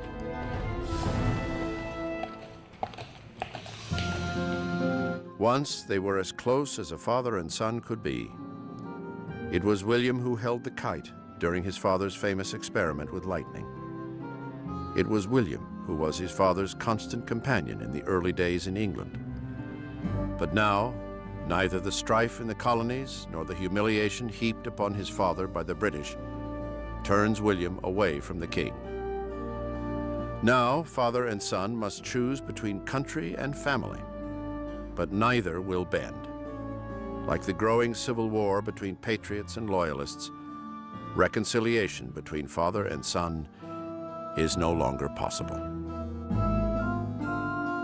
There were two sides to this issue. Most people could have seen both sides. Everyone had reasons to see those sides. Franklin isn't buying it, and he gives his son, he's absolutely unyielding with his son. Nothing has ever hurt me so much and affected me with such keen sensation as to find myself deserted in my old age by my only son. And not only deserted, but to find him taking up arms against me in a cause wherein my good fame, fortune, and life were all at stake. When I think about Benjamin Franklin, the great revolutionary, and his son, the leader of those conservative loyalists, it seems very strange to me that the old man should be the radical and the young man should be the conservative. Once they were inseparable. Now the wound between father and son will never heal. William Franklin doesn't get very good press in the American textbooks, but you know there were many others just like William Franklin. Which side are you on? That became the question. The political argument that tears the Franklins apart will also be replayed in thousands of colonial families. Politics have become intensely personal. Every American had to choose. Do I support the Patriots? Do I support the Loyalists? Is there any neutral ground between them? A bitter time is coming when everyone must choose sides, when fathers may have to fight sons, when brother may fight brother. There are twice as many patriots in the colonies as loyalists, but more than half the population just wants to be left alone. In the coming months and years, no one can remain on the sidelines. The ship has sailed. The revolution is on an irreversible course. It will take sturdy leadership from men as different in temperament as the people they represent. Whether they know it or not, these are the men of destiny who will guide the American people into their uncertain future. And these are the men who will shed their blood and give their lives to make it happen.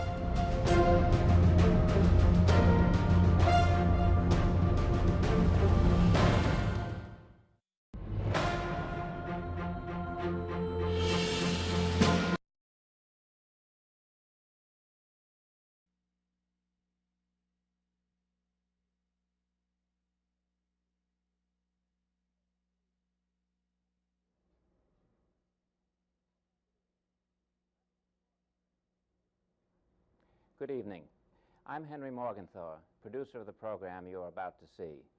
It was recorded almost immediately after the much-publicized secret meeting between the Attorney General, Robert Kennedy, and a group of leading Negroes invited by author James Baldwin. This program was not planned as a comment on that now historic confrontation on Friday, May 24th. However, I think you will detect a certain emotional spillover from the highly charged atmosphere of the meeting. Mr. Baldwin is interviewed on this occasion by Dr. Kenneth Clark, professor of psychology at the City College of New York. A community leader in his own right, Dr. Clark also took part in the meeting with the Attorney General. One of the significant things about the present revolution of the Negro people in America is maybe the fact that for the first time there is genuine communication between Negroes and whites. Negroes are saying out loud now things which they have long said only to themselves. Probably one of the most articulate, passionate, and clear communicators to the American conscience is my guest, James Baldwin. James Baldwin's name is known throughout America for saying so passionately, and so clearly, and with such grace and style what every Negro has long known and has long felt. Welcome, James. It's good to have this opportunity to talk with you and to have you share with us some of your present feelings about our country, America. But before we get into the issues of the day, I'd like to know a little more about you. I've read practically everything that you have written, but I still would like to know something about you, the young man growing up in Harlem, what schools you went to, maybe a little about some of the teachers that you might have come in contact with in Harlem. What a funny question. My mind is someplace else, really. But to think back on it, I was born in Harlem Hospital, you know, and we grew up, first house I remember was on Park Avenue, which is not the American Park Avenue, or maybe it is the American Park Avenue. Uptown Park Avenue. Uptown Park Avenue, where the railroad tracks are. And we used to play on the roof and in the, I can't call it an alley, but near the river. It was a kind of dump, garbage dump. And those were the first scenes I remember. I remember my father had trouble keeping us alive. There were 9 of us. And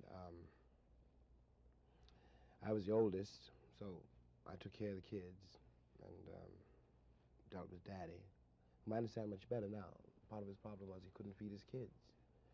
But I was a kid and I didn't know that. And he was very religious, very rigid. He kept us together, I must say. And when I look back on it, after all, it was nearly 40 years ago that I was born, I think back on my growing up and walks that same block today because it's still there. And think of the kids on that block now. I'm aware that something terrible has happened, which is very hard to describe.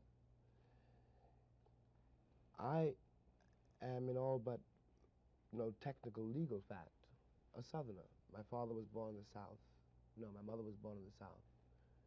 And if they had waited 2 more seconds, I might have been born in the South. But that means that I was raised by a family whose roots were essentially rural and Southern rural, and whose relationship to the church was very direct, because it was the only means they had of expressing their pain and their despair.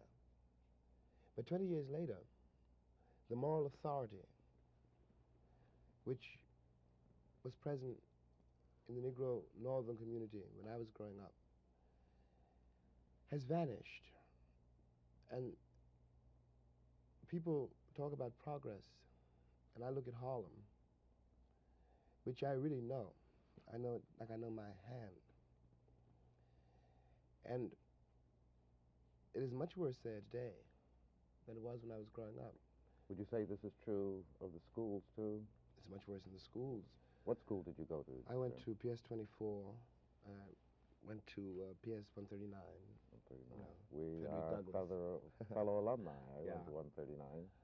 And I didn't like a lot of my teachers, but I had a couple of teachers who were very nice to me. One was a Negro teacher.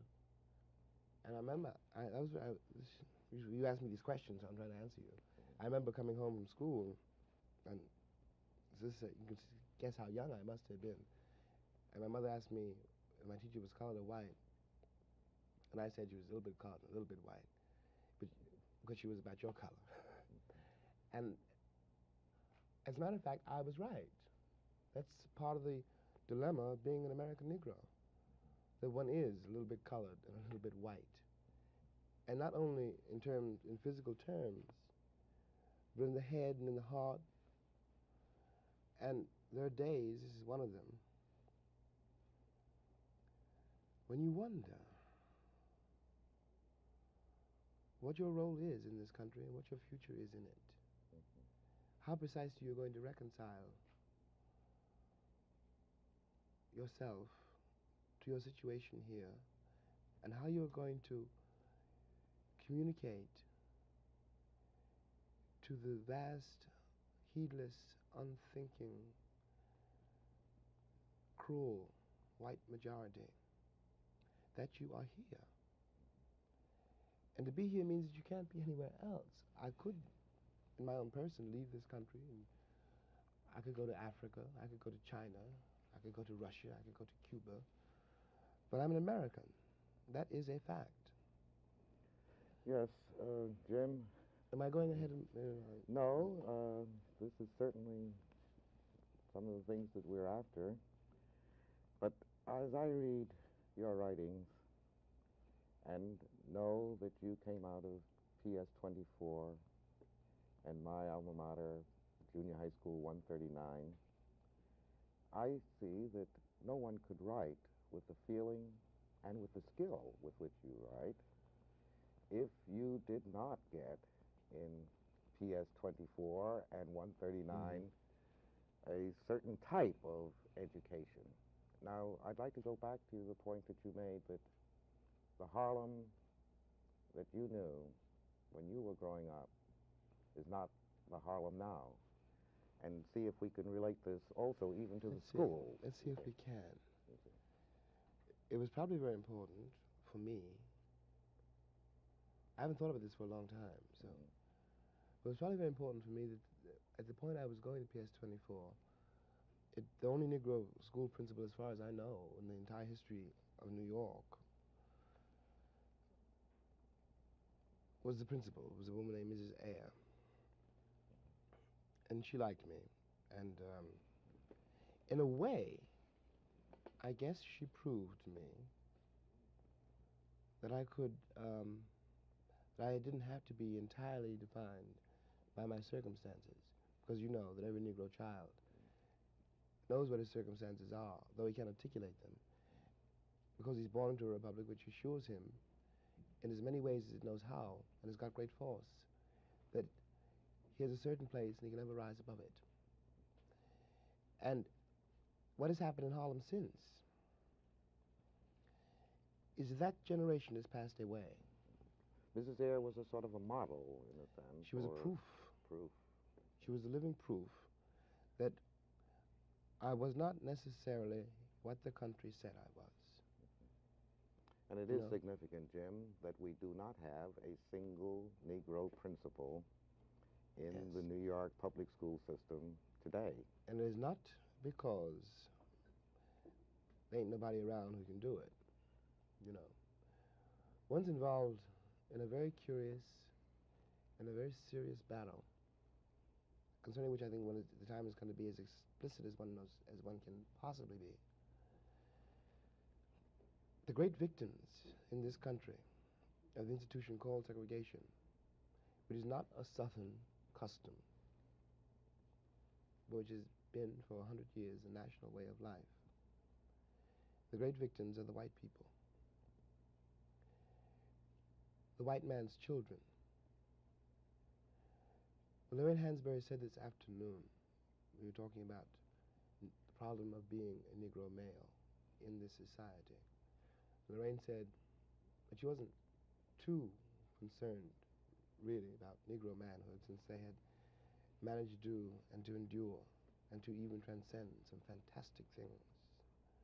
But she was very worried about a civilization which could produce those 5 policemen standing on the Negro woman's neck in Birmingham, or wherever it was. And I am too. I'm terrified at the moral apathy, the death of the heart, which is happening in my country. These people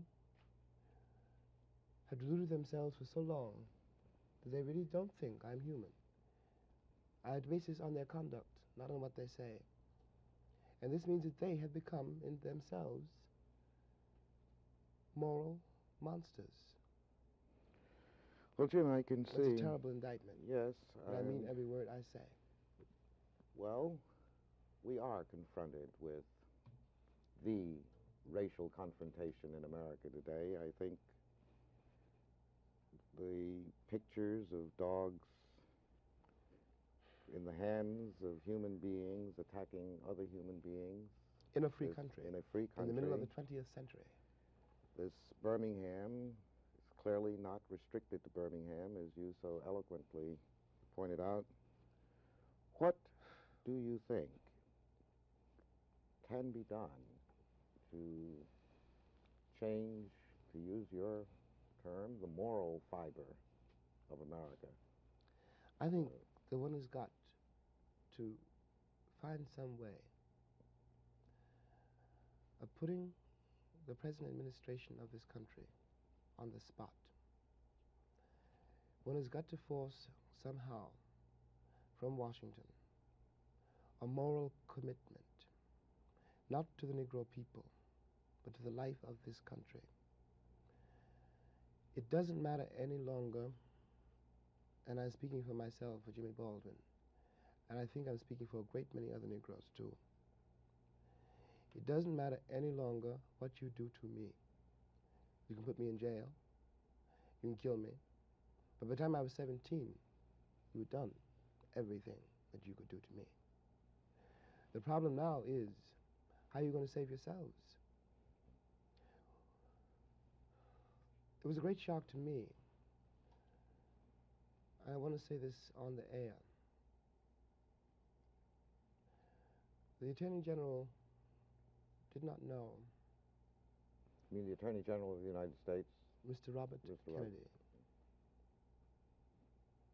Didn't know that I would have trouble convincing my nephew to go to Cuba, for example, to liberate the Cubans in defense of a government which now says it is doing everything it can do, which cannot liberate me. Now, there are 20 million people in this country, and you can't put them all in jail.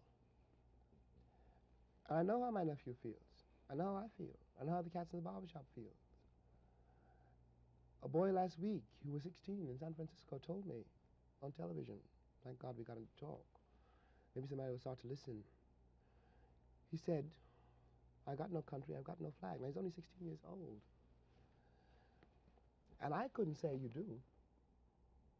I don't have any evidence to prove that he does. They were tearing down his house because San Francisco is engaging, as most northern cities now are engaged, in something called urban renewal, which means moving the Negroes out. It means Negro removal. That is what it means.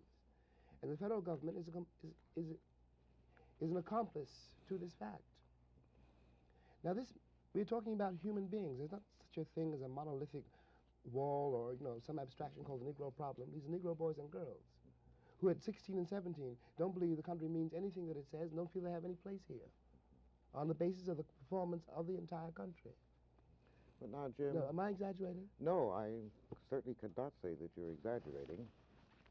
But there is this picture of a group of young Negro college students in the South coming from colleges where the whole system seemed to conspire to keep them from having courage, integrity, clarity, and the willingness to take the risk, which they have been taking for these last 3 or 4 years. Could you react to the student nonviolent movement, which has made such an impact on America, which has affected both Negroes and whites, and seemed to have jolted them out of the lethargy of tokenism and moderation? How do you account for this? Yeah. Well, of course, one of the things I think that happened, Ken, really, is that in the first place, the Negro has never been as docile as white Americans wanted to believe. That was a myth. We were not singing and dancing down the levee. We were trying to keep alive. We were trying to survive a very brutal system. The Negro has never been happy in his place. What those kids, first of all, prove, they prove that. They come from a long line of fighters. And what they also prove, I want to get to your point, really. What they also prove is not that the Negro has changed, but that the country has arrived at a place where it can no longer contain the revolt. It can no longer, as it could do once, let's say I was a Negro college president, and I needed a new chemistry lab. So I was a Negro leader. I was a Negro leader because the white man said I was. And I came to get the new chemistry lab. Please, sir. And the tacit price I paid for the chemistry lab was to control the people I represented. And now, I can't do that. When the boy said this afternoon,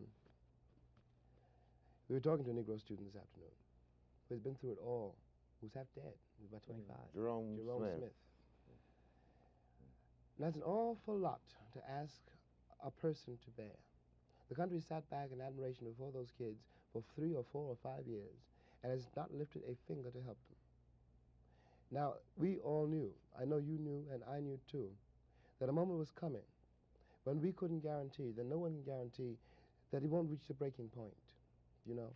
You can only survive so many beatings, so much humiliation, so much despair, so many broken promises, before something gives. Human beings are not by nature nonviolent.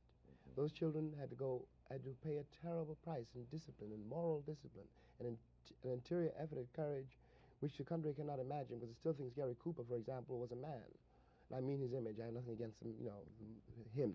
You said something that you cannot expect them to remain constantly nonviolent. No, you can't. You can't.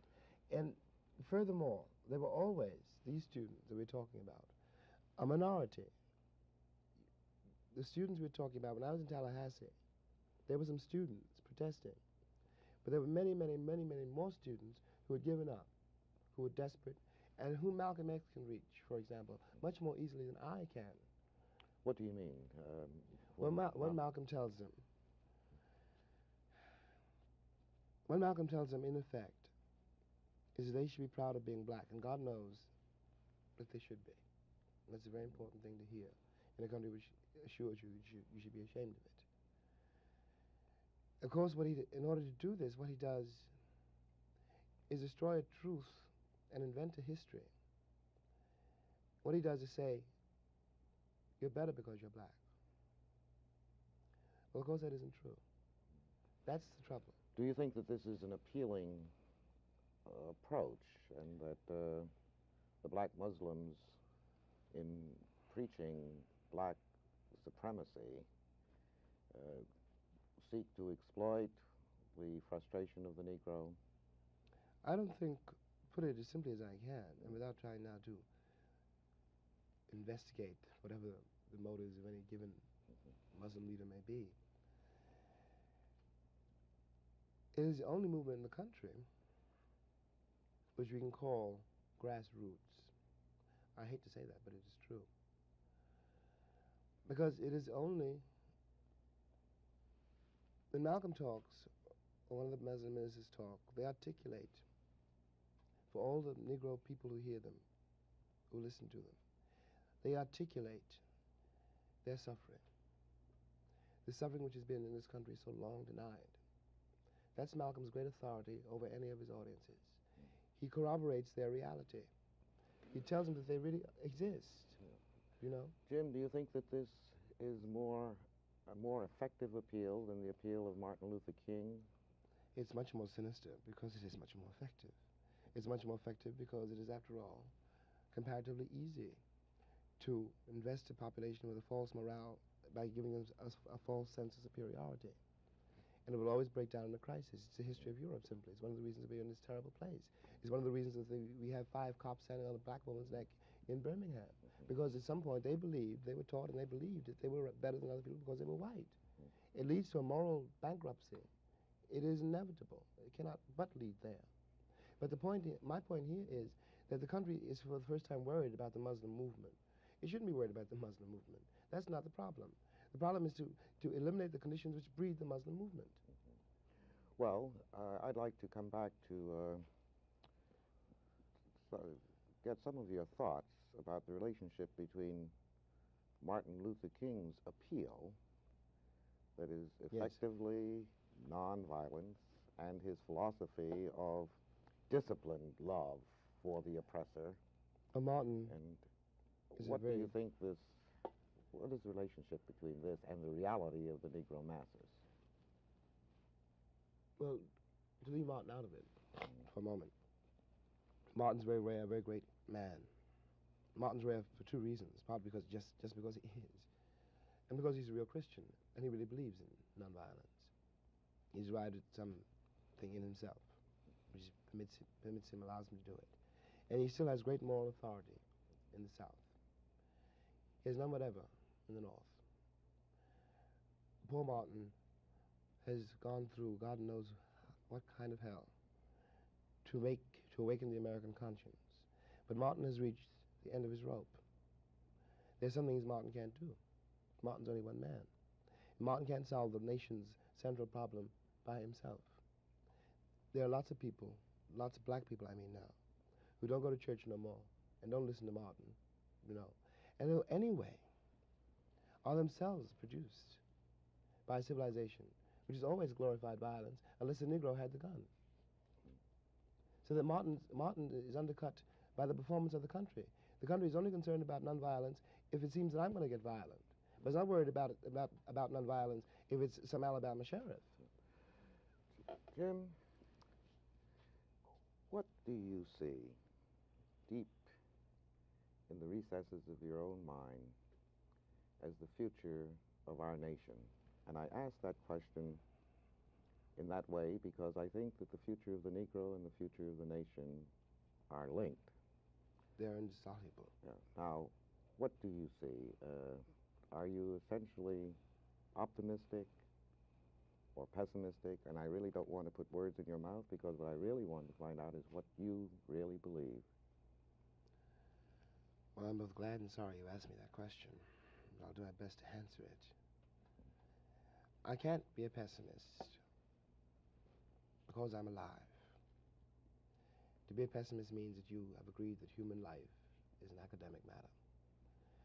So I'm forced to be an optimist. I'm forced to believe that we can survive whatever we must survive. But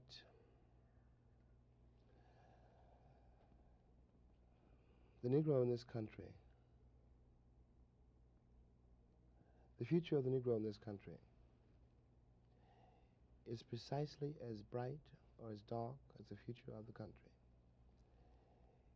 It is entirely up to the American people and our representatives. It is entirely up to the American people whether or not they're going to face and deal with and embrace this stranger whom they maligned so long. What white people have to do is try to find out in their own hearts why it was necessary to have a nigger in the first place. Because I'm not a nigger. I'm a man. But if you think I'm a nigger, it means you need him. The question you got to ask yourself, the white population of this country has got to ask itself, North and South, because it's one country, and for a Negro, there is no difference in the North and the South. There's just a difference in the way they castrate you. But the fact of the castration is the American fact. If I'm not the nigger here, and you invented him, you, the white people, invented him, then you got to find out why. Well, and the future of the country depends on that, whether or not it's able to ask that question. As a Negro and as an American, I can only hope that America has the strength and the capacity, the moral strength, to ask and answer that question in affirmative and constructive ways. To face that question. Thank you very much. Thank you, Ken. This conversation with James Baldwin was recorded as part of a National Educational Television Perspectives program, The Negro and the American Promise.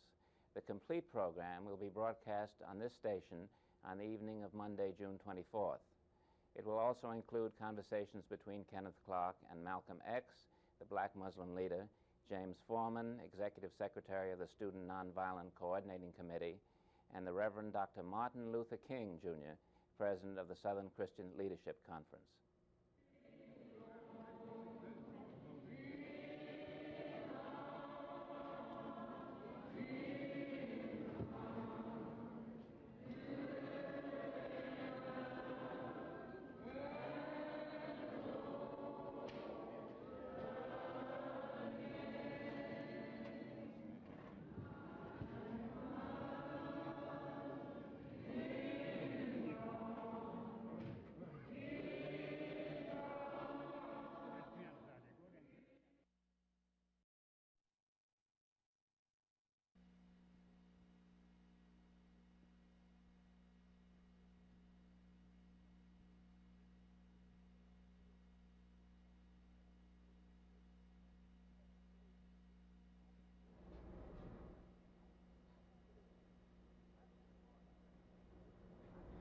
Good evening.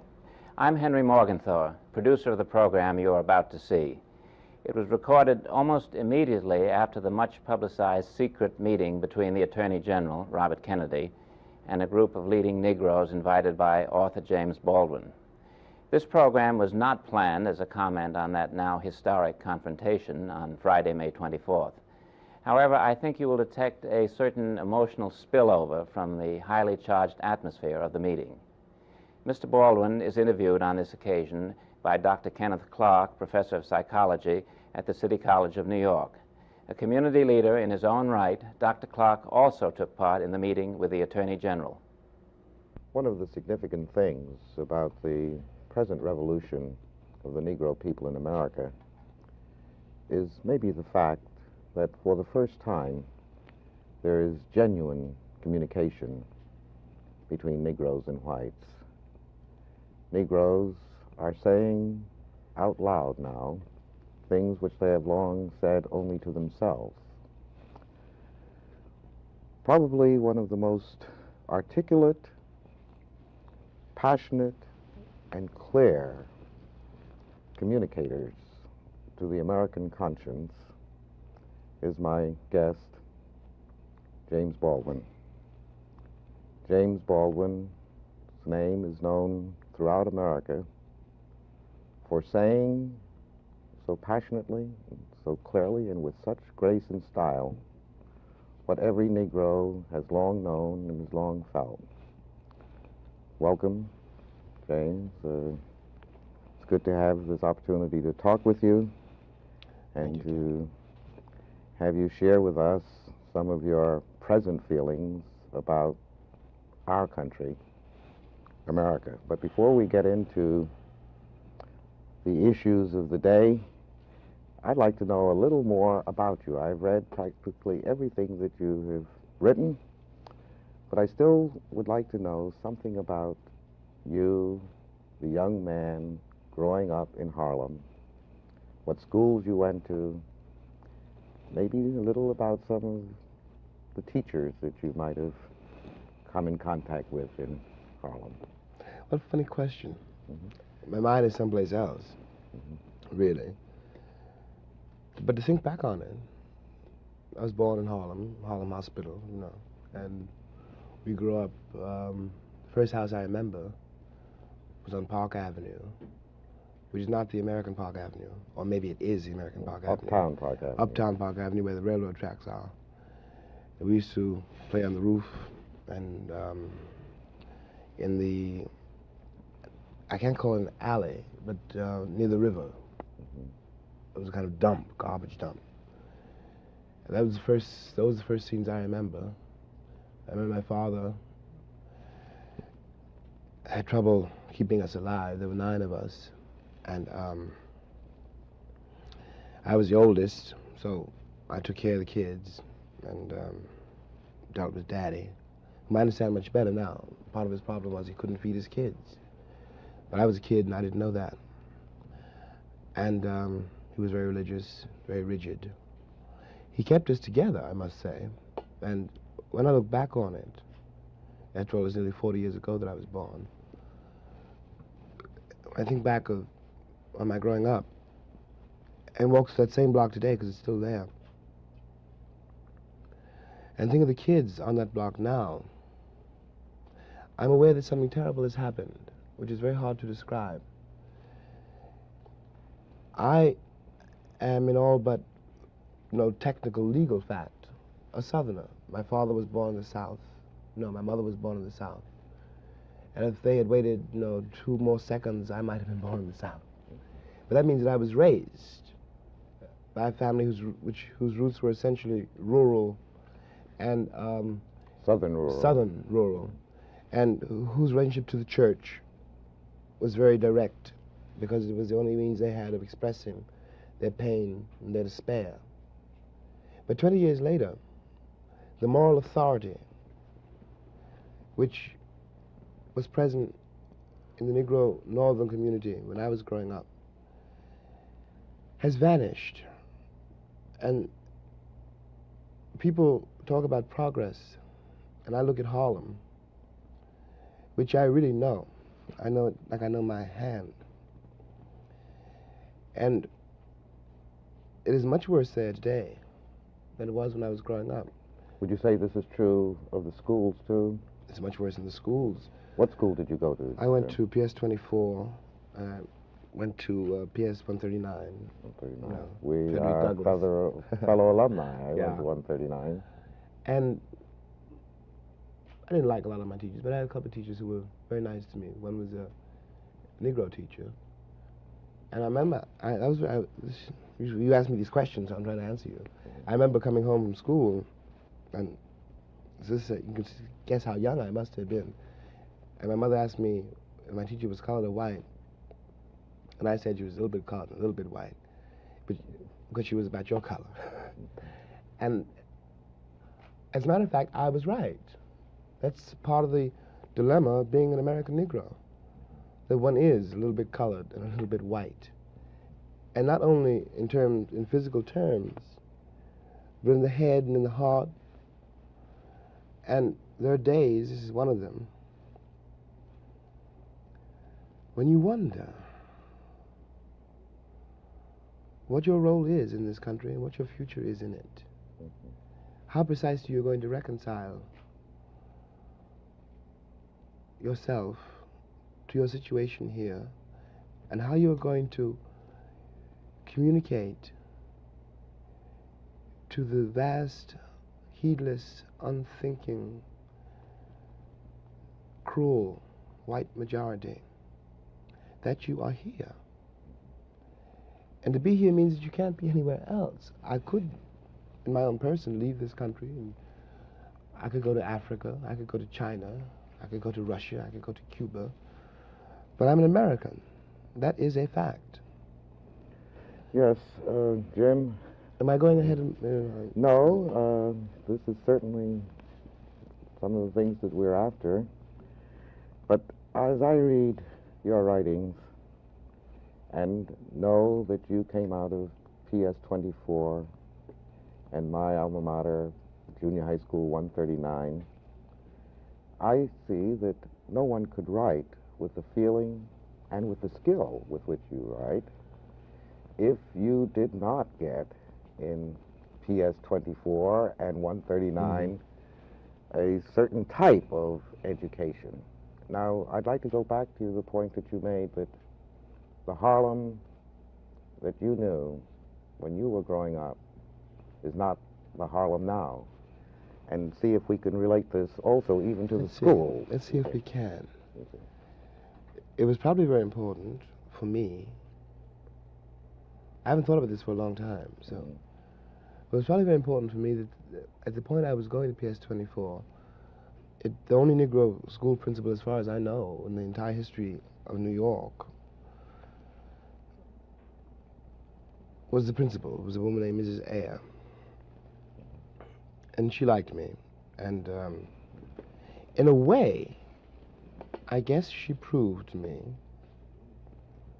that I could that I didn't have to be entirely defined by my circumstances, because you know that every Negro child knows what his circumstances are, though he can't articulate them, because he's born into a republic which assures him, in as many ways as it knows how, and has got great force, that he has a certain place and he can never rise above it. And what has happened in Harlem since is that generation has passed away. Mrs. Eyre was a sort of a model, in a sense. She was a proof. Proof. She was a living proof that I was not necessarily what the country said I was. And it is significant, Jim, that we do not have a single Negro principal in the New York public school system today. And it is not because there ain't nobody around who can do it, you know. One's involved in a very curious and a very serious battle, concerning which I think the time is going to be as explicit as one can possibly be. The great victims in this country of the institution called segregation, which is not a Southern custom, but which has been for 100 years a national way of life. The great victims are the white people, the white man's children. Well, Lorraine Hansberry said this afternoon, we were talking about the problem of being a Negro male in this society. Lorraine said that she wasn't too concerned, really, about Negro manhood, since they had managed to do and to endure and to even transcend some fantastic things. But she was very worried about a civilization which could produce those 5 policemen standing on the Negro woman's neck in Birmingham, or wherever it was. And I am too.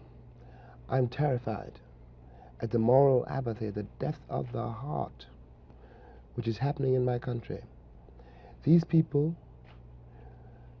have deluded themselves for so long that they really don't think I'm human. I base this on their conduct, not on what they say. And this means that they have become, in themselves, moral monsters. Well, Jim, I can see... That's a terrible indictment. Yes. But I mean every word I say. Well, we are confronted with the racial confrontation in America today. I think the pictures of dogs in the hands of human beings attacking other human beings. In a free country. In a free country. In the middle of the 20th century. This Birmingham is clearly not restricted to Birmingham, as you so eloquently pointed out. What do you think can be done to change, to use your term, the moral fiber of America? I think the one has got to find some way of putting the present administration of this country on the spot. One has got to force somehow from Washington a moral commitment, not to the Negro people, but to the life of this country. It doesn't matter any longer, and I'm speaking for myself, for Jimmy Baldwin, and I think I'm speaking for a great many other Negroes too. It doesn't matter any longer what you do to me. You can put me in jail, you can kill me, but by the time I was 17, you had done everything that you could do to me. The problem now is, how are you going to save yourselves? It was a great shock to me. I want to say this on the air. The Attorney General did not know. You mean the Attorney General of the United States? Mr. Robert Kennedy. Didn't know that I would have trouble convincing my nephew to go to Cuba, for example, to liberate the Cubans in defense of a government which now says it is doing everything it can do which cannot liberate me. Now, there are 20 million people in this country, and you can't put them all in jail. And I know how my nephew feels. I know how I feel. I know how the cats in the barbershop feel.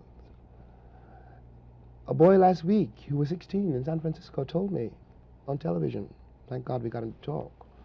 Maybe somebody will start to listen. He said, I got no country, I've got no flag. Now, he's only 16 years old. And I couldn't say you do. I don't have any evidence to prove that he does. They were tearing down his house because San Francisco is engaging, as most northern cities now are engaged, in something called urban renewal, which means moving the Negroes out. It means Negro removal. That is what it means. And the federal government is an accomplice to this fact. Now, we're talking about human beings. There's not such a thing as a monolithic wall or, some abstraction called the Negro problem. These are Negro boys and girls who at 16 and 17 don't believe the country means anything that it says and don't feel they have any place here on the basis of the performance of the entire country. But now, Jim... No, am I exaggerating? No, I certainly could not say that you're exaggerating. But there is this picture of a group of young Negro college students in the South coming from colleges where the whole system seemed to conspire to keep them from having courage, integrity, clarity, and the willingness to take the risk, which they have been taking for these last 3 or 4 years. Could you react to the student nonviolent movement, which has made such an impact on America, which has affected both Negroes and whites, and seemed to have jolted them out of the lethargy of tokenism and moderation? How do you account for this? Yeah. Well, of course, one of the things I think that happened, Ken, really, is that in the first place, the Negro has never been as docile as white Americans wanted to believe. That was a myth. We were not singing and dancing down the levee. We were trying to keep alive. We were trying to survive a very brutal system. The Negro has never been happy in his place. What those kids, first of all, prove, they prove that. They come from a long line of fighters. And what they also prove, I want to get to your point, really. What they also prove is not that the Negro has changed, but that the country has arrived at a place where it can no longer contain the revolt. It can no longer, as it could do once, let's say I was a Negro college president, and I needed a new chemistry lab. So I was a Negro leader. I was a Negro leader because the white man said I was. And I came to get the new chemistry lab. Please, sir. And the tacit price I paid for the chemistry lab was to control the people I represented. And now, I can't do that. When the boy said this afternoon, we were talking to a Negro student this afternoon who has been through it all, who's half dead, who's about 25. Jerome Smith. And that's an awful lot to ask a person to bear. The country sat back in admiration before those kids for 3 or 4 or 5 years and has not lifted a finger to help them. Now, we all knew, I know you knew and I knew too, that a moment was coming when we couldn't guarantee, that no one can guarantee, that it won't reach the breaking point, you know. You can only survive so many beatings, so much humiliation, so much despair, so many broken promises, before something gives. Human beings are not by nature nonviolent. Those children had to pay a terrible price in discipline, in moral discipline, and an interior effort at courage which the country cannot imagine, because it still thinks Gary Cooper, for example, was a man. And I mean his image. I have nothing against him, him. You said something that you cannot expect them to remain constantly nonviolent. No, you can't. You can't. And furthermore, there were always, these students that we're talking about, a minority. The students we're talking about, when I was in Tallahassee, there were some students protesting. But there were many, many, many, many more students who had given up, who were desperate, and whom Malcolm X can reach, for example, much more easily than I can. What do you mean? What Malcolm tells them, in effect, is that they should be proud of being black, and God knows that they should be. And that's a very important thing to hear in a country which assures you that you should be ashamed of it. Of course, in order to do this, what he does is destroy a truth and invent a history. What he does is say, you're better because you're black. Well, of course, that isn't true.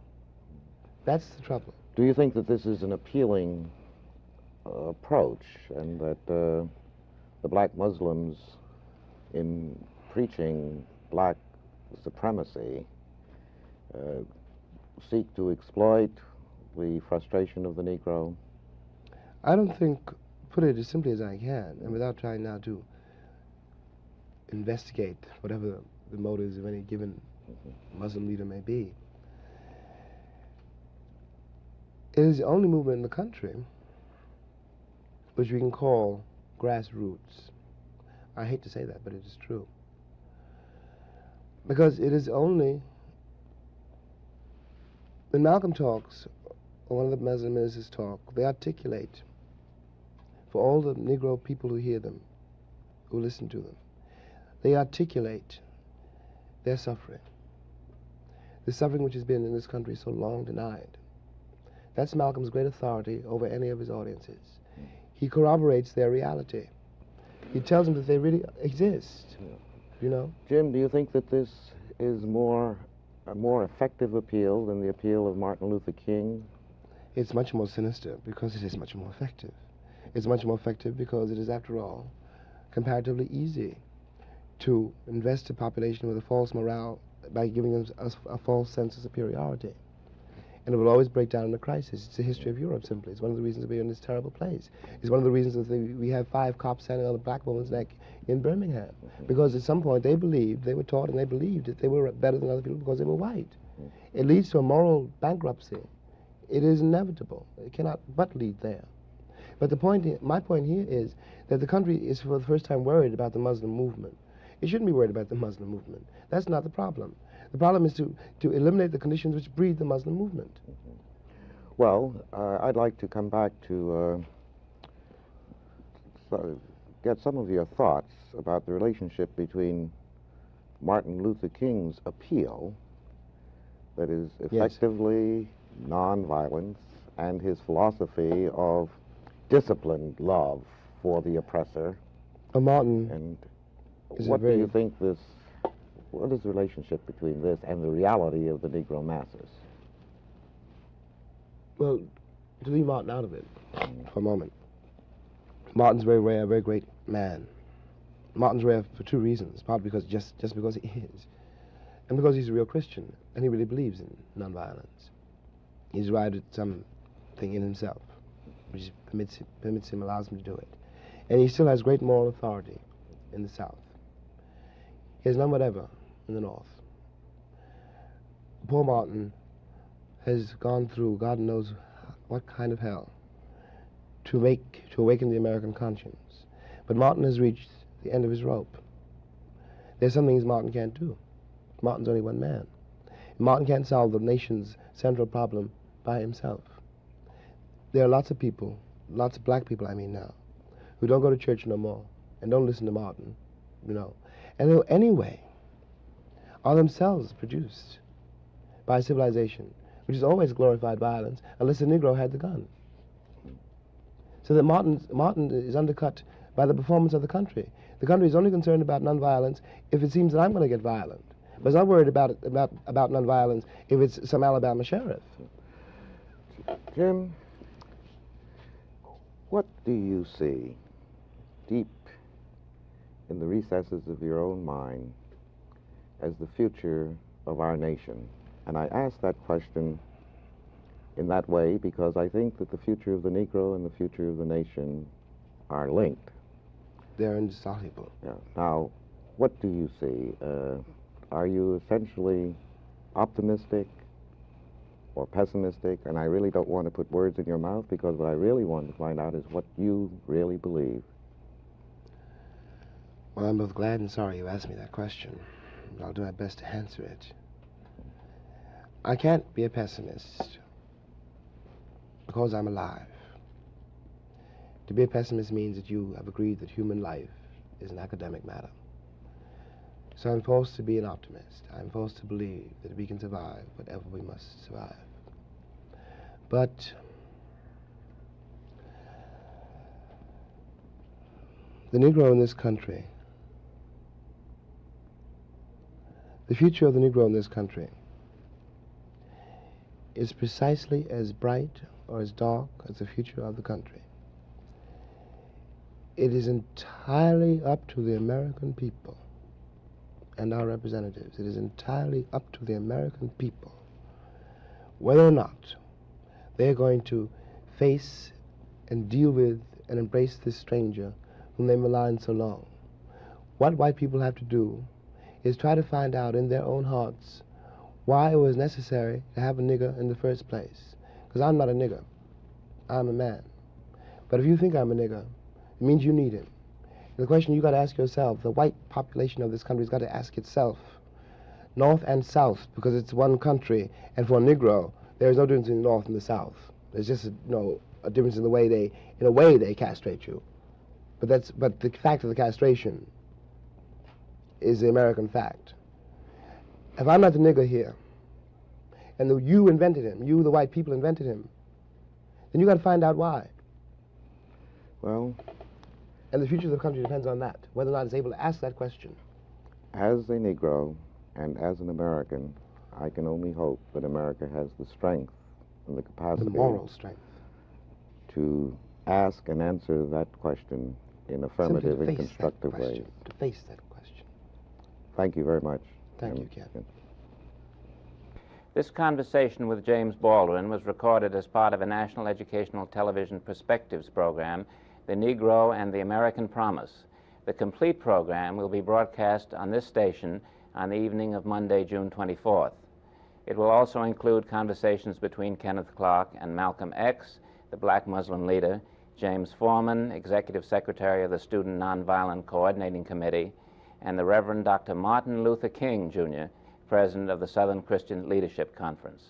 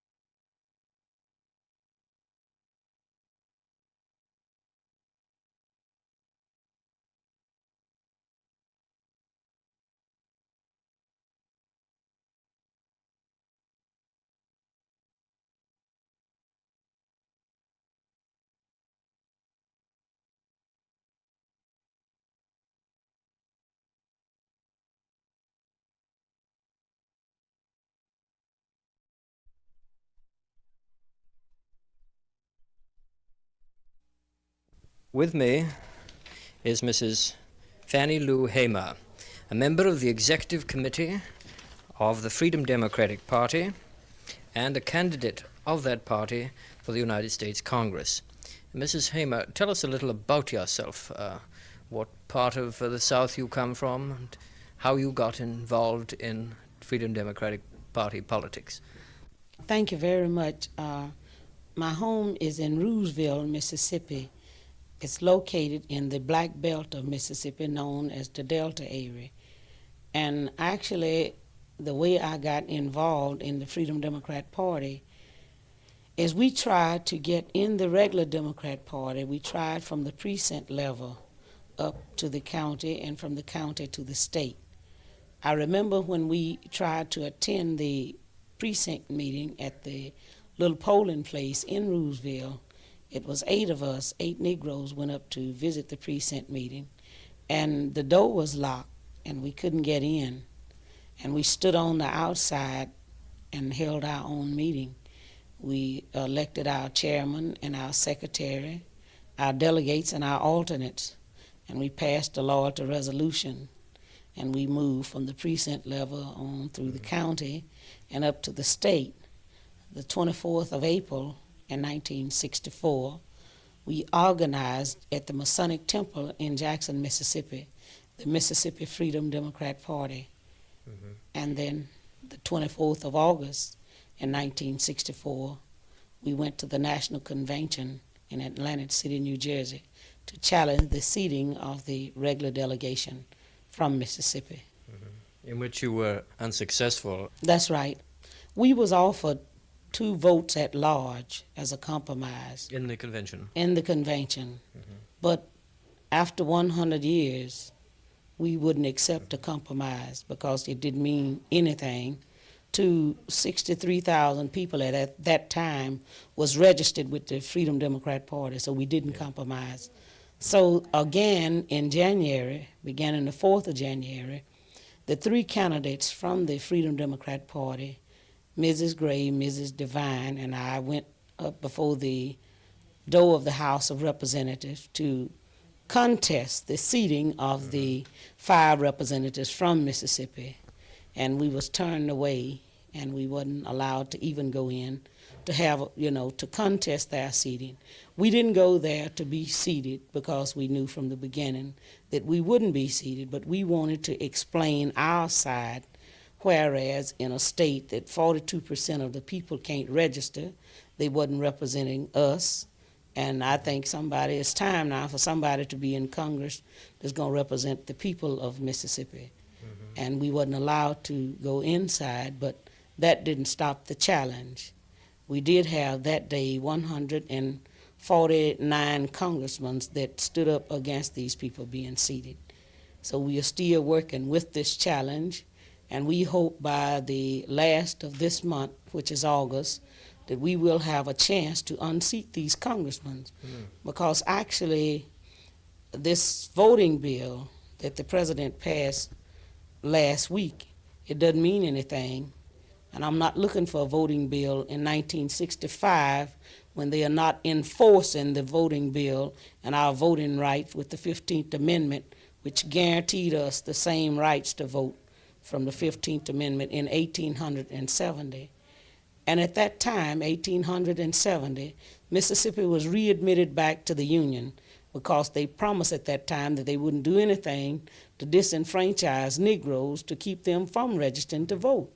So now it's a matter of a violation of the 13th, 14th, and 15th Amendment of the Constitution of the United States. And what I'm curious to see, do the Constitution of the United States mean anything? So far it hadn't worked, and I'm sick of seeing this kind of stuff on paper. We want them to do something about it because we are a part of America, because we didn't come here on our own. Our parents and our descendants was from Africa, and we didn't come on our own, but we do want to be treated as human beings. And I'm fighting for human right, not for equal right. I'm rather interested in one thing here.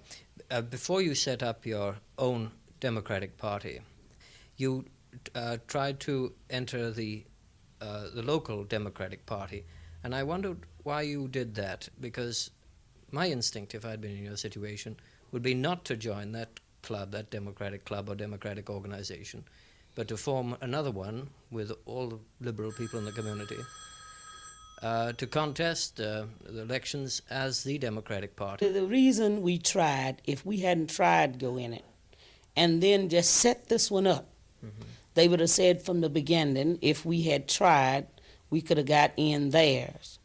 But you see, we done the only fair thing to do. We wasn't accepted, so we've set up a Freedom Democrat Party in Mississippi, and I think it's one of the most effective weapons in this whole United States. I see, I'm still a little puzzled. Maybe it's because I'm a foreigner.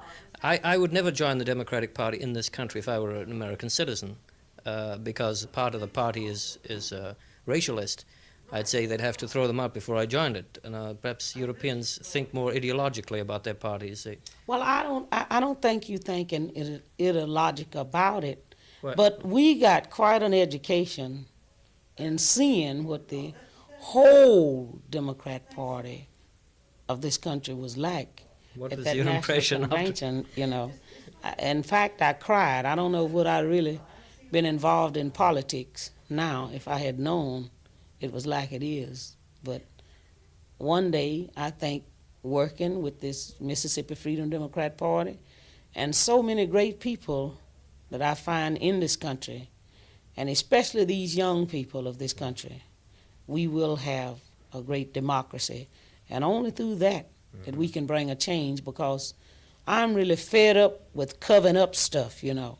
This stuff has been covered up year after year, and we are beginning now to sweep it out from under the rug, that the world can see that we are not free in America. And that make nobody free here until we all are free. Well, let me clear up another point with you, or have you clear up another point. Does the Freedom Democratic Party regard itself as a group that wants to make the Democratic Party more democratic in the way that Theodore Roosevelt and his Bull Moose Party tried to change the Republican Party, going back and merging with the party again when it had accepted his views? Or do you really consider this a third party now? Well, to me, it really seemed to be actually a third party, because it is so far different from the Democrats of this country. And I don't see no other way other than a third party.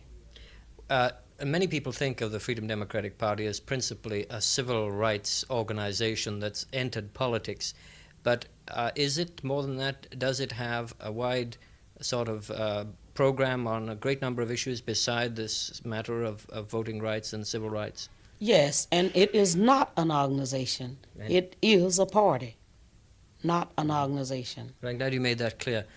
Could you tell us something about the main planks in the platform of the party, starting with civil rights, exactly what you're aiming to achieve there in terms of legislation?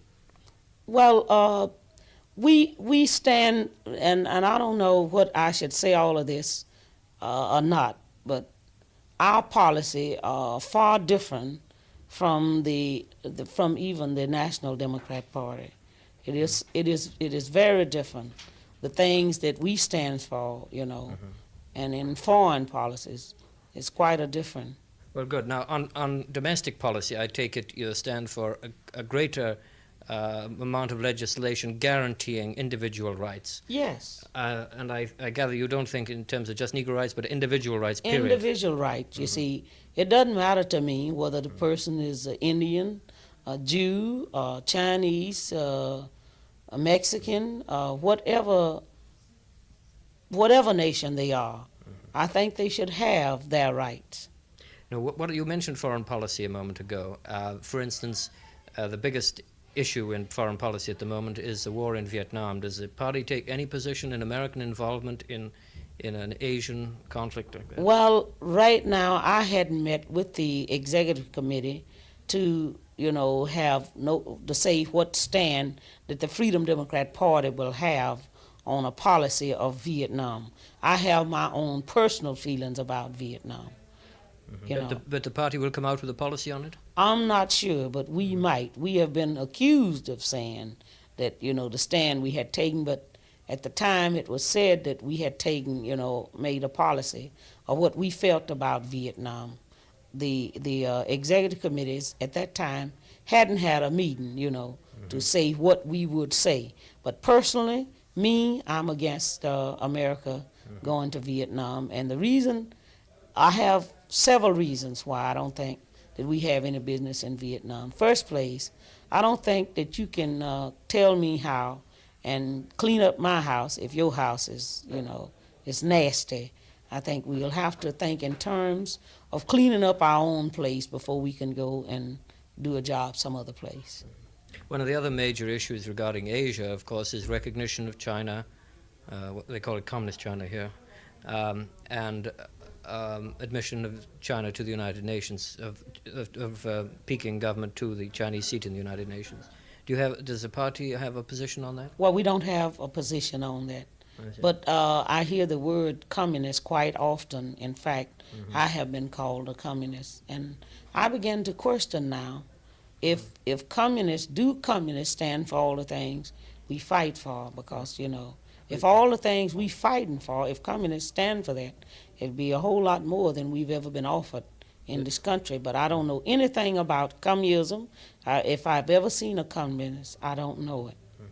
Well, in fact, President de Gaulle is pledged now to actively work for the seating in the United Nations of Communist China. He's recognized Communist China, and I don't think he's a communist.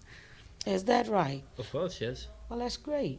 You see, I don't know actually anything about communism. But everybody I see, if we push just a little farther than they think we should push, then they say, this is communist.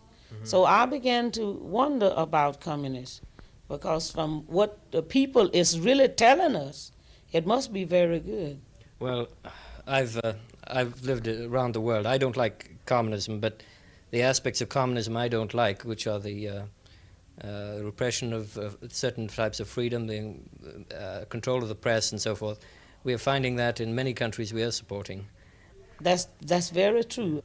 What about questions like nuclear disarmament? Has the party come out with any positions on this? Not so far. Not on NATO? No, we hadn't come out with no policy. Yeah. What about, does this include domestic legislation, for instance, on health? Now, I'm from Britain, and in Britain we regard it as a right that everyone, whatever his means, should have medical care as much as he needs and the best available. Without thought of cost. The doctors and patients don't have to think of the money. Is this yes, anything that appeals to you? We have. Well, I don't know how far this will go, but we push for medical care, because not only can aged people be sick without money, but young people can be sick without money. And I think any person that needs medical care should be, treated. Do you have any feelings about the ownership of industry or anything? Is there any policy on this? Have you taken any positions on this? The industry being in the state of Mississippi? Well, in the state or nationwide. Have they got any theories about economic structures in society, about whether something should be nationalized or made into cooperatives? Or? Yes, we are talking about that. In fact, now, one of the young men that have been working for us is... you're bringing out something that's called Bricks for Freedom, and if we can get help with this, we'll have people trained to make bricks and also concrete, and then real contractors to teach these people. And if this government is going to do anything for the poverty-stricken people, it will be time for them to invest some money in, and these people can be paid as they be trained to work, and can build their own homes, that will be a decent place to live in instead of the present condition of the homes that we live in now. I noticed for the past 5 or 6 months, to keep the news of the Freedom Democrat Party, from being in the light of people, for people to really know what the Freedom Democrat Party purpose is and what it's doing.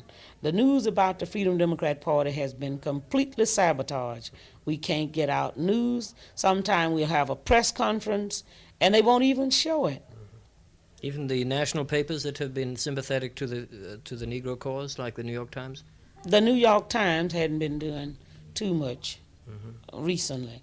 I don't know from what source they're getting pressure, but I think somewhere along the line they are being pressured, and I know we are not getting the news that we, at the beginning, like in Atlantic City in 1964, the news media was almost run over you to see what the Freedom Democrat Party had to say.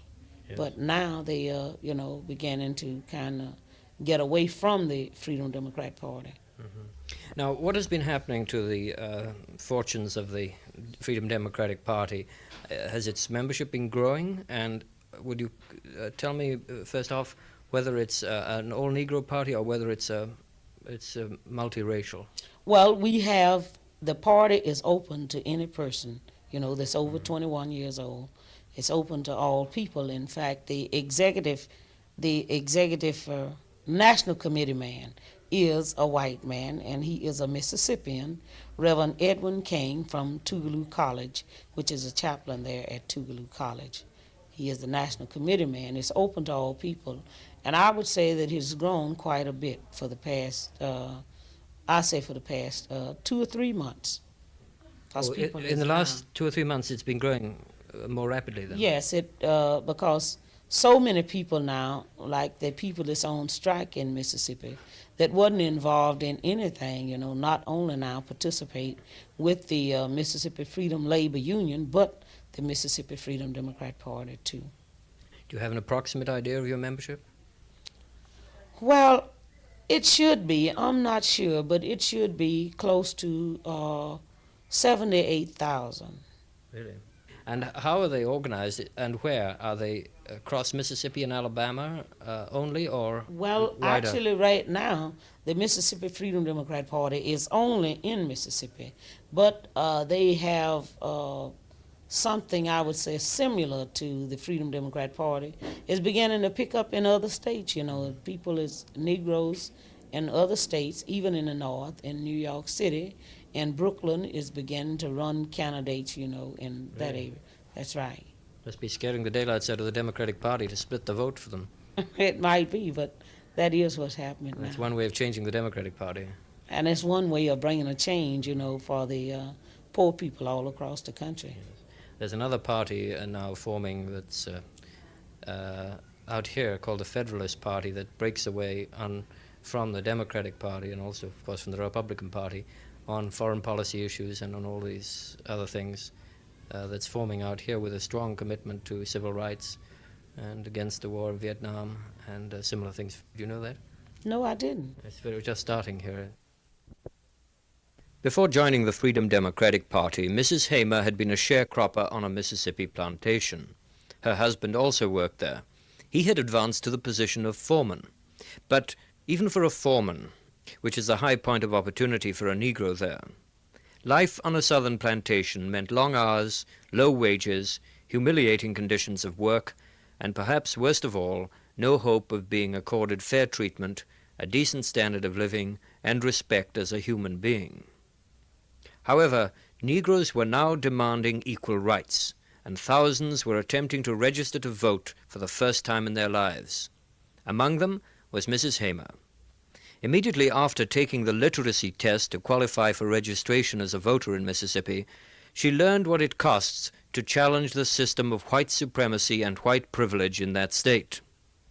I was forced away from the plantation because I wouldn't go back and withdraw, my literacy test after I had tried to take it. I wouldn't go back, and I had to leave, and my husband was forced to stay on this plantation until after the harvest season was over, and then the man that we had worked for, he'd taken the car, and most of the few things we had been stolen, and I've been in jail, and I've been beat.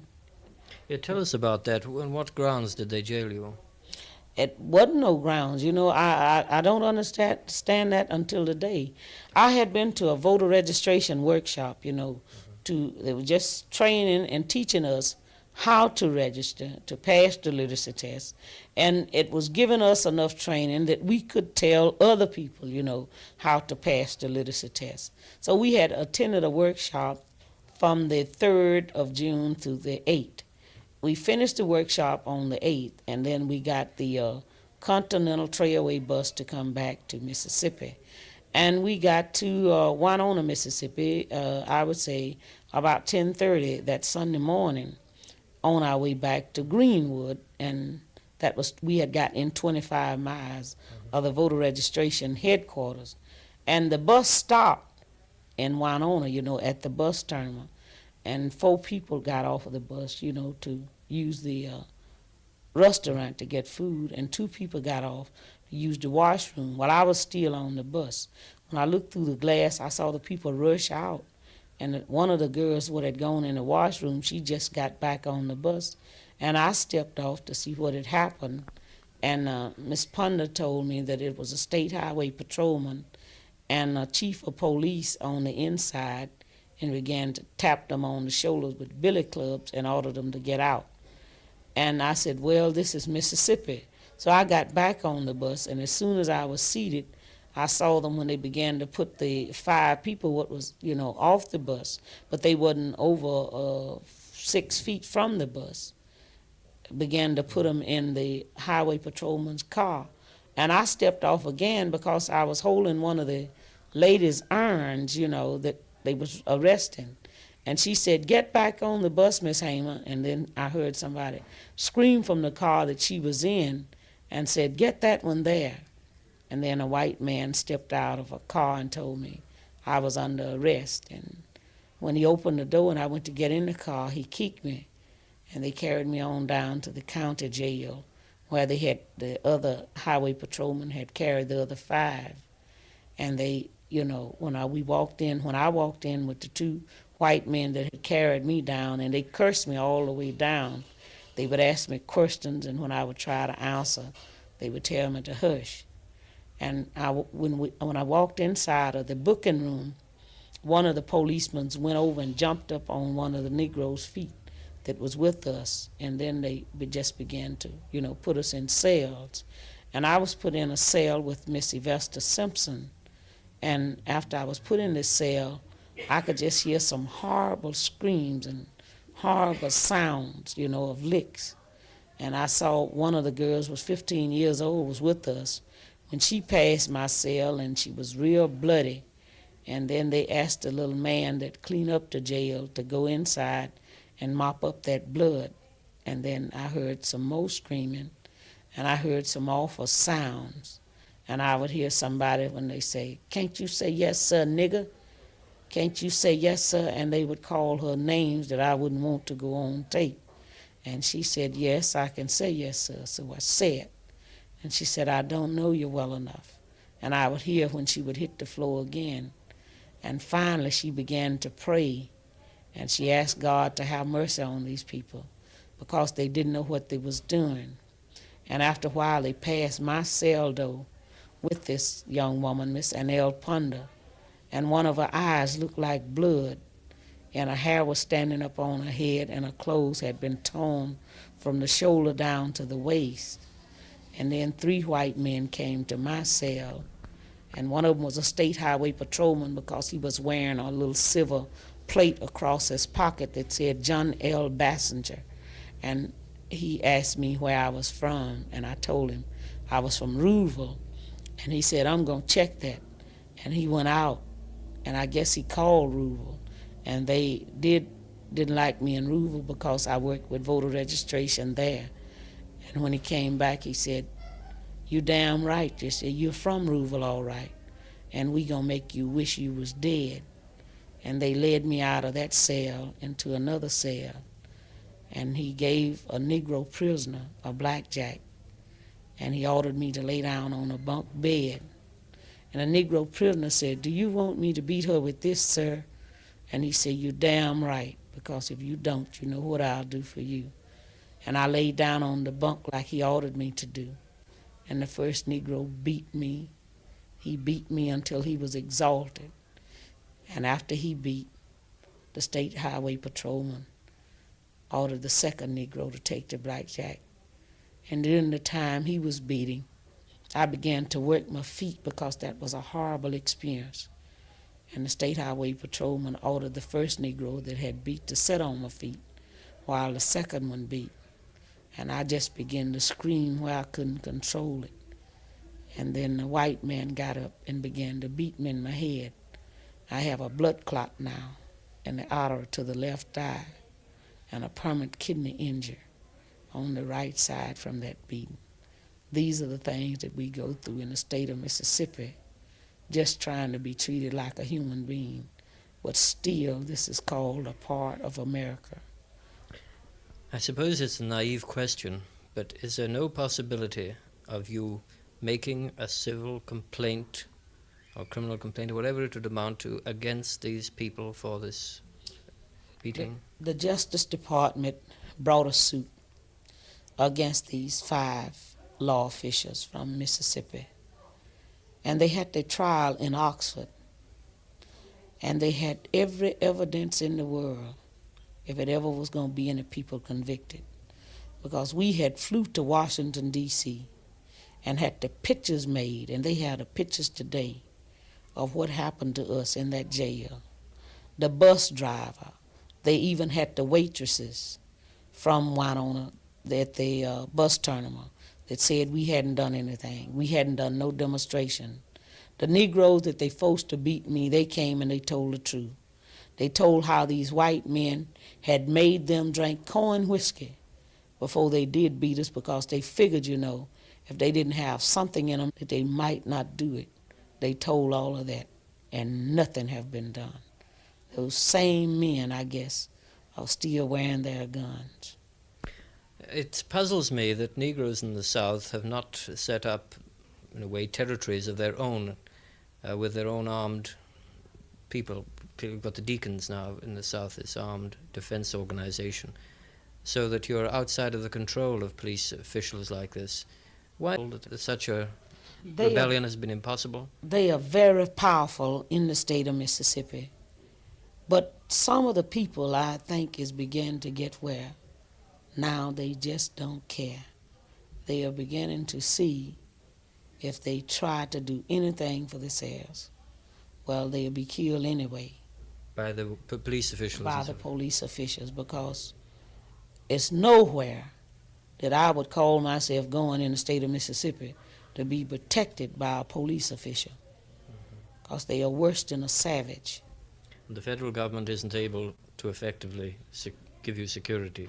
No, because as you know, the 3 civil rights workers that was murdered in Mississippi, they said their civil rights hadn't been violated, but they are dead.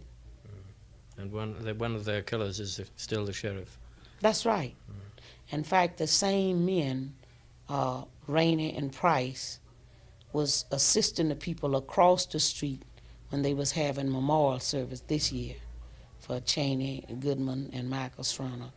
And Michael Stroner was a Jewish person, but he was one of the greatest men I ever met. You knew him? I knew him very well, and his wife, Rita.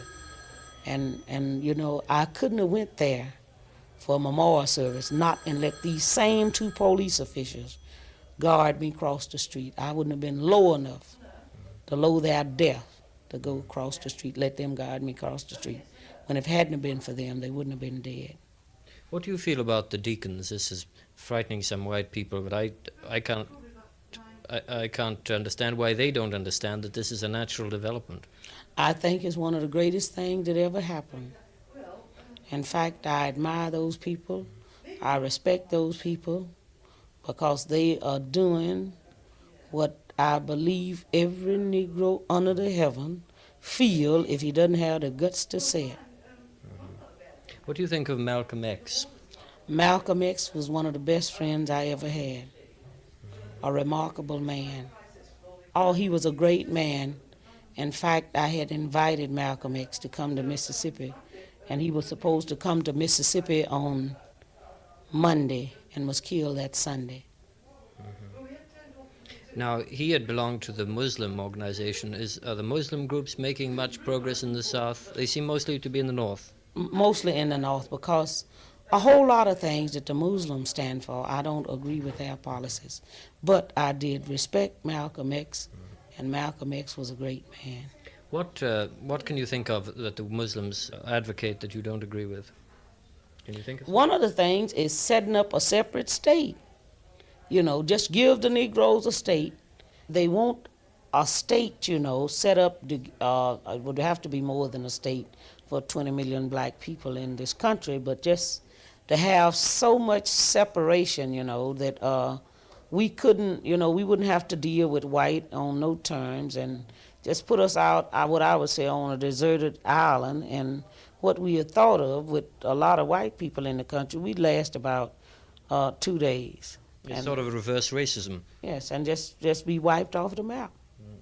Because, you see, I take this stand that I don't see all people as bad. If we didn't have some good white people, it wouldn't be anybody standing up, trying to help bring about a change and make things better, not only for the Negro, but it will benefit every human being in this country if we were just freed.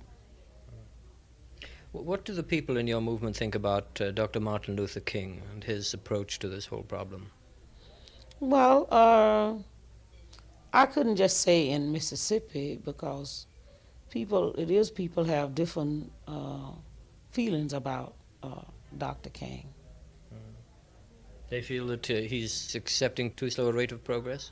Well, to me, it is somewhat slow, but Dr. King's organization do have some great people, like Mrs. Septipa P. Clark that wrote the book Echoes in My Soul, is a great woman, and there's quite a few other people that I admire in the Southern Christian Leadership Conference and respect.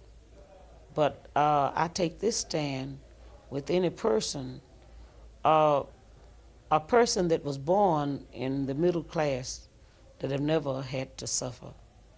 He can afford to take things maybe easier than I can, and all I've ever done was suffered, you see. And in fact, a person that's born in the middle class and have always had things somewhat decent, he can't make a decision for me because he actually don't know how I feel.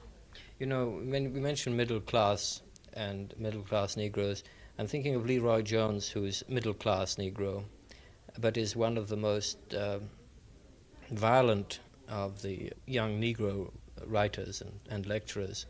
How do your people feel about him? Well, in Mississippi, it's not too many people know Leroy Jones, although I know Leroy Jones. But it's a wonder every Negro in the United States didn't feel exactly like Leroy Jones. It's enough to have happened to us that we should all, if we wanted to feel like that. But I've never been, my parent brought me up as Christian people, and I believe strongly in Christianity. And to me, if I hate you because you hate me, I'm no better than you are. And I don't hate a person because they hate me. I'll try to free that person too. Are there any people you see among the people who are speaking for the Negro, apart from the people you've mentioned in your own organization, for instance, Louis Lomax or James Baldwin, or people like that, that you regard as being significant now for the future? Yes, I think James Baldwin is a great man. I have great respect for James Baldwin. Are you hopeful of the future for your party, politically? Yes, I'm hopeful for the future of this party because all across this country, we have young people that's very aware of what's going on in this country. Your membership is largely young people, is it? In the state, members of the Freedom Democrat Party will have to be 21.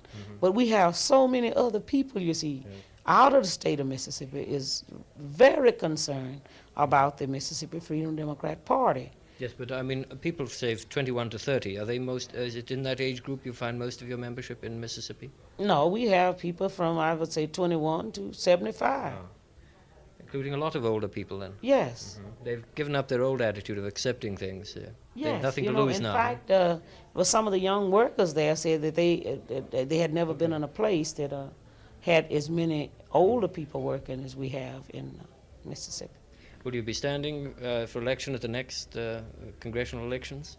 Well, we plan to run people, In fact, we have people in Sunflower County where I live, as we hope to run for circuit clerk in Sunflower County, and we will be having people to run all over the state for state election, county, on up to the United States representative and senators too. I suppose money is always a problem. Oh, money is always a problem. More than for the other parties, though. Yes. Do you find you can get space in the newspapers and radio stations? And we hope to have, if we have enough money. We don't always have enough money, but we've been broke all our lives, so we go sometime without it, Mrs. Hamer, I must let you get back to your friends. Thank you very much indeed. You're welcome, and thank you.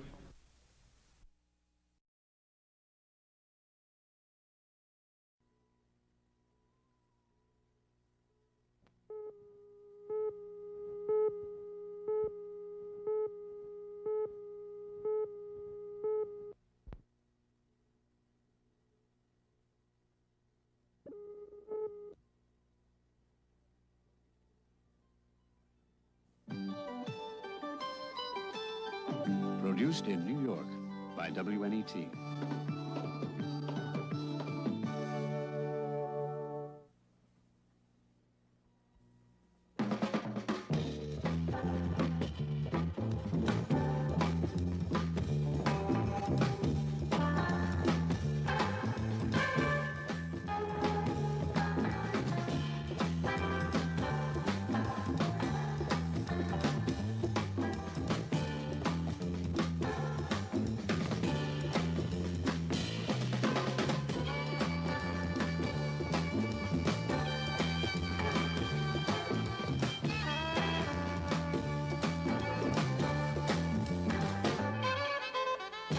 Black Journal is an on-the-air magazine reporting on the personalities, ideas, and issues that affect Black America. It attempts to achieve balance by reporting from a Black perspective.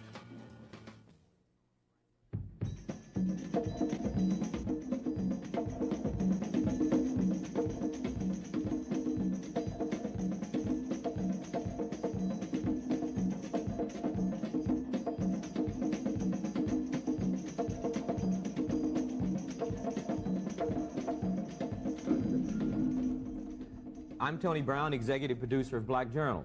Welcome to Black Leaders 73.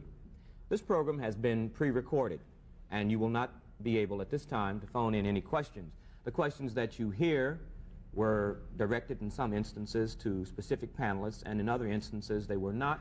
Some of the panelists had not been advertised, and we do not have a number of questions for them. However, they have been encouraged to answer any questions, no matter to whom they are directed.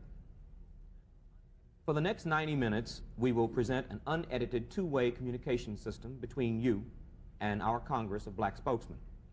We will be using television as an instrument of positive social reform, allowing Black America to question members of her leadership and make herself heard collectively. Our guests are Judge William Booth, President, American Committee on Africa; Hayward Burns, National Director, National Conference of Black Lawyers; Berkeley Burrell, President, National Business League; Stokely Carmichael, All African People's Revolutionary Party; Angela Davis, National United Committee to Free All Political Prisoners; Fannie Lou Hamer, Director, Mississippi Freedom Farm Corporation; Nelson Johnson, National Chairman, Youth Organization for Black Unity; William Lucy, International Secretary-Treasurer, American Federation of Federal, State, County, and Municipal Employees, and the Chairman of the Steering Committee of the Coalition of Black Trade Unionists; the Honorable Percy Sutton, President of the Borough of Manhattan; the Honorable Louis Stokes, Democrat of Ohio and Chairman of the Congressional Black Caucus;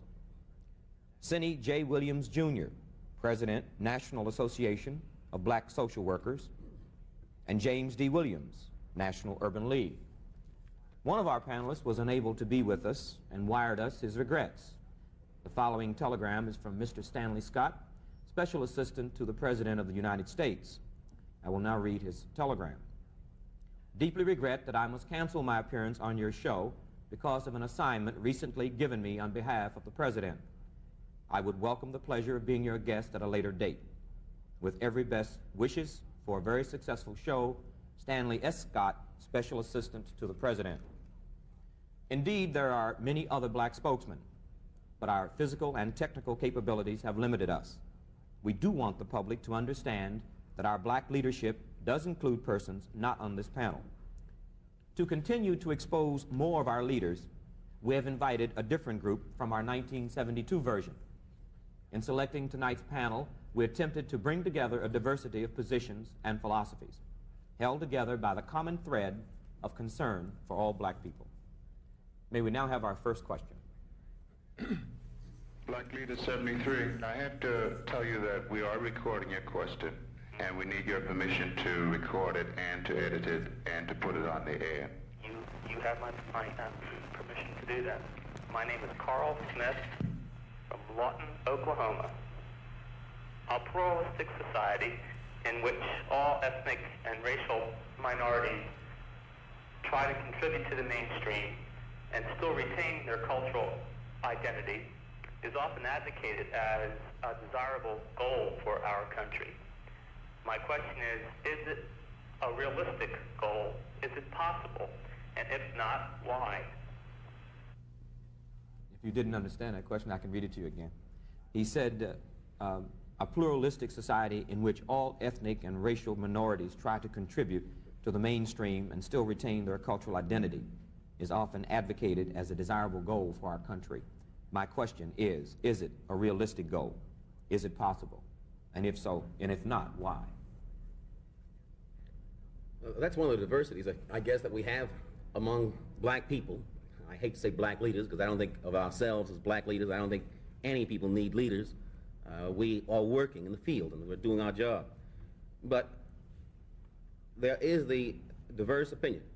Some folks believe that you can work within the system and you can make the system work for you. Others believe you can't work within the system, you've got to have something else. I happen to be one of those who believes that although we have not progressed as we should have, and that the great masses of the people have not at all been able to use their inert talents, the talents they've got and that have been hidden by reason of cultural bias and examinations and all the rest that's happened to us through the years, that although the masses of the people have not tasted the success that is available here in this country, still I believe that it is possible, if I didn't believe it was possible, to work within the system and to retain my own cultural identity in spite of what's happening. I would have to give up my job. I'd have to give up my various positions and organizations that I belong to. I'd have to say, well, down with all organizations connected with this government. But I look upon this government as being one of men who can be changed if there's enough pressure put upon them, and if the numbers that we've got together, that black people have and related people have in this country, we put our numbers together, we can overcome the forces against us. Otherwise, I couldn't exist in this country that way. I would think that what our brother Judge Booth said is correct.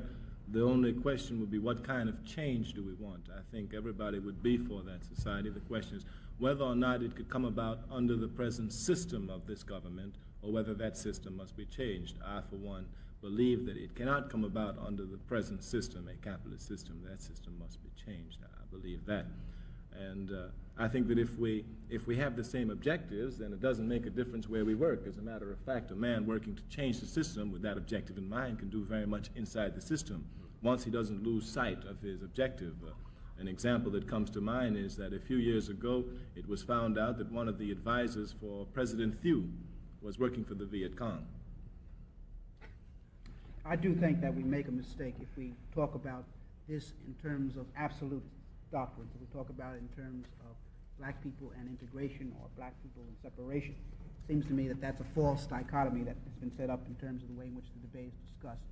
The real issue I feel for black people is one of empowerment and one of redefinition of the way in which black and white people are interacting in society. I feel that's what we must be about. Well, I think that if you consider the fact that this system, this capitalist system under which we're living today, is designed in such a way that nobody except a privileged few can attempt to express themselves or contribute to anything, there's no doubt about the fact that we have to talk about revolutionizing the system before anybody can live in any kind of human fashion together. I would just like to point out the fact that I have seen with my eyes societies where people of different colors have learned how to live together, each maintaining their own cultural identity, but each fighting to build and to continue to construct a socialist revolution together. I was in Cuba not very long ago, and I saw with my own eyes how black people, brown people, and white people have reached the point where they can work in harmony towards the building of a socialist society. Any other responses? Let me just maybe add to what Brother Brown said over there just a moment ago. I think the key question is that certainly it's a good idea to work toward a total input by all, I suppose, ethnic groups in our society, blacks and what have you. But the key thing is whether or not you have a sufficient amount of power within yourself to affect the system when the system is working against your vested interest. In school some years ago, we were taught to think of America as a melting pot, and I think the current administration has proven that there are ethnics who are unmeltable, because even though they are invisible, they are still there to identify with their own vested interests as a people. I think as black people, we've got to become concerned, first of all, with what our vested interest is in either preserving the system or changing the system. And once we make that determination, then the direction that we have to take is clear for us. For instance, if you look at the various arms or branches of government, they represent different interests, yet there is none that represents our interests. For instance, the business interest is represented by a branch. You will never find that branch, going contrary to what the interest of business happens to be. Yet there's the labor interest, and only here lately have we found some differences there.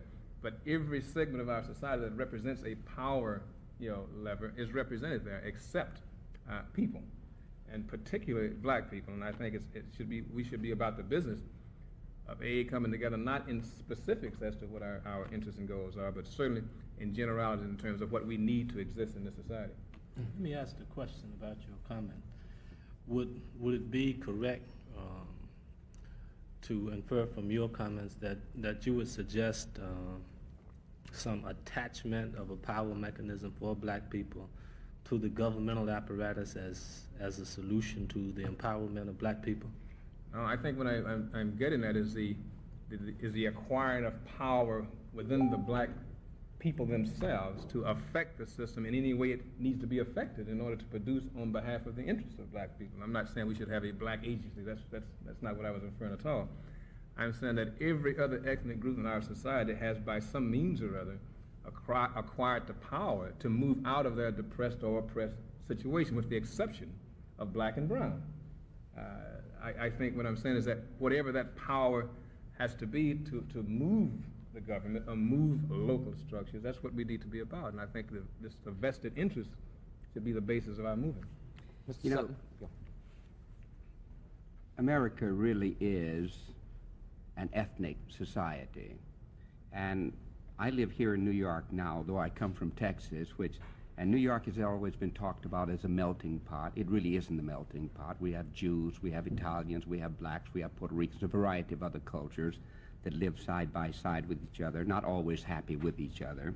But if we're talking about change, whether it's a change of the style of the government or an absolute change in the nature of the government to a socialist society or whatever other society, I think a thing that is fundamental to it, if we as black people are going to talk about change, one of the first things we need to do is develop some unity within ourselves. Now, that doesn't mean that all black people have to speak the same language or have the same philosophy, but we have to learn to communicate, and I think we are, in a large measure, learning to communicate with each other.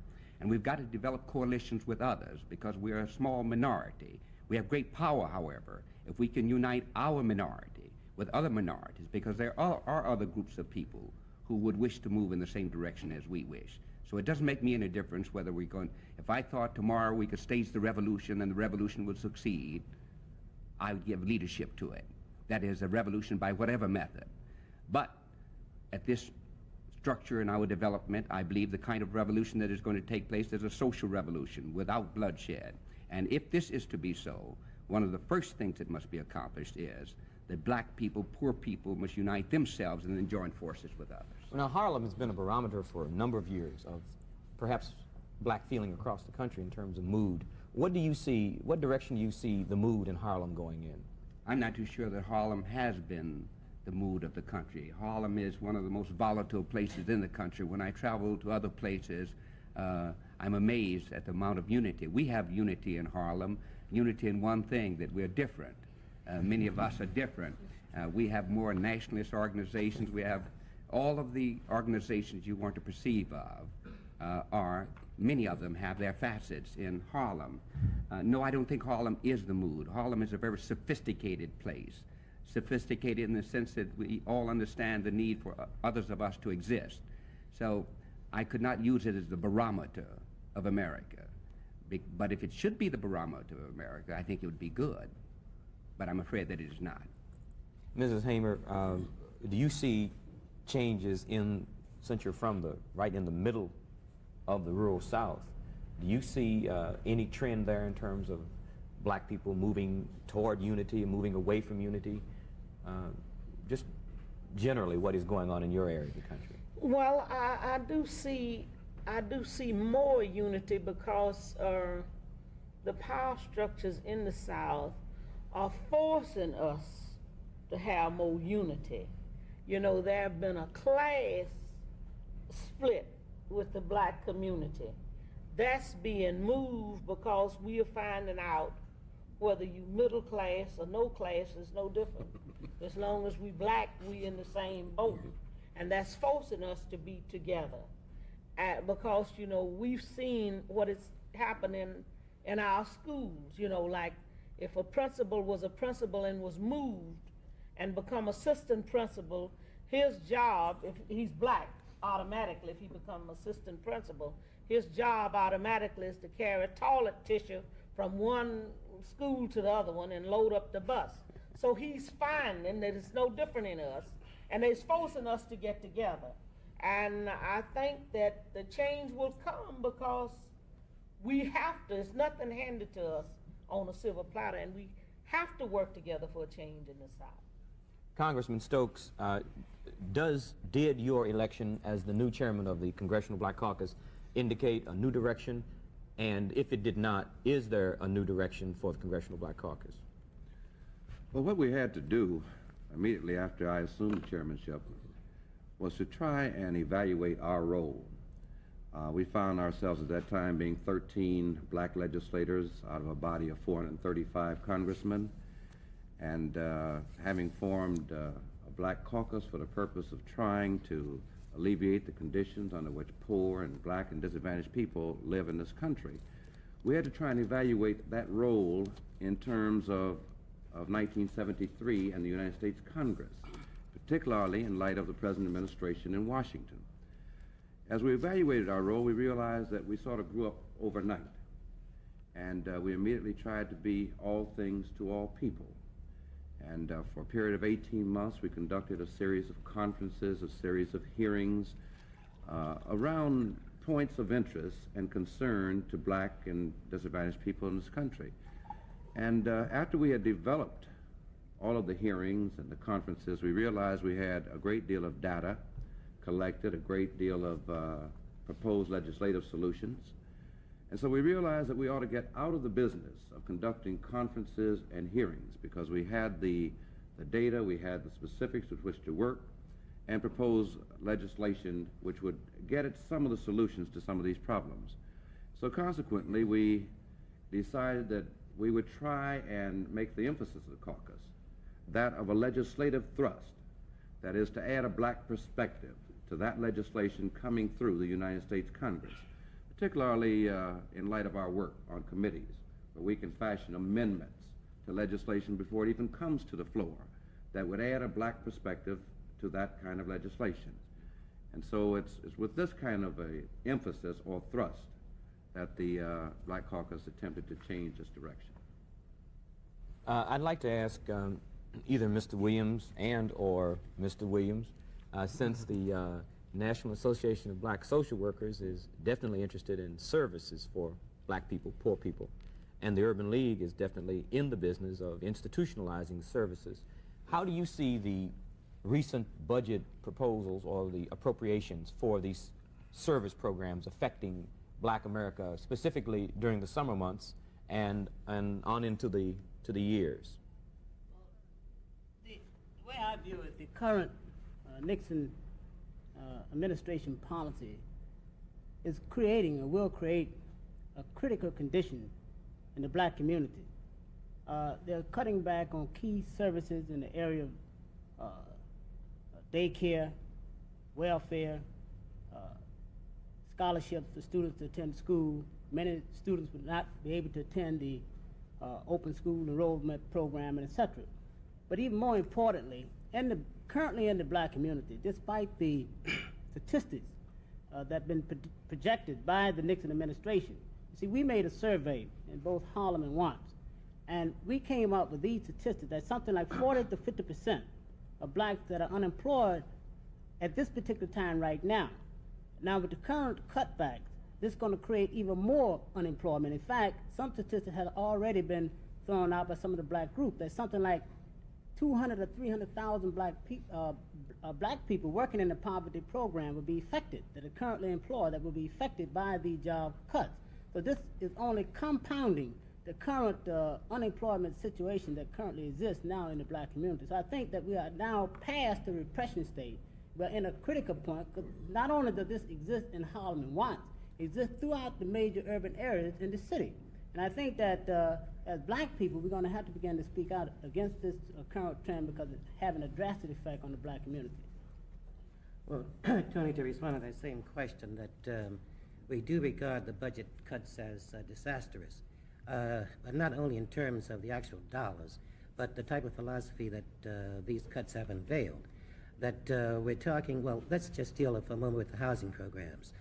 We have to admit that some of those programs did not work. But some of those programs did not work because there was fraud involving government agencies, involving the private sector of the country. So what happens? The programs are cut out and the poor people are penalized. In other words, that we are being victimized because someone else has victimized us. And the whole question of the cuts deals with the type of philosophy that says the country has done enough for poor people, so now we'll move on to something else. That we can abolish poverty with the stroke of a pen. And so therefore that these programs are no longer needed. And anyone that needs these programs are really freeloaders whom we can do without. So we deal not only with the question of the dollar amounts, but the question of the type of philosophy that's trying to, well, that is being exemplified in this type of approach to the budget. So I think that that's the main thing. Thank you. I just want to make one point about the whole budget cutback thing, as we see it. And I think, again, we see a rather magnificent PR game being done by the Nixon administration, because the nation as a whole assumes that the cuts that are taking place are, one, to eliminate black people from the rolls, from the welfare rolls, to make life easier for the taxpayers out in the hinterland. But if you really track the statistics and see exactly who is benefiting from the programs that goes down, you will find that generally 2/3 of the people who receive benefits are white, and the other 1/3 being black. In terms of those who are receiving direct public aid or public assistance, you will find that the number increases to something like 1 out of 4. And I'm not a social worker, but just the pure and simple numbers indicate that. What has happened is that out in the Midwest, where it's becoming acceptable now to assume that discrimination is a way of life, the administration has convinced people that what we are doing is keeping your taxes down, keeping those programs, we're taking those programs out, rather, that have contributed to the inflation and all this other foolishness. I think what we have to do, and I think there's a tragedy that some of the so-called liberals who have participated in these discussions before are not speaking out on the issue now, but it's being left to black leadership to deal with the whole question of budget cutbacks. And I think that there's a real need to raise the level of awareness across the country, because we even got some black folks who are talking about, yeah, well, we should be phasing down these things. Phasing down got nothing to do with it. If you cut back on the social program, at the same time increase the defense budget, when we're supposed to be winding down our involvement in Southeast Asia, there's something out of balance there. And Tony, I don't think, let me just piggyback what Bill Lucy said. We should not have a discussion, there should never be a discussion of welfare without some explanation to the public of what welfare really is. Lockheed is getting welfare. People who live in the suburbs, Penn Central is getting welfare. We pay taxes. Pardon me? We pay taxes. Exactly. We pay taxes. They're not only getting welfare, but not paying any taxes. But when they get it, it is called a subsidy. And of course, we could go along and give a really description to all of the things that are being done by our federal government, both here in America and abroad, that are in fact welfare. But Mr. Nixon and his crew are not talking about eliminating any of that. They're talking about expanding that. Well, let me ask this. In his explanation, as far as he's gone to date, President Nixon, when he appeared on television explaining the Watergate situation as he saw it, did you sense that he was implying a reordering, a restructuring of priorities? When he discussed, didn't he say something to the effect that he was going to be a little more sensitive? No, you want to know what I sensed? I sensed that there was a desperate man trying to cop a plea, and then he even said a prayer for us at the end of it. No, I didn't sense that he was talking about reordering priorities. I sensed that he was trying to get through a very bad night. And I think also that the critical thing about that performance was that he never really got to the substance of what they're dealing with. That what we got was a lot of rhetoric, a lot of waving of the flag, and then you're supposed to go away feeling that Watergate is just going to disappear. And I think that it was an unfair trick to play on the American public. Well, you know, we are. It's one thing, I'm sorry, it's one thing, that is the only president in the history of my time, and I'm 56, that can talk an hour and never say nothing. But we also have to ask ourselves what the real meaning of that Watergate affair is. And I think it's important, especially for those of us who are here this afternoon, to recognize that if the Republican Party will go that far to sabotage the Democratic Party, to sabotage that kind of opposition, what have we already been experiencing insofar as repression is concerned, and what will we as black people have to face in the future? Because there are many of us who feel that not only the Republican Party, but the Democratic Party as well is committed to upholding a system of exploitation and racism. If you look at the McGovern campaign, McGovern didn't even raise the question of racism, and he was supposed to be the far left wing of the Democratic Party. So I think it's important to see this Watergate scandal as being an indication of the real threat of fascism. And I think, I think that's what it is an indication of the lawlessness of law officials and the abuses of state power at the highest level. You have to take it beyond the particular example, as Ms. Davis said, of Watergate, to understand what's going on at all levels in our society as far as abuses of power by the government is concerned, particularly in political areas. If they're doing this against the established opposition, what are they doing against black people? What are they doing against political activists? What is happening with the statutes that are being passed and the people who are being appointed to the courts, the decisions the courts are rendering? What's happening at the street level in terms of the administration of justice? Then you get the full impact of just how lawless these people are, who are supposedly in charge of administering the law. When you look at the statutes the Congress has been passing, preventive detention, you see the no-knock, you see the stop and frisk, you see the Interstate Riot Act.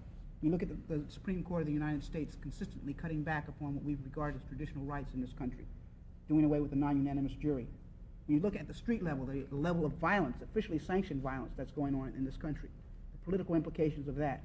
Look at what happened at Kent State, and Orangeburg, Jackson State, Southern University, at Attica where 43 people were killed.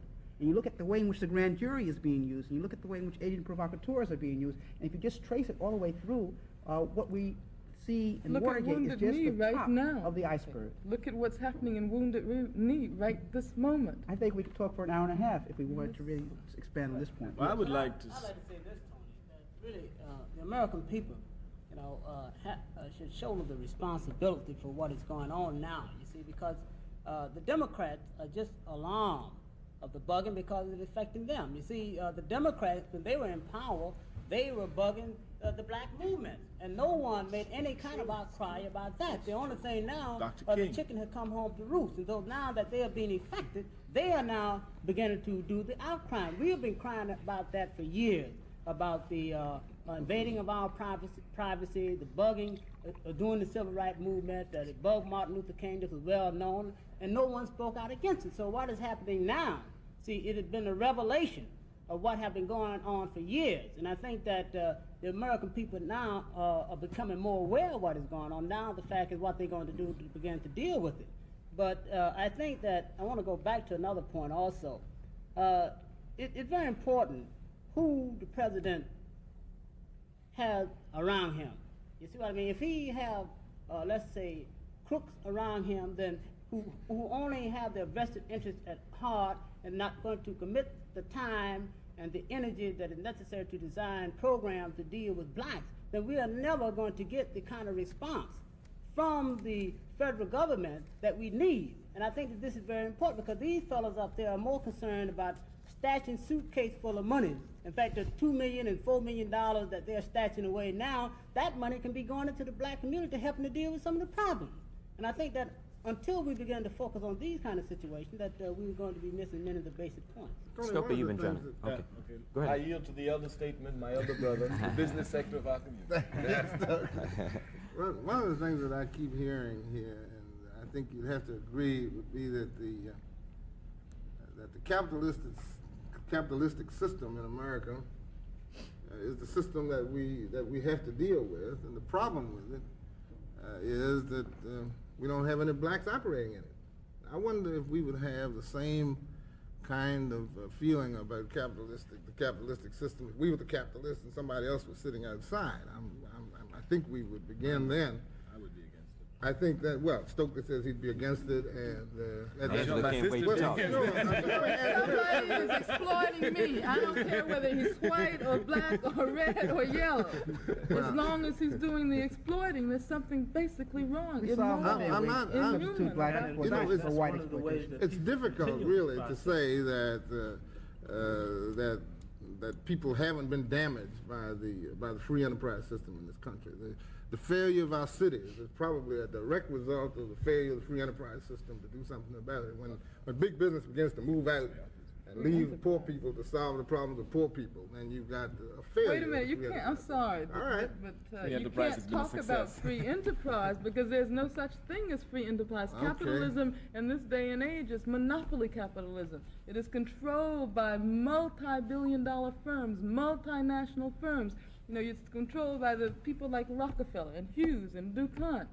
Now, there's a real difference between those folks and the black man or woman who decides to open up a grocery store on the corner. That is not capitalism. But Richard Nixon has been trying to convince us that all we have to do is to get a little grocery store on the corner, and then all of a sudden we're black capitalists. Well, if that's what Richard Nixon says, and I disagree with him, I'm not interested in small business as in those constructs. Because it's amazing when somebody says business and the person who's black is talking about it, immediately it conjures up a little corner drugstore or a grocery store or something. I wonder why it doesn't conjure up General Motors for me. It's not possible for you. Well, I don't know whether it is or not. I guess I'll quit working if you're convinced that that's true. But I look at all the people around here, and we've got some organizational petitions that kind of keep us from operating together to change the system that we're also convinced ought to be changed. When I ride in an airplane and look down and I see everybody protecting their turf, the National this is protecting its turf, these are all black groups, anything national is black, you know, National Association of Real Estate Brokers, the National Association of Funeral Directors, the National Insurance Association, they're all black. The white one's all American. It's white. The white one's all American. I don't know how that happens. That's because we know our nationalism. Well, but the point I make is when I look down from an airplane and I see each one of us as organizational heads protecting our turf, I said, what the heck? We aren't protecting our turf, it's their turf. We don't have any turf. So if we don't finally come together to get a piece of the turf, then we aren't going to have any turf to protect. And I think it is possible if we begin to talk about ways of changing that. Stokely and then Nelson. Well, I think that the real question is that people are not clear on capitalism because capitalism is a very vicious system, but what it does is it embroideries its viciousness with all sorts of elusive terms. For example, many of us would support capitalism because we actually believe that in a capitalist system, there's a chance for us to get the same amount of money as Rockefeller gets because we're told that under capitalism there is equality of opportunity. So that we feel that if this year we didn't make as much as Rockefeller made, then we got to work a little bit harder, and next year we're going to make it. But if we carefully examine a capitalist system, we will see that it's based on exploitation because the viciousness of capitalism and the reason why once black people examined we can never be for it is that under a capitalist system, the fruits of those who labor are enjoyed by somebody else.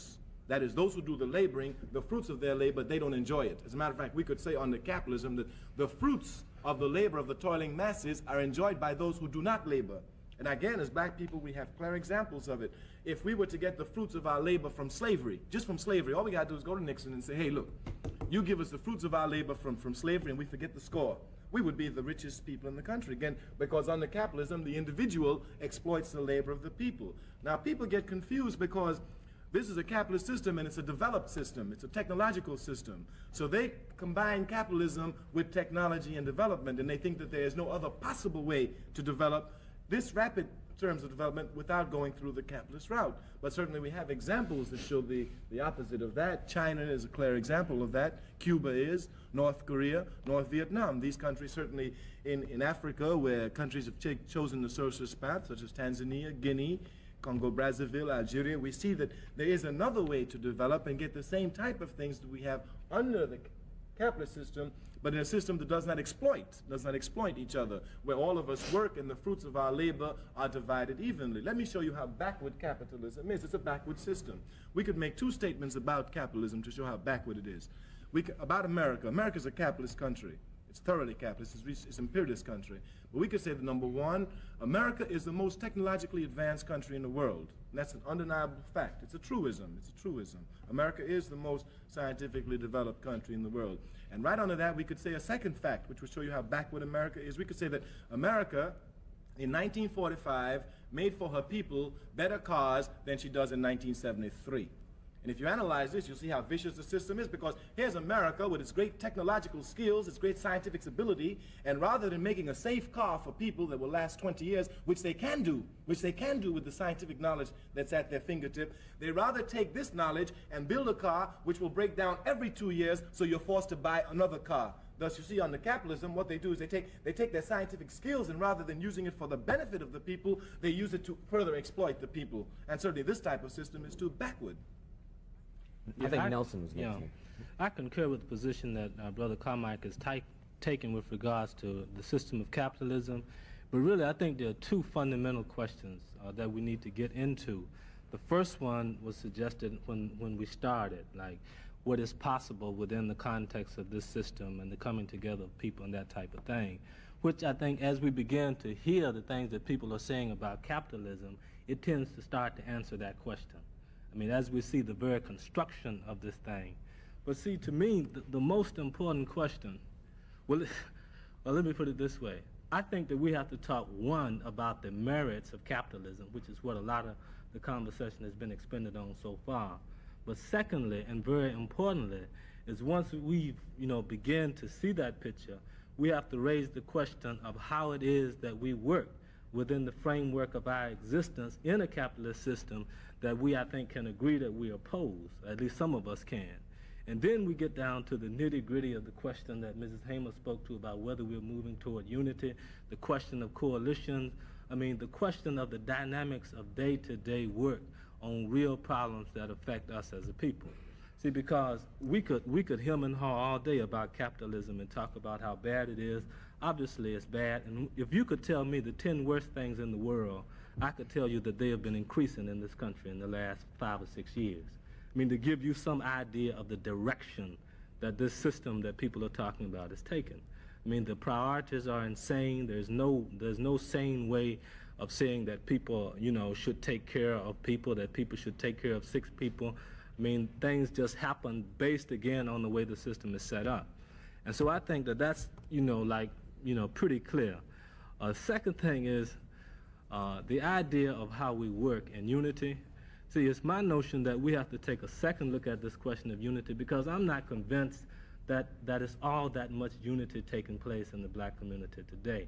In fact, what you see on the one hand is a uniting of certain people who are beginning to agree on a direction to take. And at the same time, you're seeing the uniting of black people who are taking another direction. Within the context of this system and within the context of our own communities. And in fact, you talk about the people being confused. Well, a lot of times the people wouldn't be quite so confused unless they heard a lot of the things that we're saying to them. Those of us who are supposed to be leaders, or at least those who put themselves in the position to say things to a lot of people. And you get more and more in the movement kind of a decay of a real quality of honestness. You get jingoism, you get all kinds of performances. And these kind of things are put out against the background of the deteriorating situation that we're in. And that doesn't really offer any explanation to people. But then on the other hand, you have a group of people beginning to address the question differently and to begin to see things like, you could just list the problems, the problem of jobs, the problem of education, and begin to draw some concrete analysis of that and outline some specific kinds of ways that people begin to function. So I just wanted to point out that you're really talking about two. One, capitalism, but two, and importantly, we haven't done anything to denounce capitalism unless we are able to devise some sensible way for us to organize ourselves to resist it. Not true. We have. The largest ethnic group to condemn Nixon were black people. We've always been in the vanguard. We do that all the time. But there's a second dimension to what I was raising. Mm-hmm. That's the one you didn't address. No, but I think we must see it positive, because I think it's undeniable that the desire for unity is more intense in the black community today than it was yesterday, and will be more intense tomorrow. We must always see our movement as a progression. We understand there are negative factors in it, but we must look at the positive. We are more united. Have to address the negatives in order to rectify them. Understood, but I don't think that we can sit here and say that unity is growing without ourselves addressing some of the factors that explain the disunity. But it is growing.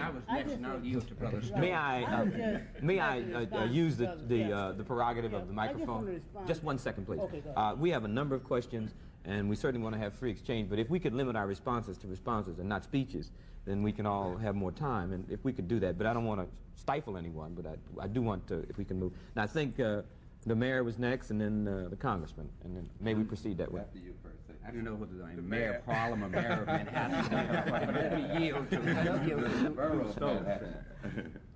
Lou, go ahead. Go ahead. Let me just say this. I really do not see it as being a question of capitalism versus communism, or socialism, or any other form of government. I think we have to be pragmatic about what we're talking about. You're talking about living under a system that is committed to capitalism. It's not going to change to communism or socialism or any other form of government.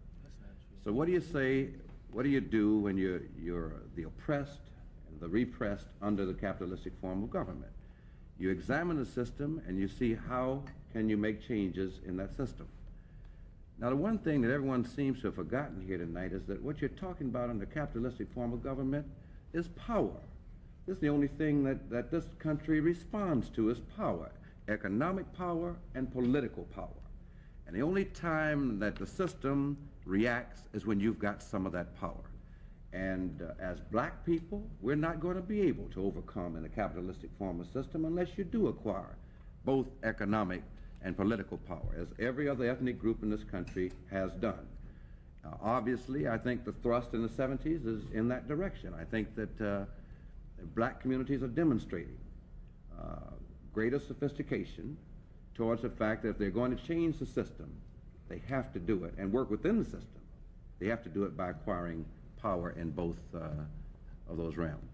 There's no question about the necessity of power to do anything. I mean, it's axiomatic. I mean, if we're talking about doing anything, I think the question is that the interest in which the power is addressed has to be a little bit more precisely defined. Even within the context of our own community and the use of that power by various groups within the community. I think there, again, we raise the essential question, because there is a degree of power that we have, and there's a good deal of disagreement over the way that power is being wielded.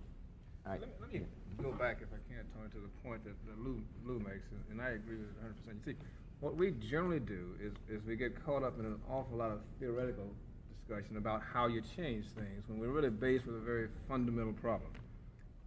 Whatever change is going to come about, it's going to take some time. And rather than getting involved in dealing with the hereafter, I think we've got to deal with the here and now. And that is the fact that most situations, if not all that we're dealing with, are economic situations in terms of black and poor people. Going back to the 60s, which so many participated in to bring about social change, which sort of made us legitimate people in the eyes of the law. Well, we've gone through that now, and we've got probably on the books as many rights as anybody else, except that we can't enjoy them by virtue of the fact that there's no economics in our pockets to allow us to do that. We can now go to the Waldorf, but we may not can buy none, which is sort of a non-plus kind of thing.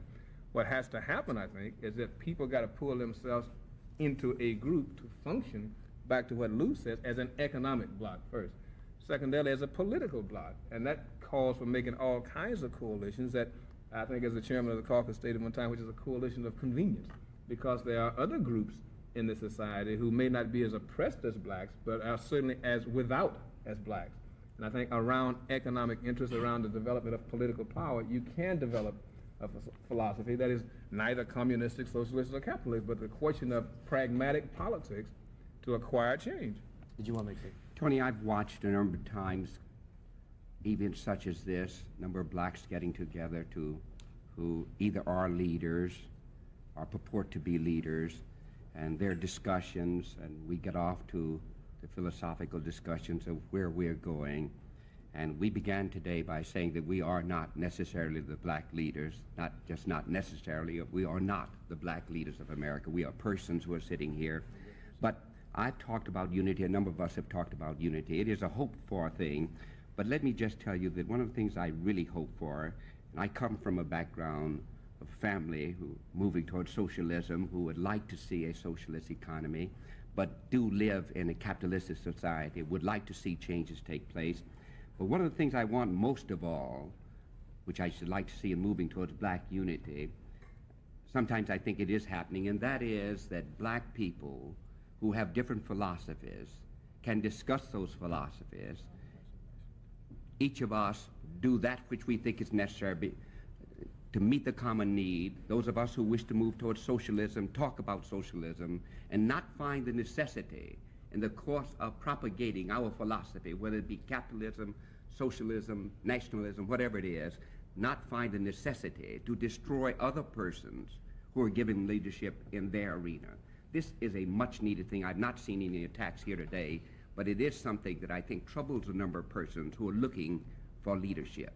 I will take one response from Mr. Williams, and then we'll have to move to the next question. Well, on the point that Percy was dealing with, the question of unity, that I'm firmly convinced that we run the danger of falling into a trick bag when we concentrate on, when we devote so much attention to what the white man has defined as unity, that it seems to me that we've got to define unity among ourselves. That, well, Berkeley can deal with one thing, that we'll deal with another thing. But I don't think that we have to get into the bag that we have one spokesman speaking for black people, two spokesmen, that each of us has to do our own thing. And the white community has yet not been able to deal with this. That they keep on asking what do black folks want. Well, I really don't know what all black folks want. I know what I want. But I think that we've got to realize that unity can exist at times, but it isn't necessary for all of us to be talking the same words, the same tone of voice all the time. That just won't work. And, that when we deal with that ourselves, that we can get it together. But if we fall in the bag that I've got to follow somebody because they're the leader, that's not going to work. Jimmy, you're not suggesting that I'm implying that no. We all ought to follow one leader. No, I'm not personally. Because I'm very annoyed by the suggestion that we ought to have one leader. That's right. Oh, I wouldn't be opposed to it now. I wouldn't be opposed to it. I would not be opposed to it. All America is Nixon and all China is Mao. I wouldn't be opposed to it at all if all Africa and all the people were one. Totally, as long as I could vote for who my leader would be. Oh, that's no problem, as long as he's representing the interests of the people. No, but I can vote for him also still. Yeah, you can vote for him. You can vote for him. But what we've seen, for example, in the electoral politics, how jive it is. Because we've just seen that Nixon has been elected because of maneuvering and tricks and a lot of nonsense. We've just seen that. So what I'm really talking about in the vote is the philosophical aspect. I understand. I'm really saying that I'll have some actual choice. But I'm not contrasting this with any other system. I know you will, because the reason is America always makes it look that if you have another system, you won't have these freedoms that America has. Freedom to vote, freedom to do this, freedom to do that. Freedom to starve and to suffer. Exactly. I was coming to the rest of those two. Thank you. All right, may we have the next question, please? The name is Diallo, D-I-A-L-L-O, Mahmoud, M-A-H-M-O-U-D. And I'm calling from Dartmouth College in Hanover, New Hampshire. And my question is to Stokely Carmichael, to Angela Davis, and to President Nixon's special advisor, whom I cannot recall the name. Okay. I want to know how they feel about psychiatrist Francis Weston's theory of... Excuse me, would you deposit $1.05 for the last 5 minutes? Okay, I will, please. Hello? Yes? Could you let me finish my question before? Capitalism. Well, we have to collect for 5 minutes. You're not being charged while I collect. Okay. Hey, what's that? $1.05. In Cuba, telephones are free. For those who haven't.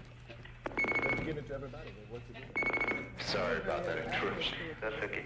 Diallo Mahmoud from Dartmouth College in Hanover, New Hampshire.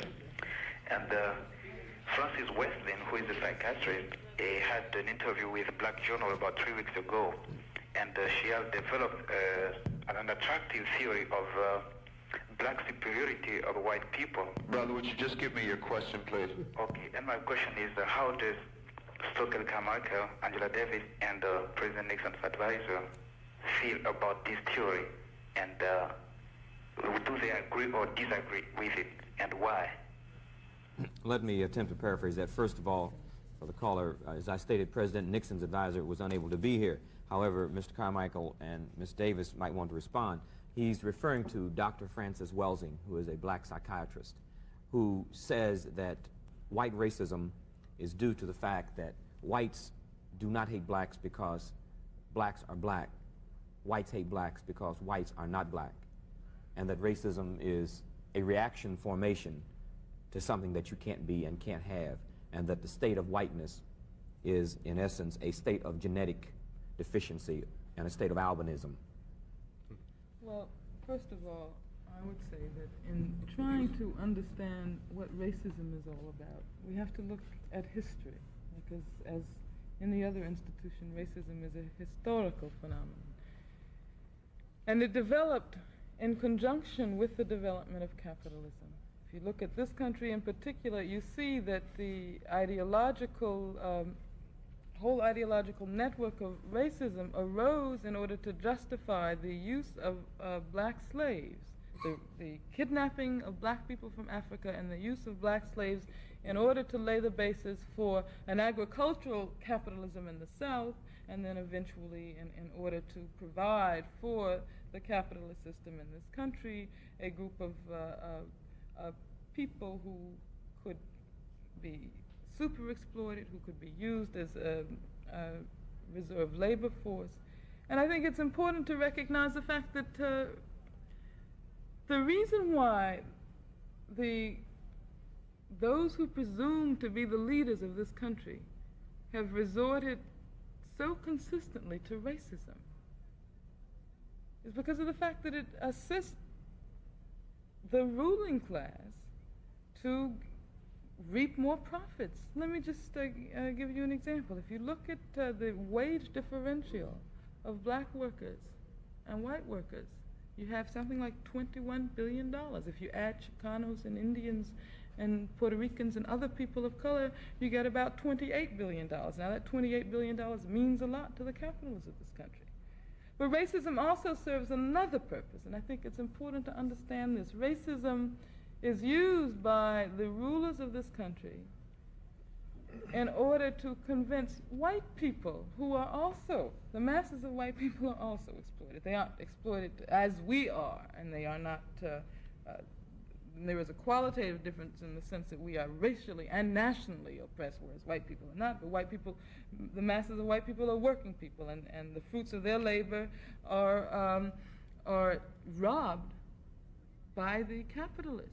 But you see, when the worker is focusing all of his attention, the white worker, on black people, and when he thinks that the reason why he is now unemployed is because of the fact that there's a system which gives black people in certain industries job priorities, and when Nixon and all of the others are able to sick white workers on black workers, then they have created a situation where the white worker is not even going to think about the fact that he's being exploited by the capitalists.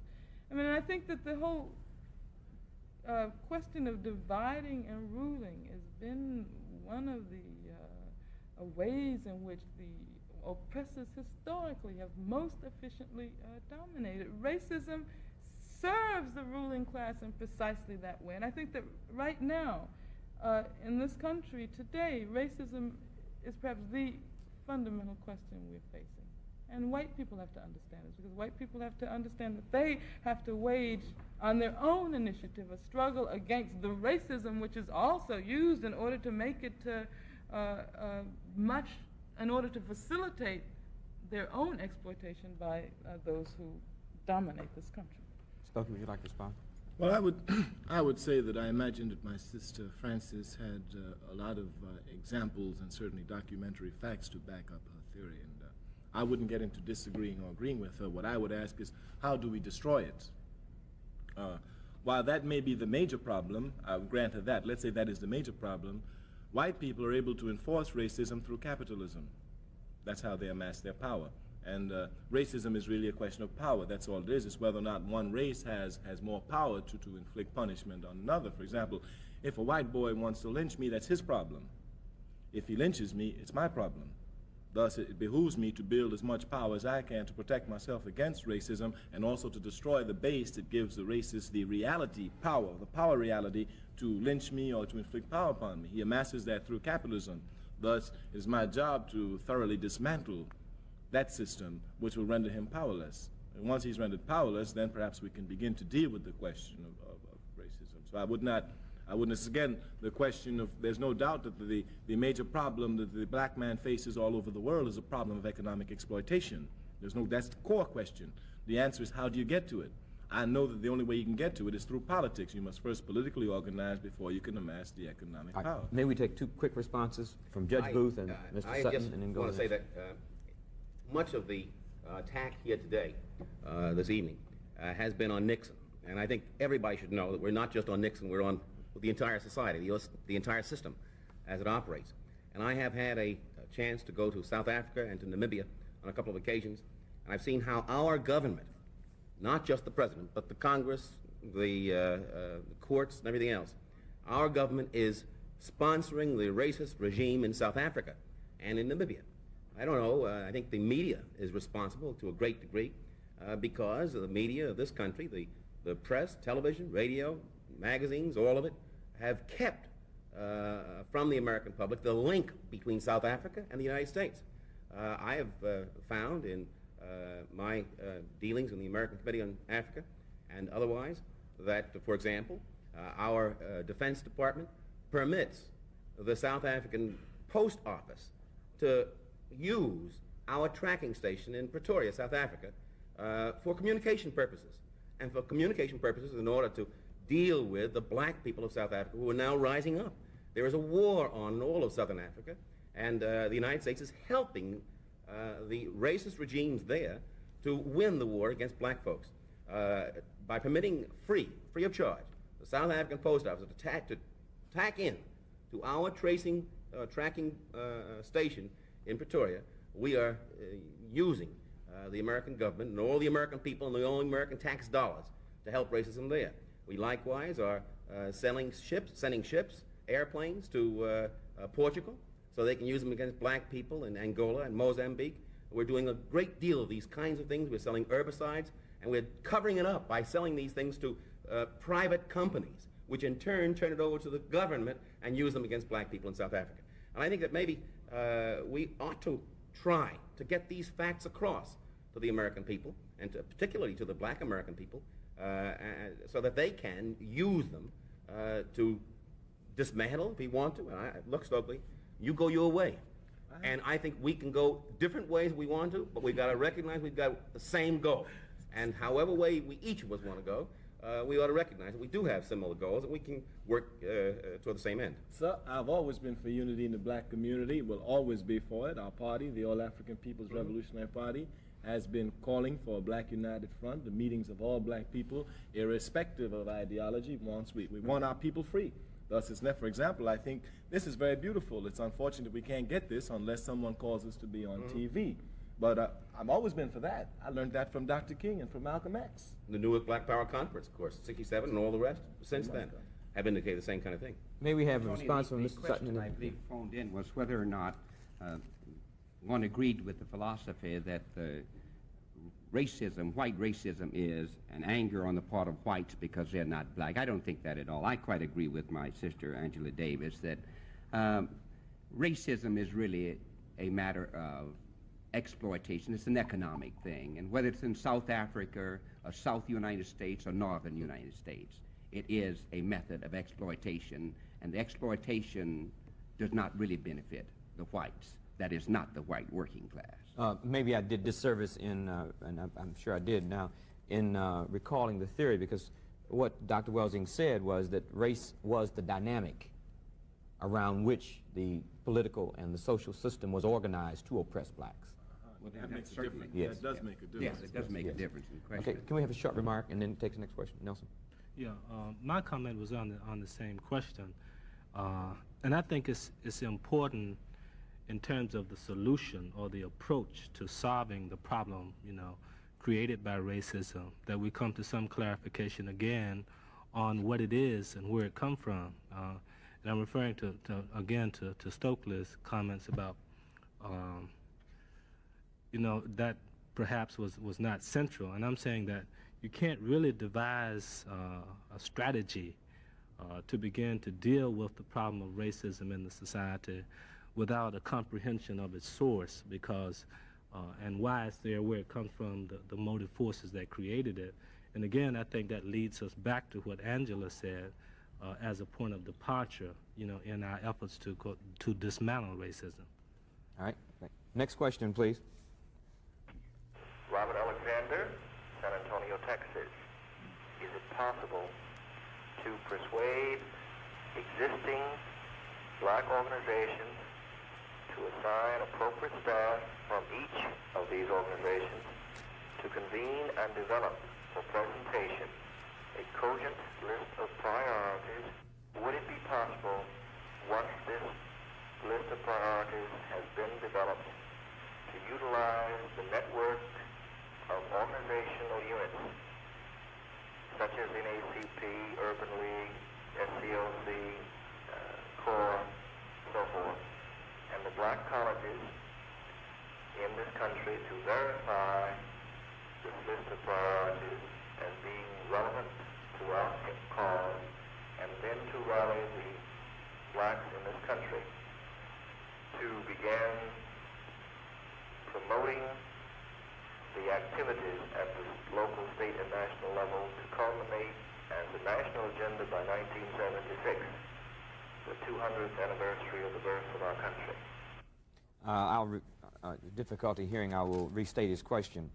Is it possible to persuade existing black organizations to assign appropriate staffs from each of these organizations to convene and develop for presentation a cogent list of priorities? Would it be possible, once this list of priorities has been developed, to utilize the network of organizational units such as NAACP, Urban League, SCLC, CORE, so forth, and the black colleges in this country to verify this list of priorities and being relevant to our cause, and then to rally the blacks in this country to begin promoting the activities at the local, state, and national levels to culminate as a national agenda by 1976, the 200th anniversary of the birth of our country? Congressman Stokes, would you stab at that? I think the gentleman's suggestion has merit. What he is, in effect, talking about is coalitions within the black community itself. When we talk politically, of being able to acquire a real political power, we talk in terms of coalitions, where you put white people, black people, Puerto Ricans, Chicanos, white liberals, poor whites all together, and through this process you acquire political power. And it seems to me that when you talk in terms of being able to form coalitions between the races, obviously you ought to be able to form a coalition within the race in terms of unity for the race. So I think the gentleman has merit, and that it could well be explored. Isn't that what we've been doing through the Leadership Conference on Civil Rights? Although it's kind of failed, it seems, in recent years. Also in the Black Political Assembly, and there are other attempts that have been made. I think what he's saying is that we've got to make it work, and that's our function. As I said, he's asking for something, I think, a little more sophisticated than what has presently been attempted, and that is to come up with the priorities and then put it in the hands of people who are professional thinkers, and then establish the priorities, and then come back to the leadership, organizational leadership, and have goals and objects for 1976 to some sophisticated solution. We've been having prepared since Niagara Conference to Gary. And I think the basic kinds of issues that the black and poor community is faced with, everybody accepts as priorities. So if we're talking about make that a national goal for 1976, they have been the national goal at least since I've understood. Well, are you satisfied with the implementation of these goals? No, absolutely not satisfied with the implementation, not even satisfied with the approach to them. What I think we should avoid doing, however, though, is getting ourselves in another study bag where we go back and come back with data and what have you, and we sit down and all agree that those are the problems. But he gives a cutoff date. He says 1976. I'd like to give tomorrow. There are very few holes in his question. My concern is that the cutoff date is yesterday or tomorrow. Well, in terms of realism, we have not solved our problems to this date, and he's asking for black leaders and black organizations to give him some plan and give him some date for completion of this work. Let me address one very important point, though. The Gary Convention came out with a set of listed priorities, whether we agreed or disagreed, those conditions existed in certain places.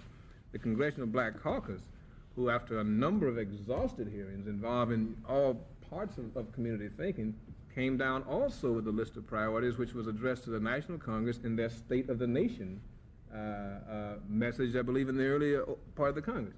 Now, anybody who takes a look at what was said there recognizes these to be problems. I don't see the need to have some sort of convening again of black leadership. Part of our problem, Tony, is that we traditionally convene leadership and forget to convene people. All right, let me be the devil's advocate. Here we are sitting, and perhaps some of you feel a little nervous about being called leaders, but you are, because the term has been stigmatized, and I can understand it. But let's be practical. Here is Mrs. Hamer, who is in the middle of Mississippi. They have a farm corporation. Their farmland, their cotton is underwater. They're starving. Now, what actually do organizations do specifically? 1, 2, 3, 4. Do you send 4 loaves of bread and two ham hocks? Do you go down and, I mean, in terms of saying, well, yes, our brothers and sisters in the rural South are starving. That's an abstract. Now, what do we do? How do we move from nothing to one? This is, I think, the substance of what this brother is asking.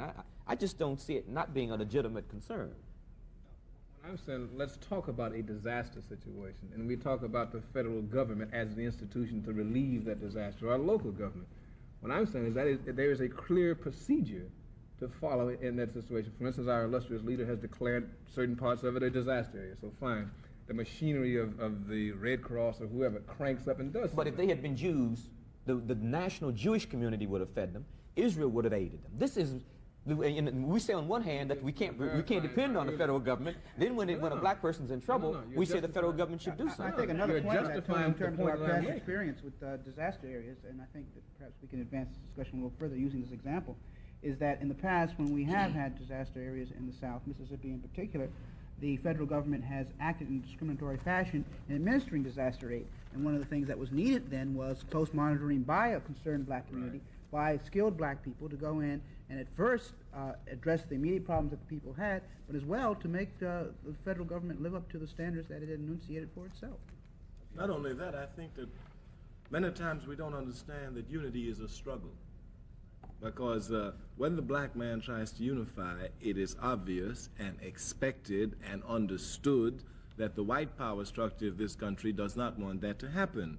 Thus, they move in many different ways, not avert, but rather cover to keep the black people divided. Thus, we have a responsibility. You know, if we tried last year and we didn't do it, we tried the year before, we will keep trying because we got to do it. Right.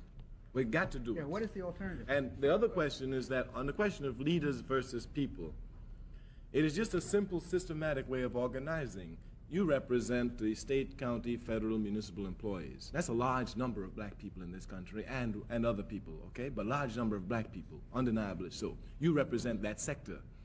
Brother Nelson represents Yobu, which is an organizing group that's all over the country. That's a sector that he represents. The Honorable Percy Sutton, our brother here, represents Harlem. That's a fact. Brother Stokes represents a constituency in Ohio. That's a fact.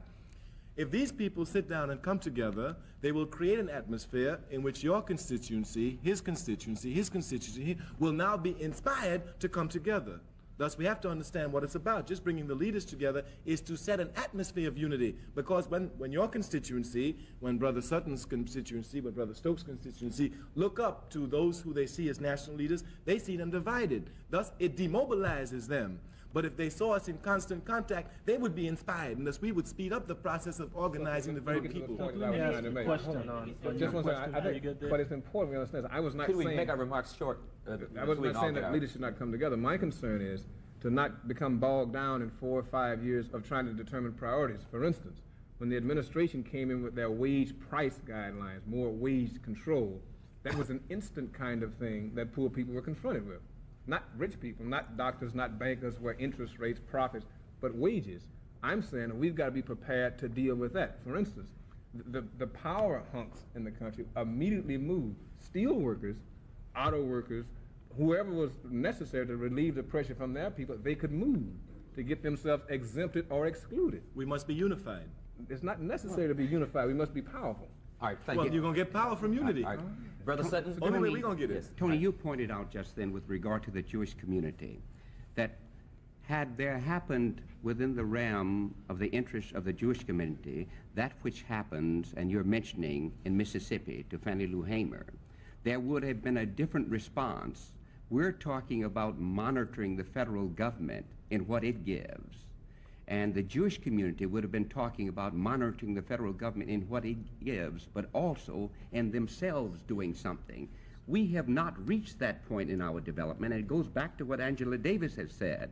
It is all economic, because until we're able to organize ourselves in whatever movement we have, whatever philosophies we have, to move economically to structure the brother or sister, the brother or sister is not going to listen to you or to any of us unless we can change the condition of his life, either create a socialist system for him or make his life better in the capitalist system. Would you accept the Nation of Islam as an example of that? As an example of what? As an example of blacks developing the second statement in your analysis. Yeah, I think, let me just say this, I think the Nation of Islam moves towards what I should like to see. It moves towards doing something for the economic side of black people.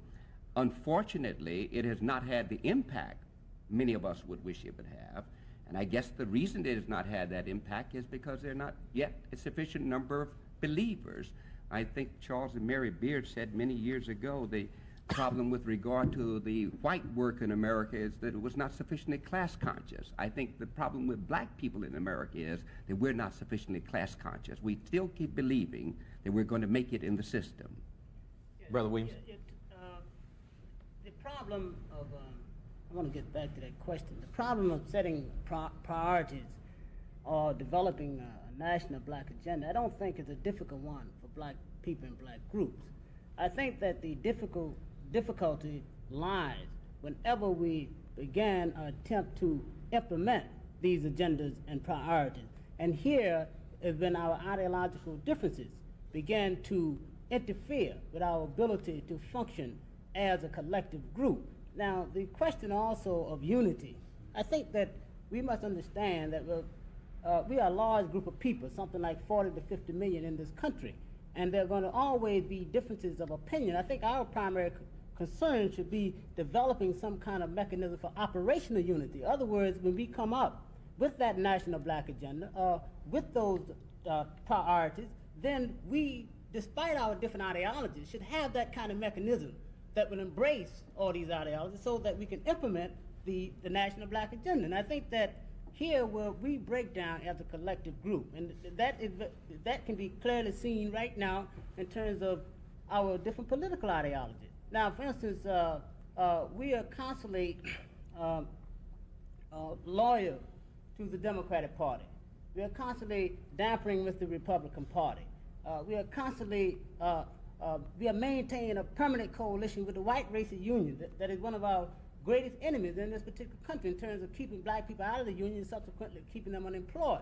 And I think as black people, you see, if we were to come together, it would be a big argument as to where our loyalty should lie. It would not be with our black goals and objectives, it would be because of these various attachments that we have. And I think that until we develop to the point well, our loyalty will be with black people. We, in terms of our affiliation, any other group, we see that as a tactic and a strategy. And do not let this deter us. I think we would be more effective in implementing the concept. We of must move on. national We are running short of time, and I will plead one more time for us to please make our remarks very cogent and not get into, because I know all of you are very gifted in this respect. Congressman Stokes, would you care to comment? No, I just wanted to add one additional point to what my brother here has said.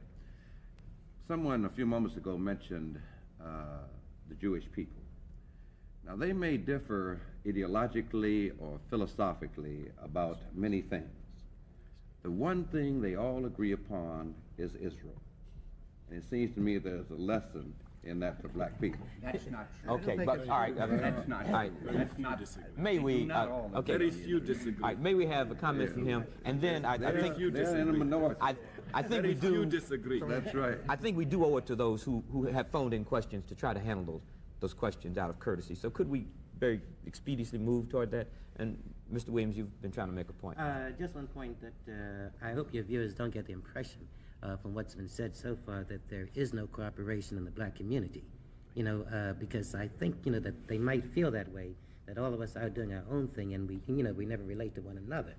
And I've got to insist, that we do cooperate, that we do form coalitions. So, it isn't as splendid as it might appear. If we don't form coalitions, one has been formed for us.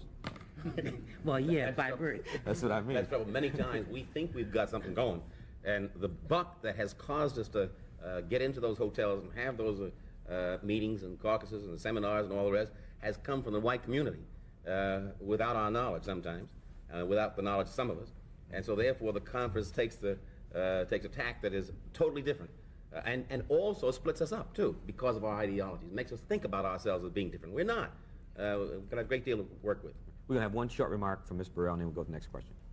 I think one of the things that needs to be said, Tony, is the fact that political power and the ownership of capital seem somehow to be handmaidens. I think we agreed. I think I've heard that about 4 times here. Well, if that's true, then you decide which one of those comes first. I'm sure that you'd better have some money before the political power comes. I think that's what the congressman talked about a little bit earlier. Little old ladies in tennis shoes that get 20,000 votes for a candidate don't have access to him. But some guy that gave $20,000 does, and that's the difference. And it comes as a result of the ownership of business. And if we're talking about the ownership of capital, then that gets to be important. And all capitalists don't have to own a little grocery store. I mean, there's a broad middle class in this country. They're not capitalists. Okay. They're not capitalists. They're not capitalists. But my point to Mr. Sutton said they could get to see him. Okay, thank you. All right, may we have the next question, please? My name is Marva Dorsey. I live in San Francisco. And my question was, with the war ending in Vietnam and unemployment, the rate of unemployment climbing as it has, does anyone on the panel see a possibility of race riots occurring across the country? The question was, with the war in Vietnam ending and unemployment, I assume, rising, the rate of unemployment climbing as it has, does anyone see the possibility of race riots occurring across the country? Certainly. The potential is here. We've put all this money for so many years into Vietnam, fighting a war in a place that we shouldn't be fighting, intervening in a civil disagreement is really what it is there, and yet doing nothing to structure people as they come back here. Grand unemployment with the Nixon administration leading in an attitude to continue to do nothing, cutbacks all along the line. Right here in the city of New York just recently, I think we might have had a riot where a policeman shot a 10-year-old boy in the back. There was great disorder in the vicinity of the house in which the youngster lived. Now, if the Nixon administration continues its cutback, and had this been summertime when that youngster was shot in the back, I think you might have found a riot right here in New York. Let me clarify the fine language of this question. And the question says race riots. It doesn't, this question doesn't say the rebellions of the 60s in which blacks were burning up their own houses and, you know, robbing liquor stores. No, This is... let me carry to, All right. let me respond to that. I don't think if we have riots again, I think blacks are much more sophisticated than we were in the early 60s and much more bold than we were in the early 60s. And I don't think the disorders are going to be confined to black communities. There are a lot of brothers and sisters who are much more bold than before who will carry the disorders, if we want to term them that, into the white community, to the downtown banks, to the where the power structure is. Yes, I think there's a grand possibility of disorder and race riots. I would hope not.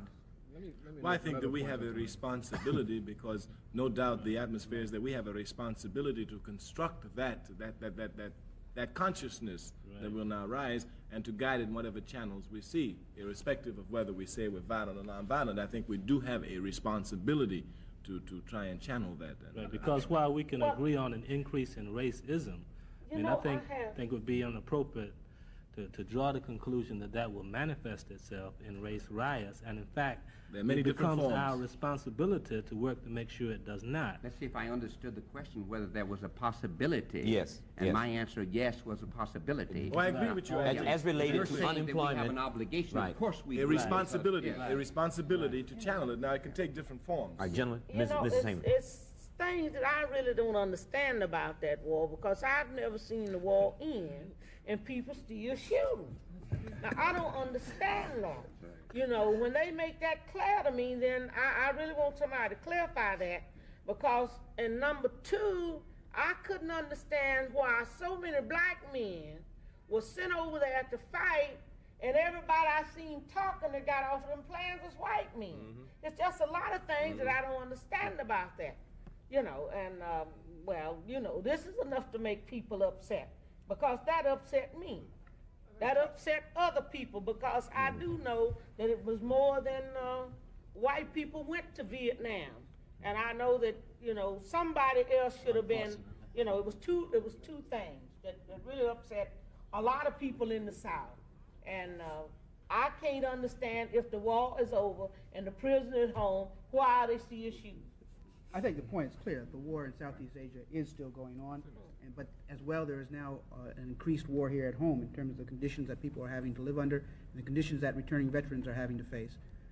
As part of the National Conference of Black Lawyers, I traveled in Asia very recently and talked to many of the black servicemen and women in the brigs and the stockades and in the courts and talked to them in their barracks, and I checked out as well the situation here in the United States, people who are about to be released under administrative discharges and the whole range of less than honorable discharges that the system has put upon these people.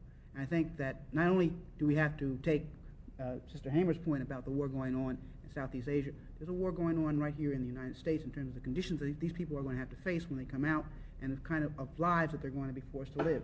And I think that has implications not only for the black community, but for the entire American community. All right, thank you. I'd just like to say to Ms. Hamer that war was going on when we got there. They were shooting when we got there, and now that we've left, they're still shooting. And I wish we'd left that part out that comes in between. I wish we'd never joined the shooting, and let's let them keep on shooting like they're doing now. It's capitalism that sent us there. Okay, thank you. Okay, well, I can't. The next question, please.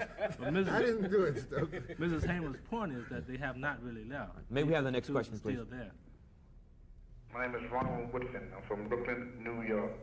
Question is, I want to know, would it be feasible and would it be much more beneficial to black people if we had, as we say we have, a home to call our home, like Africa, like we could relate to our brothers in Africa as do the Jews do to Israel? Would this give us more of a nation-time feeling than the direction we are now presently taking in this country? I think, Mr. Carmichael, we're all waiting on you to answer that. Yes, sir. Yes, sir. My brother, I thank you. Africa is our home. Africa is our mother. Undeniably, it is our home. I think that we get confused, and that's why our struggle becomes so confused, because a nationalist pre-awakening is a necessity for anti-imperialist struggle. All countries go through their nationalist stage before they go into that serious, the Vietnamese, the Chinese, the Cubans. And our problem is that we don't really understand nationalism. When you say nation, you talk about land. Our land is Africa. That's undeniable. This land is not our land. This land is not our land. This land is not the white man's land. He's just a European settler on this land. This land is the red man's land. And the red man will raise contradictions to get his land back. And when he does, black people have to be crystal clear what our position is.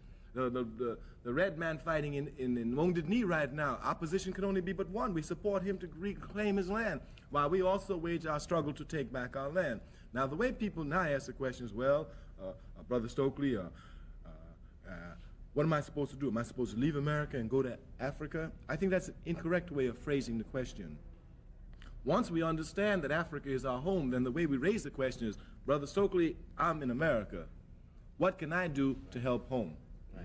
Now, once the question is raised that way, then we see it more clearly. But it's undeniable that when you fight revolution, you fight for land. Thank you. Fight for land. Very few minutes. I'm going to try to get to another question. Next question, please. My name is Deidre Carter, and I'm from Cleveland, Ohio. And my question is on census taking and the fact that from 1900 to 1970, according to the World Almanac, the Negro Almanac, and census, why we have still remained 10% to 11% of the total population, and exactly who is the minority on a national and an international scale. Thank you very much. She was asking, in essence, are we the minority or the majority on an international scale? All I know is right here where we are, we're in the minority, but we may be, as a part of black people and brown people, in Worldwide. the majority worldwide. Thank you. Even question, if black please. people were the majority, I think we have time for one more question. We have a very few seconds. My name is Osoro Lewis. You got that? Yes. And one of the questions is directed to Stokely Carmichael. Yeah, which is, how can you be in Africa and America at the same time? And could you answer that very succinctly? I'm sure there's a very short answer to that. Very simply.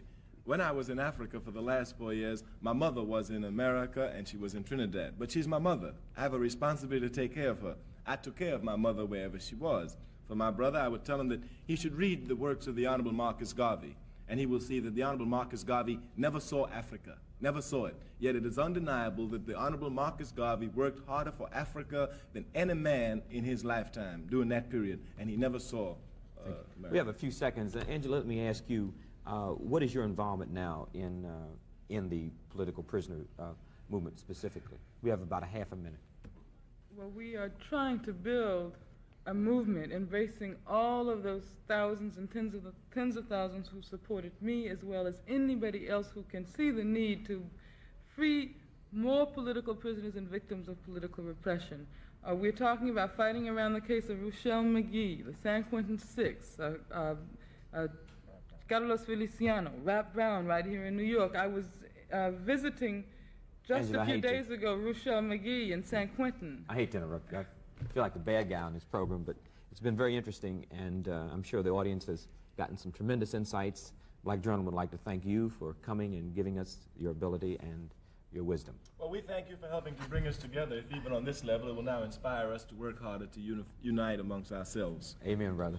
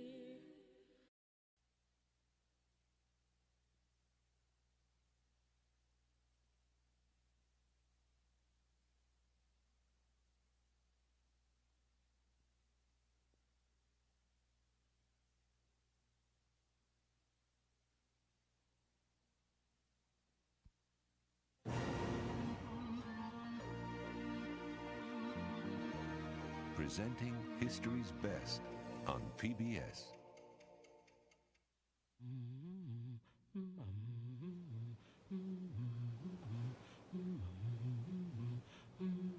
They came from different lands, all facing an uncertain future. English and Ashanti, Mende and Portuguese, German and Igbo, Fanti and Spaniard, French and Angolan, some seeking adventure or riches or religious freedom. Others were captives, bartered and sold like cattle.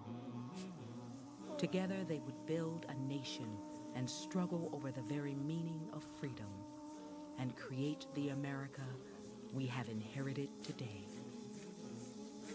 I don't think you can understand race relations today without understanding slavery. Even though people will say, I didn't do it, my father didn't do it, even my grandparents, they didn't do it. One of the things that's essential is to know that slavery is not just a Southern institution, it's an American institution.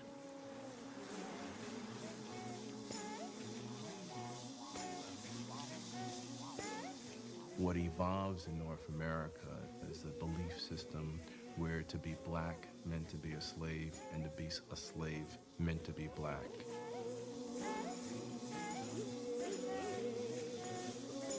We hold these truths to be self-evident. Why is it self-evident? It came from God. They're inalienable. Government secures them. Remarkable document. Didn't apply to black folks. And the man who wrote those words, Thomas Jefferson, kept slaves. He also wrote sometime later to a friend, if there is a just God, we're going to pay for this. Slavery and freedom existed side by side in this country. I think the issue is, did it always have to be that way? And the early history of America indicates that it probably did not.